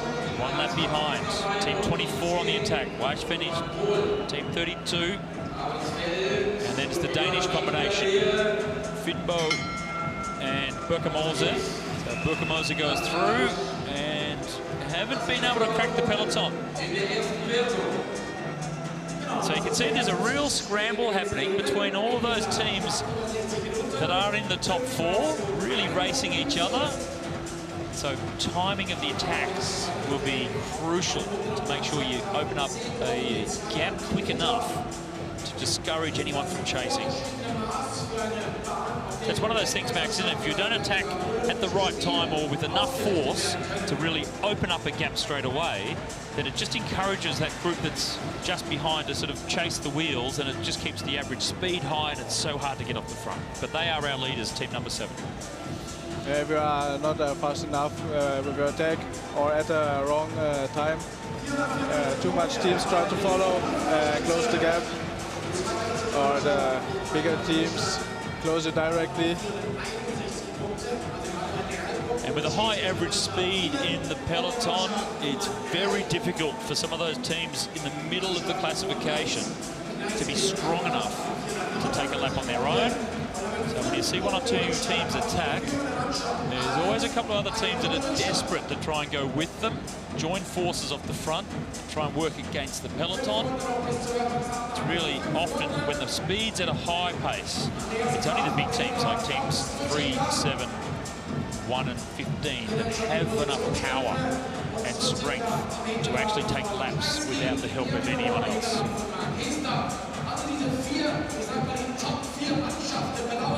Berliner on the front, Maltradek. We have the first of the intermediate sprints coming up. 4 laps to go. 5, 3, 2 and 1 points. We'll have 2 of these intermediates before we get into the double point sprints from 40 laps to go all the way to the finish.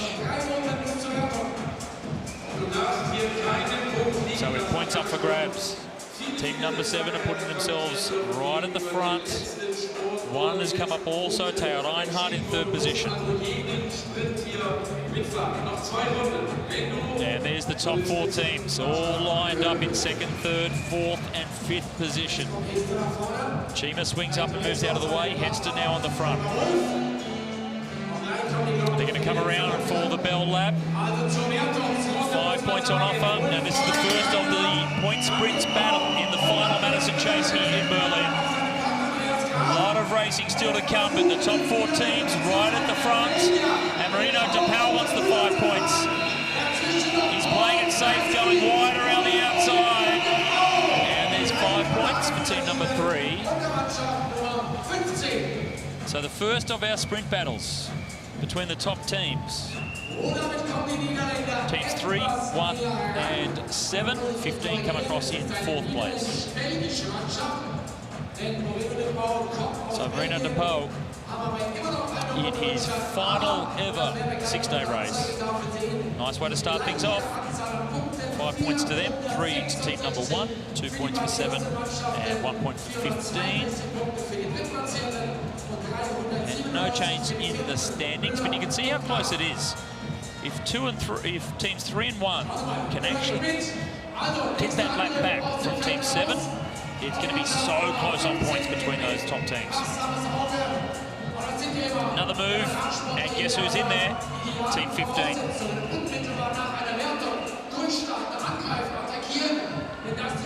Yeah, they tried, they don't sprint for the points, so I think, yeah, we try it directly after the sprint, and yeah, maybe it could work. It looks like it works. Now they have maybe 70 meters before. Well, they were able to get themselves already in this chase back onto the lead lap. They weren't able to counteract the next move that came, though, that put them back again. And once again, on the front foot. And they've got some committed teams with them. Ooh, a skip of the wheel there. Not a great change between Weiswennig and Augenstein.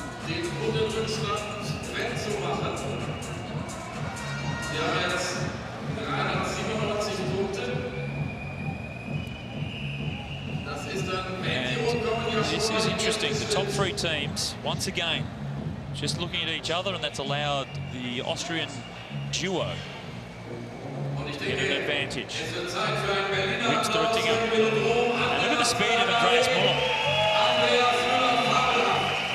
We talk about the aging legs of the 40-year-old, but there's no indication of that. Andreas Muller, he is looking fantastic. They have to be aggressive, they have to keep chasing, and that'll put them back up onto the lead lap and into second place.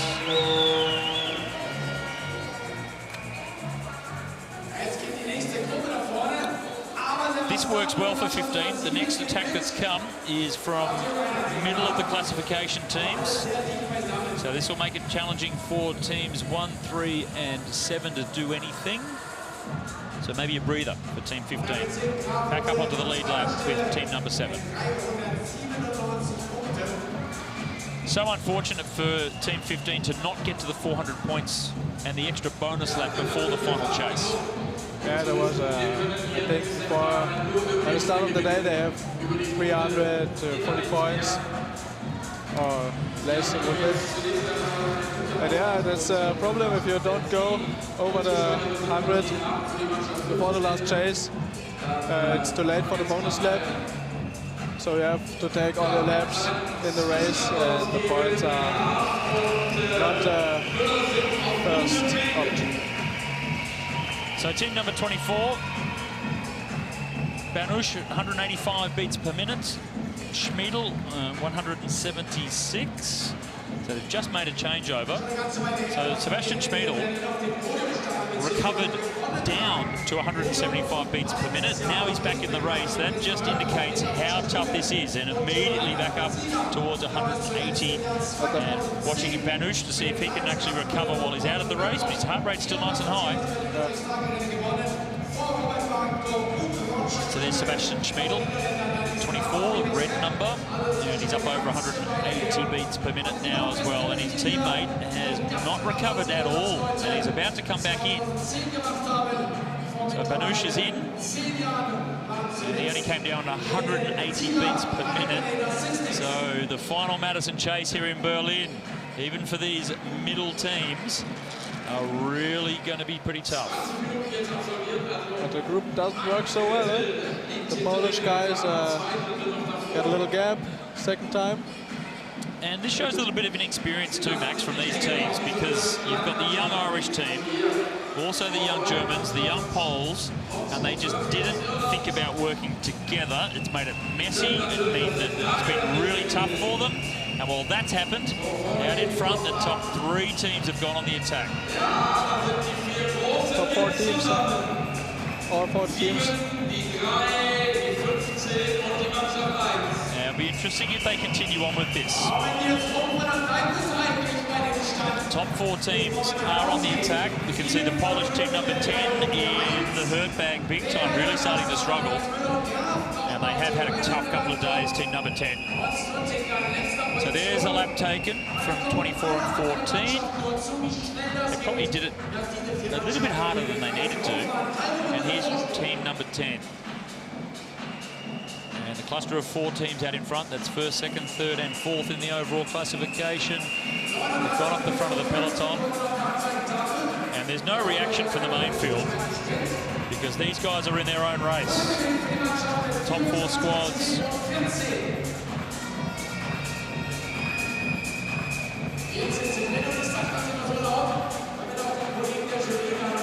Interestingly, Max, I just noticed team number 3 on the back of that group of 4. Reno De Pauw, he swung up and allowed team 15 to go in front. And I was just wondering if he's about to make the change to Wim Stroetinger, whether they were trying to not do a turn of pace, try and save a little bit of energy.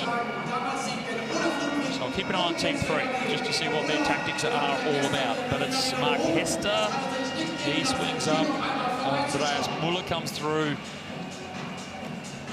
And this won't change anything in terms of the general classification. All top 4 teams. A lap game to them. And 38 minutes still to race. Plenty of laps have been taken, plenty of attacks have been brought back in. And there's still so many minutes to go.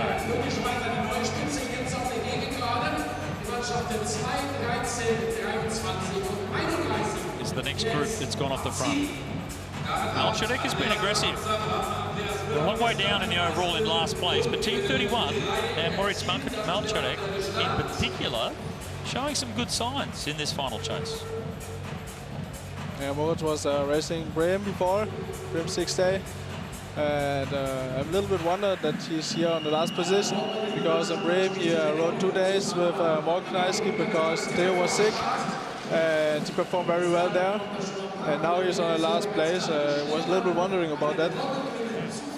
And he has won a World Cup points race in recent times, so certainly a good quality rider, but sitting down there in last place. So 4 teams off the front, 13, 31, 2 and 23. Team number 2 do sit in 5th place in the general classification. Moritz Argenstein, Team 32, just as that group of 4 coming onto the back of the group. It's Team 32 that go on the attack. Change from Chris Latham to Stephen Bradbury. And Burkamolza and Finbo also, team number 23, gaining a lap on the field. Team 11 follow Moritz Argenstein. But they missed the change because Nils Weiswendig wasn't take a look for the race. So it's hard for Moritz. He have to go 2 times now.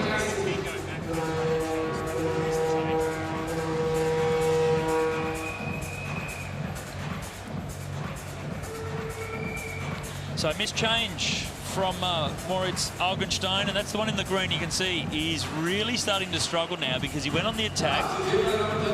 For some reason, Niels Weiswendig, now he's coming in to make the change. Well, we will see if Moritz take also rest lap, but I think he comes down for the next change. But maybe when they are back in the peloton, maybe Moritz stay up for 1 change that Niels have to go 2 times. Well, Niels looks good. He looks quite strong. It wasn't that he needed to miss a change. I think he just made a mistake. Wasn't concentrating. I think he wasn't concentrating. Maybe he was look for the public. Yeah, I don't know what he's doing, but it's out for Moritz. But So yeah, he comes down for the change. Well, it just shows how much concentration is required. Now, Niels Weiswendig, son of a former Madison World Champion, but he's only 19, making a mistake. It really did cost his teammate Moritz Augenstein dearly. So difficult. You're on the edge, aren't you? So it's about 2.5 laps that you're in the race for. You do that right up on the red zone, full gas, and if you miss the change and have to do another 2.5 laps, that is close to an explosion. Now the peloton is also take some speed up. The group isn't really working in front to us. Have a little gap. Well, it's Andreas Graf. We saw him do this earlier. It's one of the top teams in Andreas Graf that's really driving the pace in the peloton, and that's making it difficult for these 3 teams in front. And I don't think this attack is going to work. Andreas Muller comes to the front now, and they're really keeping the average speed of the peloton nice and high. And those 3 teams are about to come back into the fold. That's teams 11, 10 and Niels Weiswendig and Augenstein, team number 32.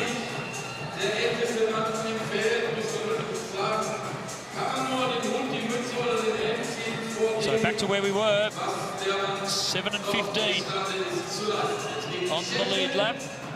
And it's Dennis Rugevac, team number 17. He'll be looking for Lichnowsky. Stephen Hall from Australia. He thought he might jump across there as well. And another 4 teams that are well down the general classification. Josh Harrison comes in. And you can see just the body language of Kirsten Thiele when Josh Harrison came in and accelerated. Thiele just almost like a turtle, just put his head down into his shoulders as he was under pressure to try and hold the wheel of the Australian. The peloton is catching them back. I think maybe it's because we have the second sprint. We have the second sprint, 10 laps to go. So now the big teams want to have the points. So that's why none of the other teams can go for the lap.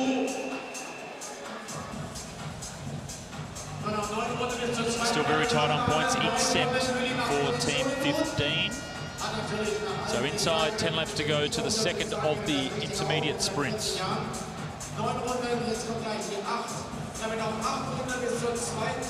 Still the Danes leading the way. Austrians up on the same lap as well. And an aggressive second half of this race is required from Theo Reinhardt, the world champion, along with Morgan Knaeske, and also team number 3, Wim Strottinger and Marino de Pauw. They must gain a lap back on teams 7 and 15 if they want to go for this win. And this is around, so 30 minutes has been pretty much most of the Madisons we've had this week have been around 30 minutes. And we're just getting to that point now, and that's only the halfway. It really is tough, the final chase. So much still to come. And with the double point sprints from 40 laps to go right to the end, it's so important to race full gas through those sprints. There's so many points on offer, and that costs a lot of energy. That could also create opportunities for teams that sit back and just wait for the final 30, 40 laps to really just go on the attack. That's what Team 15 need to do if they want to get a win. They have to gain a lap over Team 7. And Teams 1 and 3, well, they've got to get a lap back on both those teams.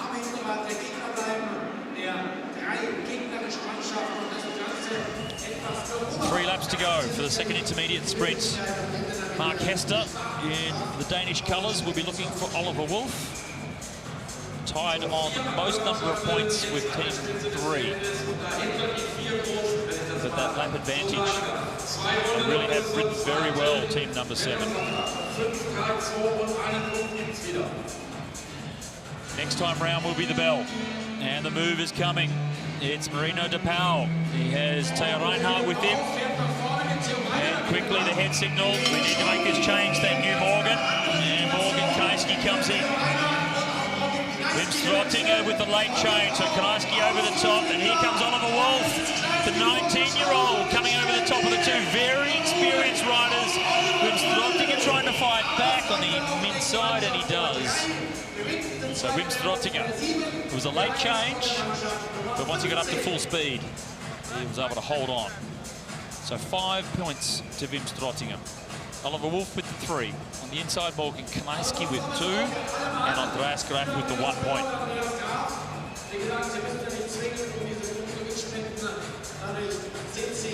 So a good little sprint battle between the top 4 teams yet again.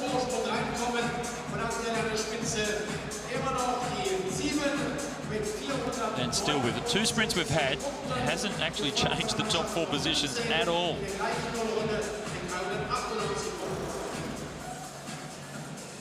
So Team 13, the second of the British combinations in terms of the overall classification. Andy Tennant on the attack.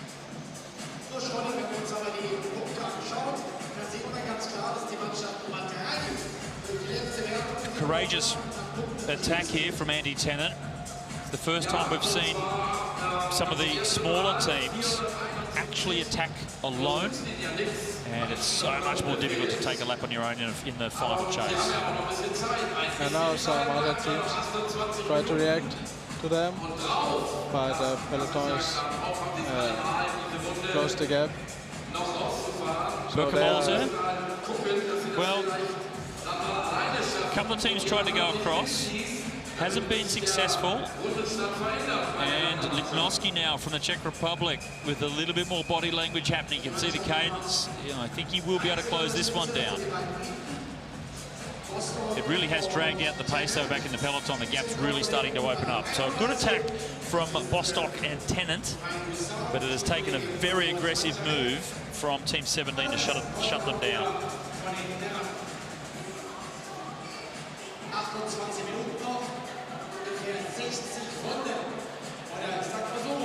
A move like that from Team 13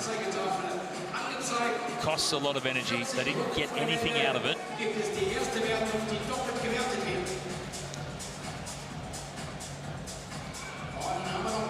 Team 24.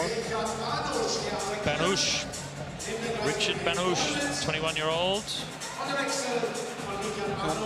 And there's always an opportunity when there's been a fast and hard scramble and a chase. Comes back together, pick the timing, and off you go. Team 11 also coming across now. Kirsten Thiele neutralised on 2 nights this week. It'll be interesting to see how Kirsten Thiele goes down towards the end of this long race. He has been under pressure. And that's him sitting on the back. Red number 4. In behind Kulikov. And they've opened up a quick gap, but it just seems to have paused here for a moment. Banush was the man that went on the attack. You can see his head bobbing around, really starting to push hard. Josh Harrison doesn't care too much about that, doesn't want to waste too much energy.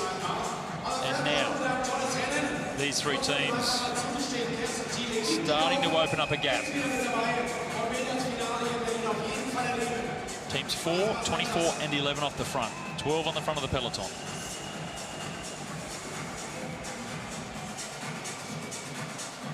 Henning Bommel in the race.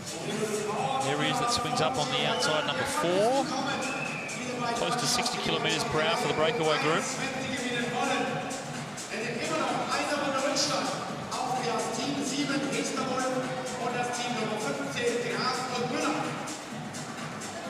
Strong change from Team 4. Kirsten Thiele comes back in.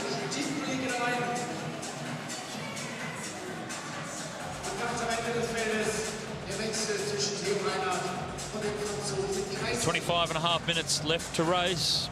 When we get to around about what they feel is 60 laps to go, we'll start racing from laps through to the finish.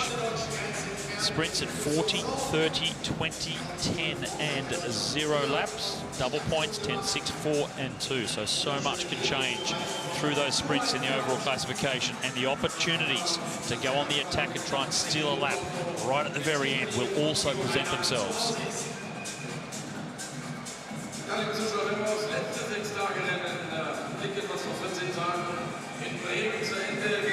Well, this wasn't an easy lap. They're not quite there just yet, but they had to fight for it, these 3 teams.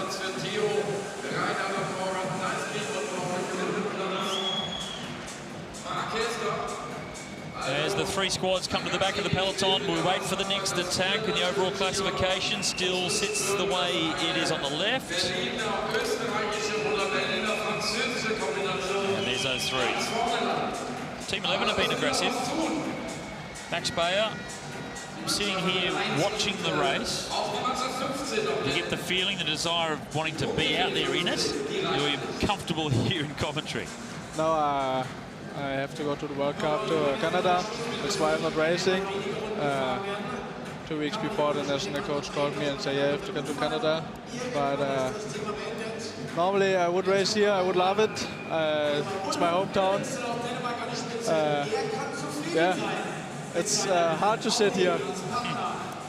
But yeah, when I see the 1 hour, sometimes I could say, yeah, okay, have fun, guys. Have fun with 1 hour. I look what you do. And 1 hour on its own, that's fine. That's a World Cup or a World Championship length Madison. That's okay. But it's doing it at the end of 6 days of racing that makes it so challenging. And the grimace on the face of Ludek Lignoski. So this is the next attack on their own. This is the team that chased down the British team number 13. So we'll see if Team 17, this is the Rugovac that now comes in. Finishing off strong. They have won a Madison Chase this week, the lads from the Czech Republic, and they're finishing off looking pretty good. Gap starting to open up, but it's Team 31 that is on the front of the peloton, just keeping the average speed nice and high, which makes it just that bit more challenging for Team 17.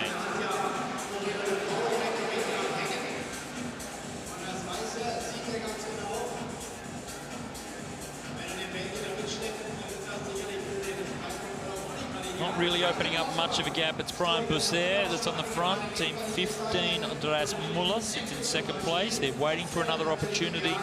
They're in a podium position for now, Team 15, but it's not a winning position just yet. They will not be able to get enough points to overtake Team 7. So the Austrian duo, if they want to win, they have to attack again. Here's Andreas Graf. He's been very strong. The younger of the two riders,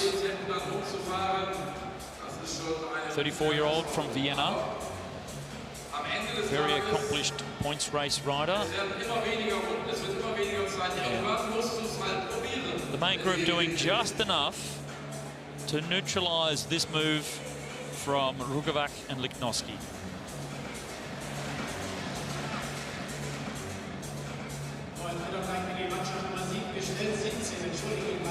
So Team 17 trying to make a solo attempt. It was not going to be good enough. Now Miller attacks.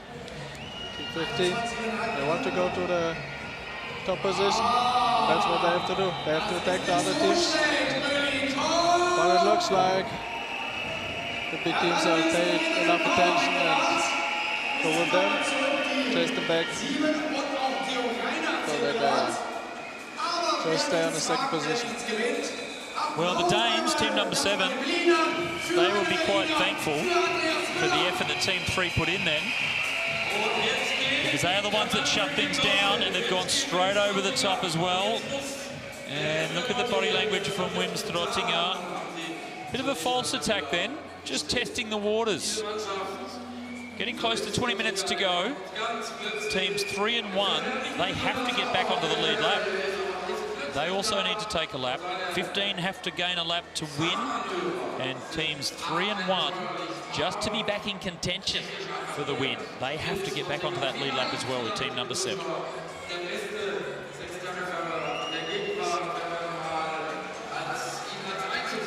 58 kilometres per hour, that's the speed of the peloton right now, and they are just cruising along. The pace is not on, yet the pace is 58 Ks.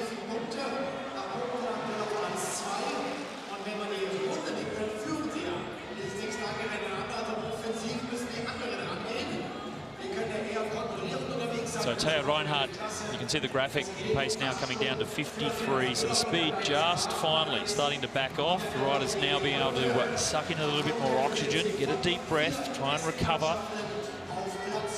Inside 20 minutes remaining.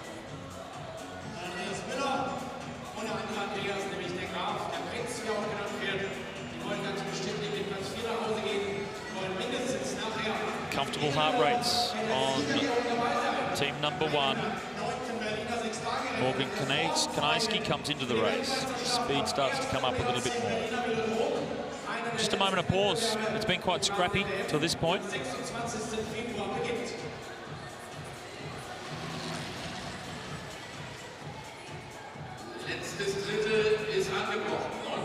And we saw a little bit of a test from Wim Strottinger. Only a couple of laps ago. And another attack now comes from team number 3. 7 has gone with them, as has team 15. That's put team 1 under pressure. A little bit slow to react from Morgan Kanajski. He throws Teo Reinhardt in, and all 4 teams go up the track.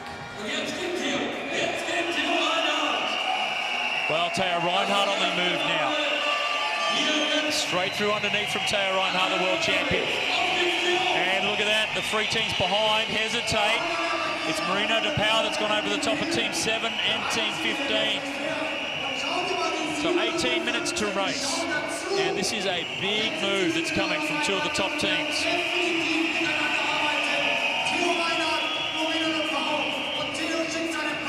These are the two teams that had to attack. They need to get back onto the lead lap with 7 and 15. They're 7 and 15 now.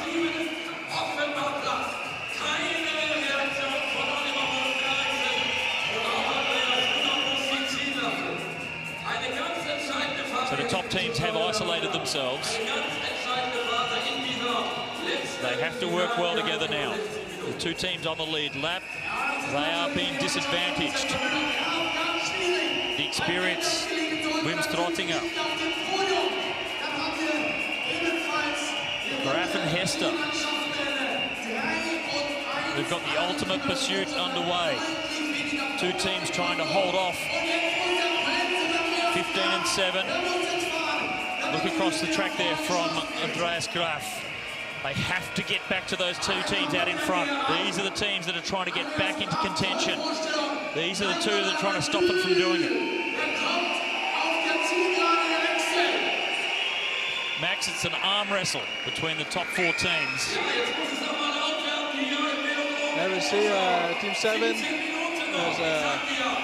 is always going with Team 15 because they know Team 15 have to go a full lap more. You just have more points. That's enough. You only have to stay at the back wheel, but you can be in front of them for the classification. But they also have to pay attention for Team 3 and Team 1 when they go for the lap. And maybe go to the front of the peloton and chase Team 7 and 15 back.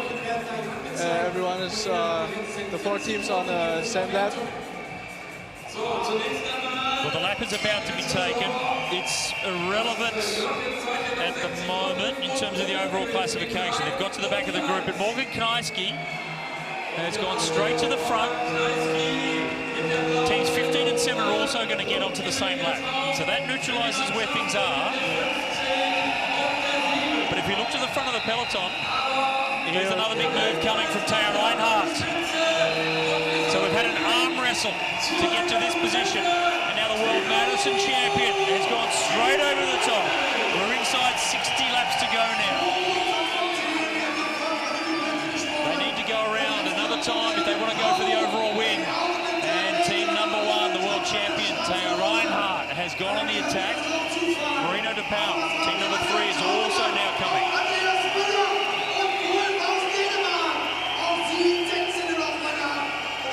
Also Müller and Wolf are going. Well, they've gone straight around the peloton, all four teams, but they are spread right around the track. It's a hard time for the top four teams now. Well, this is really tough. And look at the body language here. You can see out in front team number 1, they are absolutely motoring. Morgan Kniaski, look of determination. And these three teams behind, nobody wanting to do any favours.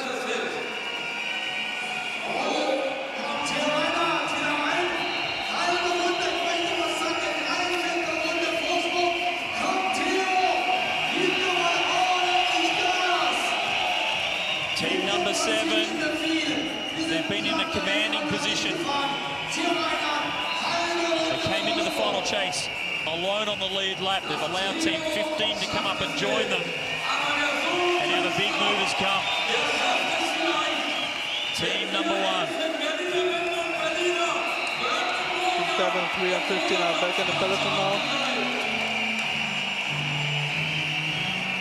Theo and Morgan taking the points for the first double intermediate sprint.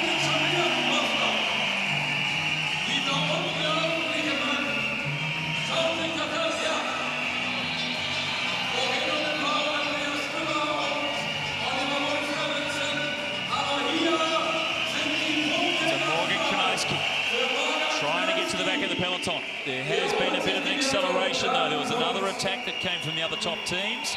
The peloton did increase the pace to try and chase them down. And about a third of the lap needs to be gained by Morgan Kniaski, fighting to get themselves back onto the lead lap.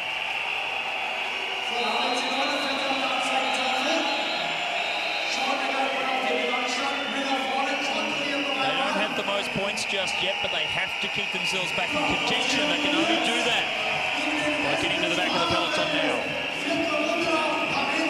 And it looks like it's going to happen. Morgan Kanajski and Teo Reinhardt. 5 World Madison Championships between them, and they have combined so well this week. They came into the final day a little bit down in the overall, and they were waiting for this final Madison chase over 60 minutes, and there'll be one more change, and team number 1 put themselves back up into the contention to go for the overall win. 46 laps remain, and Morgan Kanajski and Teo Reinhardt back onto the lead lap. And they straight go to the front of the peloton. So 3 teams up onto the lead lap. Team 1 go from 4th straight up into 2nd position. Not many points in it, but it's 5 laps, 4 laps until they come around for the first of the sprints that will be every 10 laps right through to the finish. These are the double point sprints now. 10, 6, 4 and 2. So many points still up for grabs, and there are not too many points between these top couple of teams. Only 5 points separating Team 7 and 1 at the top. Team 15, if they want to win, they're going to have to attack again, and Team 3, well, they're now very much disadvantaged.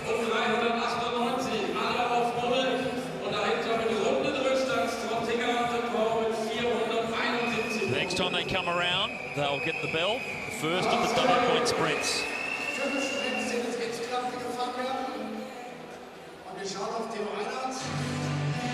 What an effort from Team 1. They need to put themselves back up towards the front here if they want to try and pick up some points. They're a long way behind. Morgan Kanajski has come up over the top. There's a change from Team 15 as well. And Morgan Kanajski down the back straight. They're going to be chased down though by Mark Hester. This is a real fight now. They're on the same lap, these 2 teams. And Team 7 picks up the first of the 10-point sprints.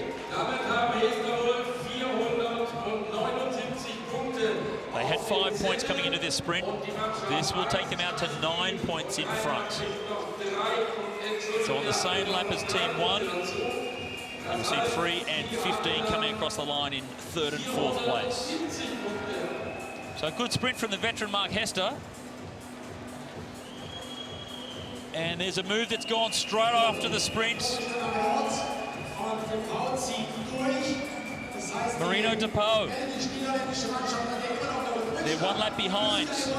They had to go. I didn't expect them to go as soon as they have, though. Wim Strotinger. And you can see the facial expression. It's hard, but they have to move if they want to win. They have to move now. Oh, look at the gap that's opened up. Wim Strotinger absolutely motoring around the velodrome here in Berlin. It's going faster, open the gap. Team 15, they've come to the front because if they allow Team 3 to take a lap, Team 15 go off the podium. They'll drop down to 4th place. So they need to contribute to the chasing, the Austrians. It was Marino DePau that picked the moment and went on the attack. Chris Latham's on the front of the peloton. He doesn't need to go fast. He doesn't care. It's up to the big teams, the top 4 teams, to do all the chasing. And a perfectly timed attack from Marino DePau after the first of the double point sprints. And this could bring them back right up into the contention. 33 laps to go. A couple of more laps until the next of those bonus sprints.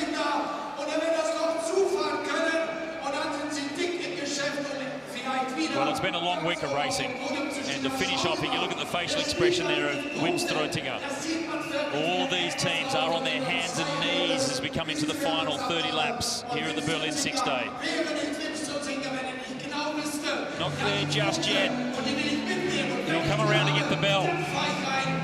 If they stay in this position, they will pick up the 10 points as well. That's going to be significant. That'll take them 485 points. If they get to the back of the peloton, that also means they might be able to jump straight into the overall lead.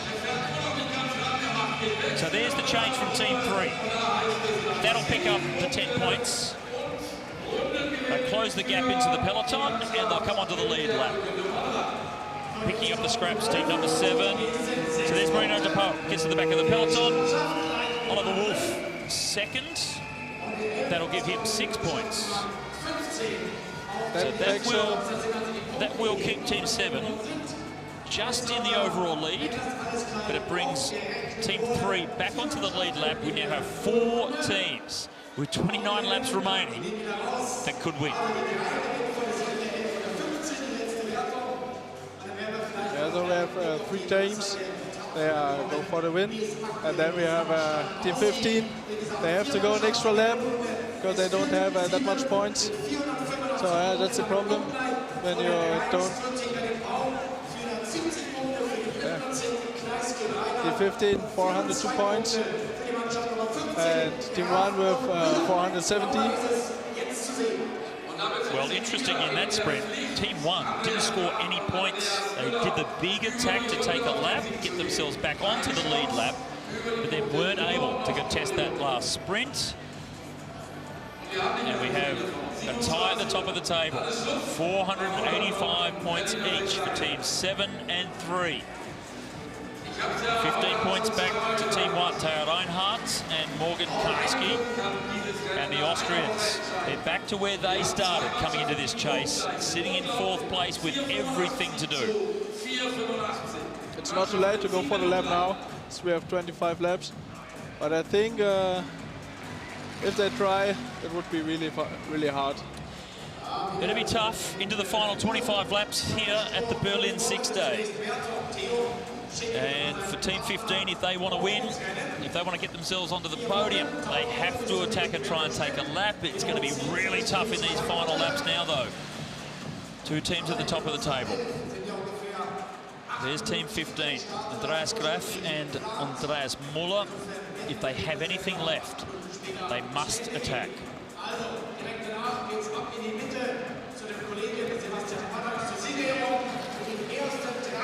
And it could be a sprint battle now. Another sprint coming up in a couple of laps. And Team 7 have gone. They've dragged Team 3 with them. So Mark Hester. Yes, Wim Strottinger. These are the 2 teams tied at the top, 485 points each.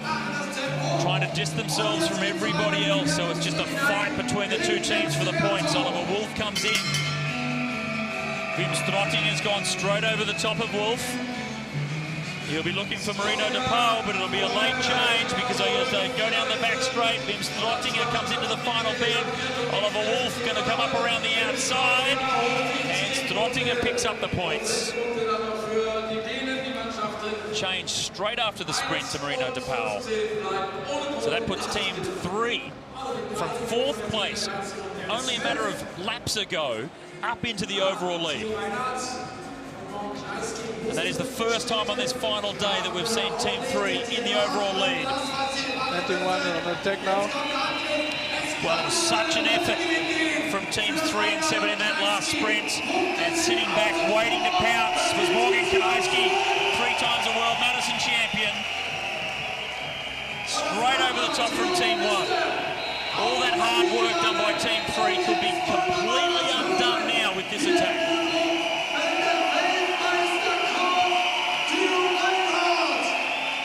And a move coming from Team 15. They had to go. They've left it late. It's going to be a big effort if they're going to get up to team number 1, but it's Andreas Muller, the 40-year-old. He was born in Berlin. He is a Berliner. He just rides for Austria. He doesn't care about that now. He wants to win in front of a home crowd.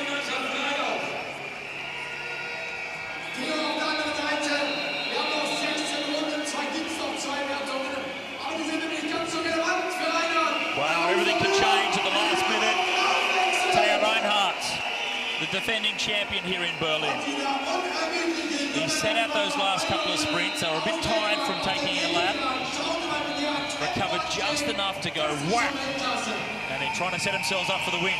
14 laps to go. 2 more sprints. That's still 20 points that can be gained.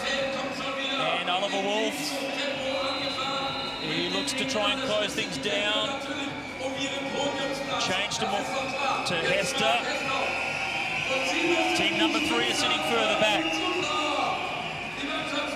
So it's the team in second place overall. They want to stay on the podium. They don't want these two teams to gain a lap on the field. So Team 7 from Denmark doing all the heavy lifting on the front of the peloton.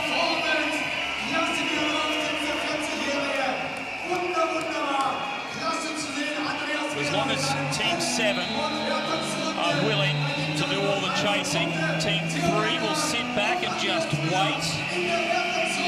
Sprint lap this time as they come through to get the belts. Tara Reinhardt drags Andreas Muller into the back straight. It will be a sprint between these two. Kraft now comes in off the change. And it's 10 points to Tara Reinhardt. That's the penultimate sprint done. 10 points to the tally of team number 1. 6 points go to team 15. Leading the peloton through were the Danes, team number 7. So they picked up the 4 points for third place. And the chase continues. While the sprint happened, they weren't focusing on the points. It was still a chase all the way through that sprint lap. And we're inside the last 10 laps to go now, and it's still a mad scramble. Hester trying to bring back these two teams off the front. 10, 6, 4 and 2 points, 1, 15, 7 and 13 teams, and that shuffles things. So we have to pay attention for Team 7 and Team 3. Team 1 is safe on third place, and so we have to take full attention for Team 3 and 7. These are the teams for the win. The last sprint is the important one. The last sprint will show how we win the Sixday Berlin. Well, with 6 laps to go, Team 1 do not have enough points. And to take from Team 3. To go for the win, and Team 3, we mentioned the chase that was being done by Team 7. Team 3 was sitting in, resting, waiting to pounce, and whack over the top with 5 laps to go. It's Wim Stroetinger, who'll be looking for Marino de Paul. Team 7, they've spent all of their energy chasing down the other 2 top teams, and now it's Team 3 with a massive gap over the rest of the field. 4 laps to go. Marino de Paul comes through. The 28-year-old from Belgium. This is Marino de Paul's retirement race, and he is putting himself in a position to come away with the overall win here in Berlin. Mark Hester finally comes to the front. They're trying to get some energy from somewhere, but the gap is massive. They're almost at the back of the peloton. 2 laps to go for Marino de Paul. 2 laps to go. I think Moreno is safe to take the full points and win the Sixday Berlin. Mark was a little bit too late. So yeah, they're happy. They're smiling, yeah. That wasn't a hand sling. That was a victory salute. That was a handshake between the 2 riders in Team 3. They've opened up a gap. They can just cruise around to get the final sprint win. And as they cruise around now, team number 3, Wim Stroetinger and Marino de Paul, they picked up the 10 points. That is the win here in Berlin. Yeah, that was the last chase. It was also the last chase ever for Moreno, and it was a big win. It was a good race, it was a hard race. Well, what a perfectly timed attack from Wim Stroetinger. They set out the sprint before, the chase before that. Team 7 did all the hard work chasing down teams 1 and 15. And with attack inside the last 6 laps, Wim Stroetinger and Marino de Paul come away with a win here in Berlin. What a way to retire for Marino de Paul to go out of the professional 6-day scene with a victory in his final race. You can see the last hand sling here. Yeah. A double tap on the back as well. It wasn't a hand sling. As I said, it was a handshake, a slap on the back. Job well done to Wim Stroetinger and Marino de Paul. It was a perfect team, the both.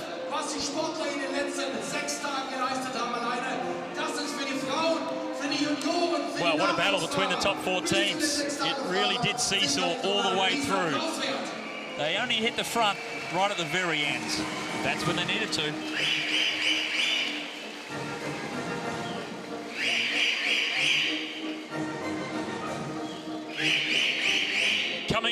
from behind. Wim Strutinger and Marino de Pauw on 505 points. They come away with the win here at the Berlin Sixday, ahead of Mark Hester and Oliver Wolf.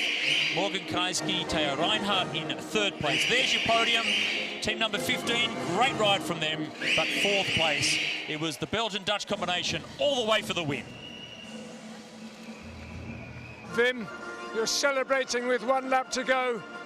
It was perfectly ridden. Congratulations from Moreno, guys, both of you. A fabulous ride, Moreno. I can see that there's some tears in your eyes. This is a great moment. Yeah, it is. Let Wim do the talking. Wim, I think we're going to have to speak for a moment while Moreno takes a moment. Fabulous riding. Final 20 laps, it came down to you and the Danes, and you showed them a clear pair of wheels in the final 10 laps. Yeah, but it was just a smart tactic plan we did.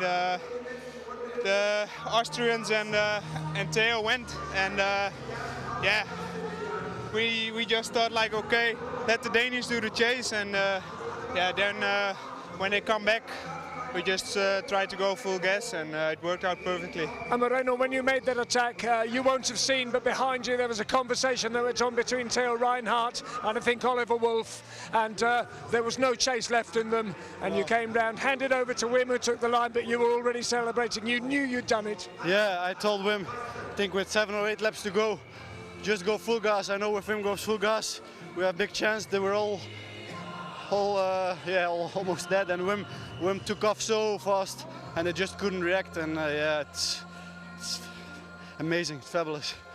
Wim, I'm going to put one more question to Moreno, because this is his last race as a professional. Congratulations to you, Wim. You've done a great job. But Moreno, you're going to be waking up tomorrow morning. You're no longer going to be a professional cyclist. You're no longer going to be one of the top Madison riders of his generation.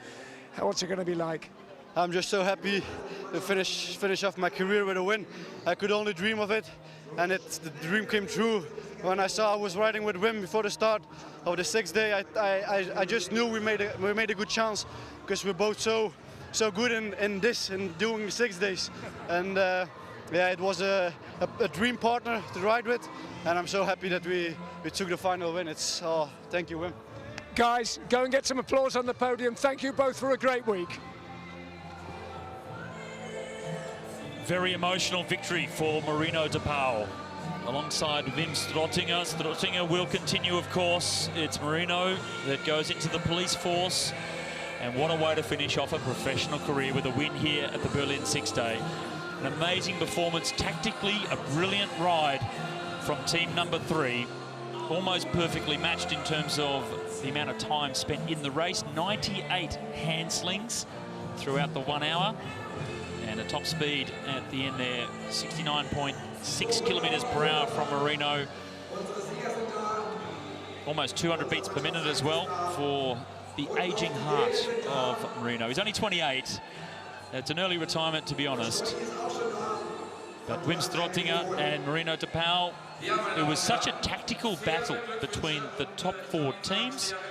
And with the effort in that final chase from team number 7, the Dutch-Belgian combination were able to sit back in the peloton, just have a deep breath, recover just enough for one final onslaught for the victory. Picking up the 10 points at the end and took it all the way to the finish. What a great win it was for Strutinger and de Pauw.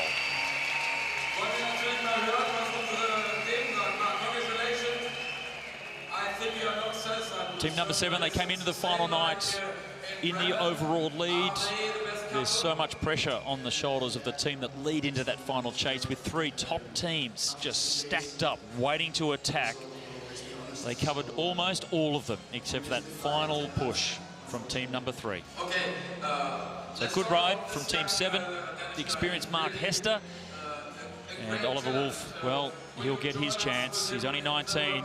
He's going to win so many races in the future. All the best to you. Nochmal einen großen Applaus für Oliver Wolf-Henriksen und Mark Hester von Tosibusch. Und jetzt bekommen die... He really has been a sensation. Young Ollie, teenager. Performances he's been able to put in this week. and he's been on the podium already a couple of times in the six-day events. So Morgan Kreisky and Theo Reinhardt. They don't look so happy, huh? Not happy at all. You can see that there from Morgan. 5 Madison World titles between them. But just the tactics, the effort required, the solo lap they had to take as well, it just cost them just that little bit too much in the end. Unable to defend the title from last year, Theo. It was a good fight right to the end. It was just the tactics that changed things.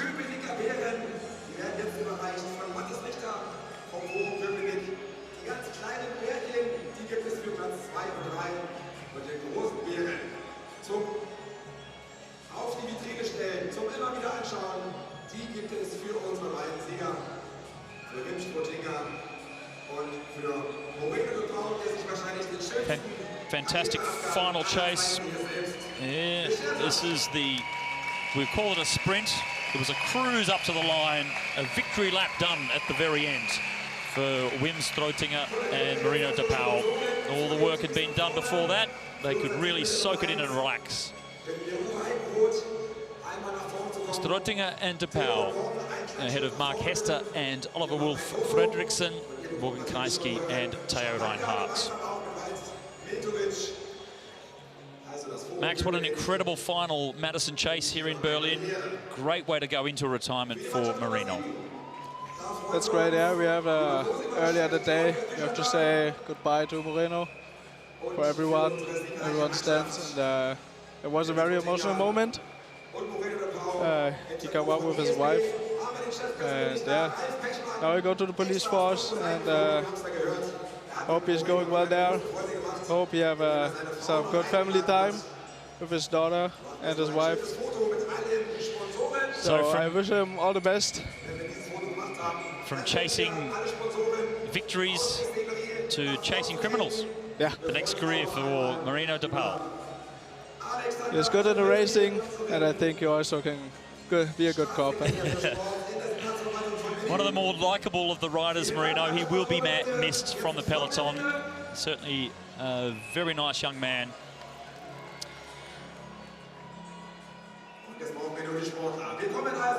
And the final presentations and photos. Our top 3. Wim Strottinger, Moreno de Paul, and a very disappointed team number 1 on the left-hand side, the world champs.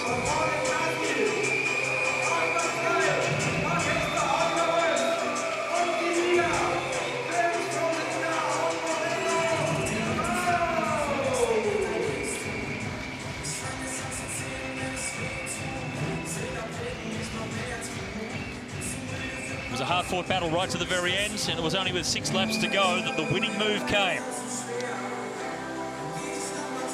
Team number 3 taking advantage of the battle, the arm wrestle between the other 3 top teams, and just perfectly timing that final push to the line, picking up the double-point sprint at the end, and that gave them the win.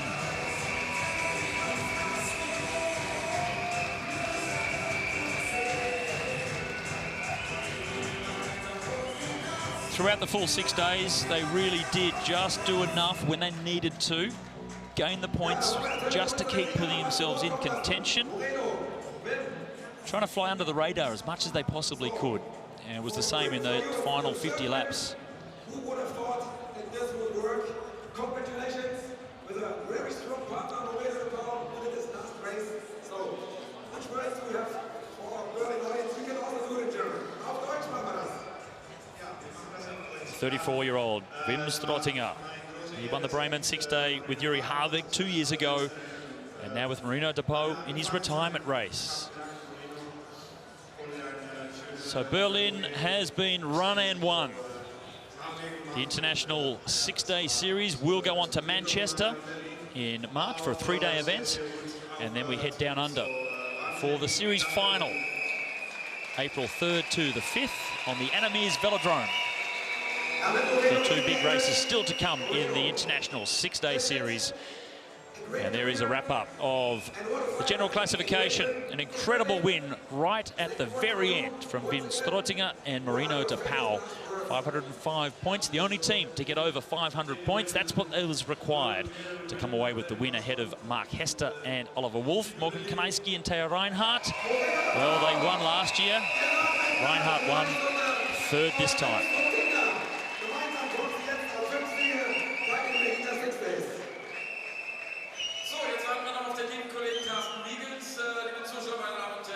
And the presentation continues. Big celebration. It'll go deep into the night here. Tuesday night in Berlin. A traditional Thursday to Tuesday Sixday.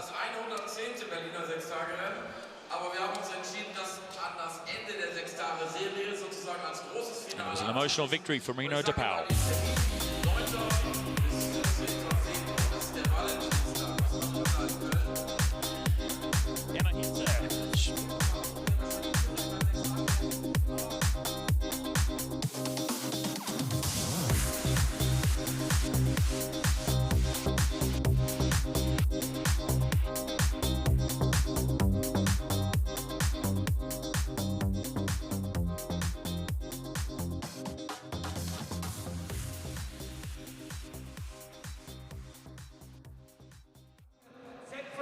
Well, unbelievable. That was the 6 days of Berlin. It's all over now.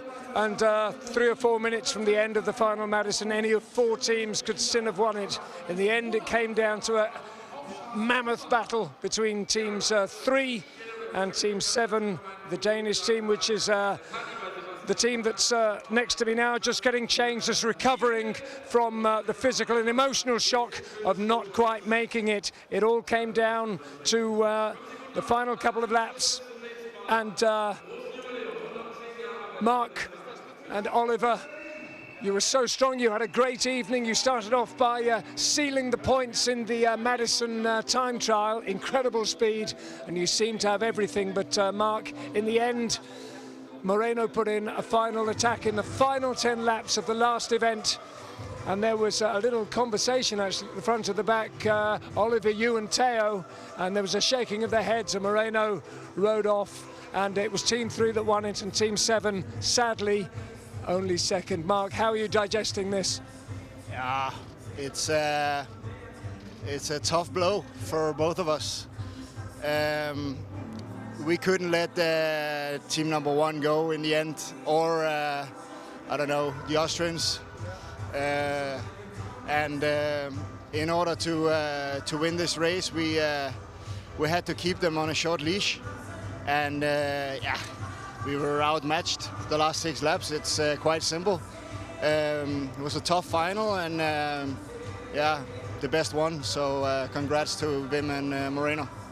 Is that your analysis too, Oliver? You seem to be so strong all week, and it came down, as I say, to the final 6-7 laps. Moreno just got away, and there was no way of coming back. No, of course, I'm very proud of the week Mark and I we have had. We tried our best in the final chase. It's not easy to be the leading team going into a chase, because then everyone is looking at you, and I think we saw that pretty clear today when 15 and 1 day went together, and Moreno and Wim, they already knew at that time that that was a good situation for them, and of course it wasn't for us. So I think that's the point where we lost the race, unfortunately. And Mark, of course, a few years ago they took the Madison out of the Olympics, didn't they? Because they thought it was too complicated for people to follow. It really is the PhD of cycling, isn't it? And we saw there, it's all about lungs and legs and stamina and bodies, but in the end it comes down to brains and analysis and all-round awareness. And in the end, Moreno, the old dog, he managed to get away and use that wisdom of the years and get away for a final win. What's it been like competing against him down the years, Mark? Yeah, he's hurt my legs a lot, so I'm happy that he puts the bike away and stopped hurting me a little bit. So he's a good guy, Moreno. My daughter is absolutely in love with him. He's hard not to like, so yeah, deep down, I owe him this victory, but I would have rather that he didn't, and we would have stood on top. So this will be the last thing he remembers from his career. He beat 2 Danish rockets, so at least we put our mark on the last part of his career then. Mark, what a lovely way to finish this week with an expression of sportsmanship, friendship and admiration for a very talented rider. Both of you, Oliver, you've got such a fabulous future ahead of you. Well done for your second place in this Sixday Berlin. And you won't be surprised to hear that we're going to go and turn to our race of the week, a race of the night, well, race of the week as well. And no surprise to hear, it was the final Madison of the week. Well, with 6 laps to go. Team 1 do not have enough points. And attack from Team 3. To go for the win. And Team 3...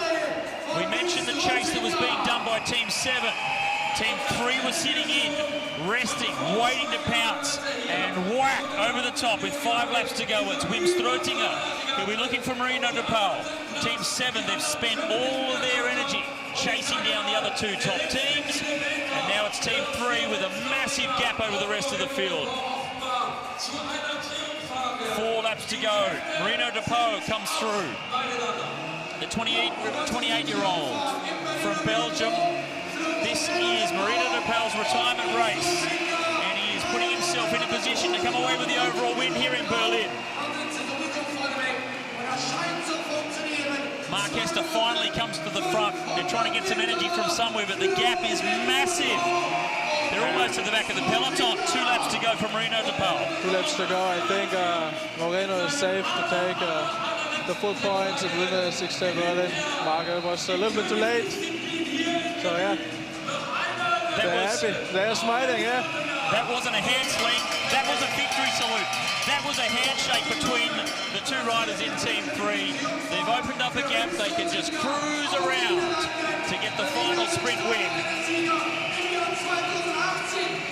And as they cruise around now, team number 3, Wim Stroetinger and Marino de Paul. They picked up the 10 points, and that is the win here in Berlin.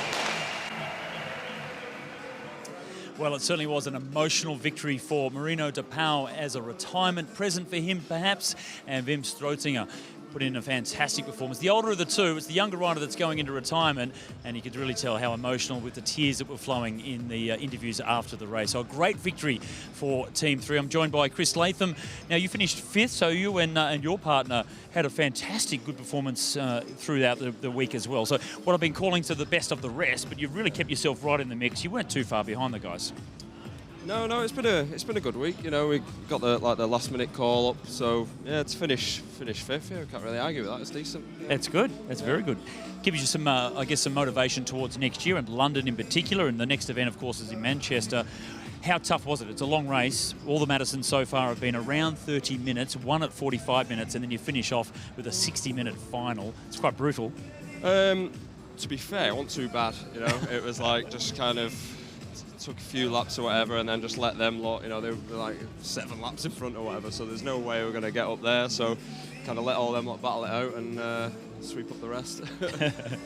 Well, it was a race in 2 when you get into the end, because the top 4 teams really racing against each other, and then you were making sure that you finished 5th and kept in charge of everybody else that was stacked up behind you. But certainly good for Marino. Marino is one of the most liked guys in the peloton, so to go into retirement now with a victory here in Berlin, it's a pretty special thing. Yeah, no, I've raced with him loads of times, you know, World Cups, Worlds, all these 6 days. Yeah, he's a really nice guy, and it's a shame to see him go. Absolutely. Now, are you racing Manchester, which is our next round? Yeah, doing that with Stephen Burke. Awesome. So we do go with the International 6-Day Series. We head to Manchester for round 3. And of course, it did kick off in London. Berlin's all run and done now. Manchester for a 3-day in March. And then we go down under, as we did last year, to Brisbane, to the Annemiers Velodrome, to finish things off from the 3rd to the 5th of April. So the 6-Day Series continues. And it won't be for Marino de Paul, though, because he has now gone into retirement. So fantastic victory for Marino and Wim. Congratulations also to Stephen Bradbury and Chris Latham for finishing 5th, the first of the British teams. So they'll take some confidence into the next round in Manchester. We hope that you enjoyed all the action. It certainly was an amazing performance here for the 109th edition of the Berlin 6-Day. We look forward to bringing you all the action from Manchester next month.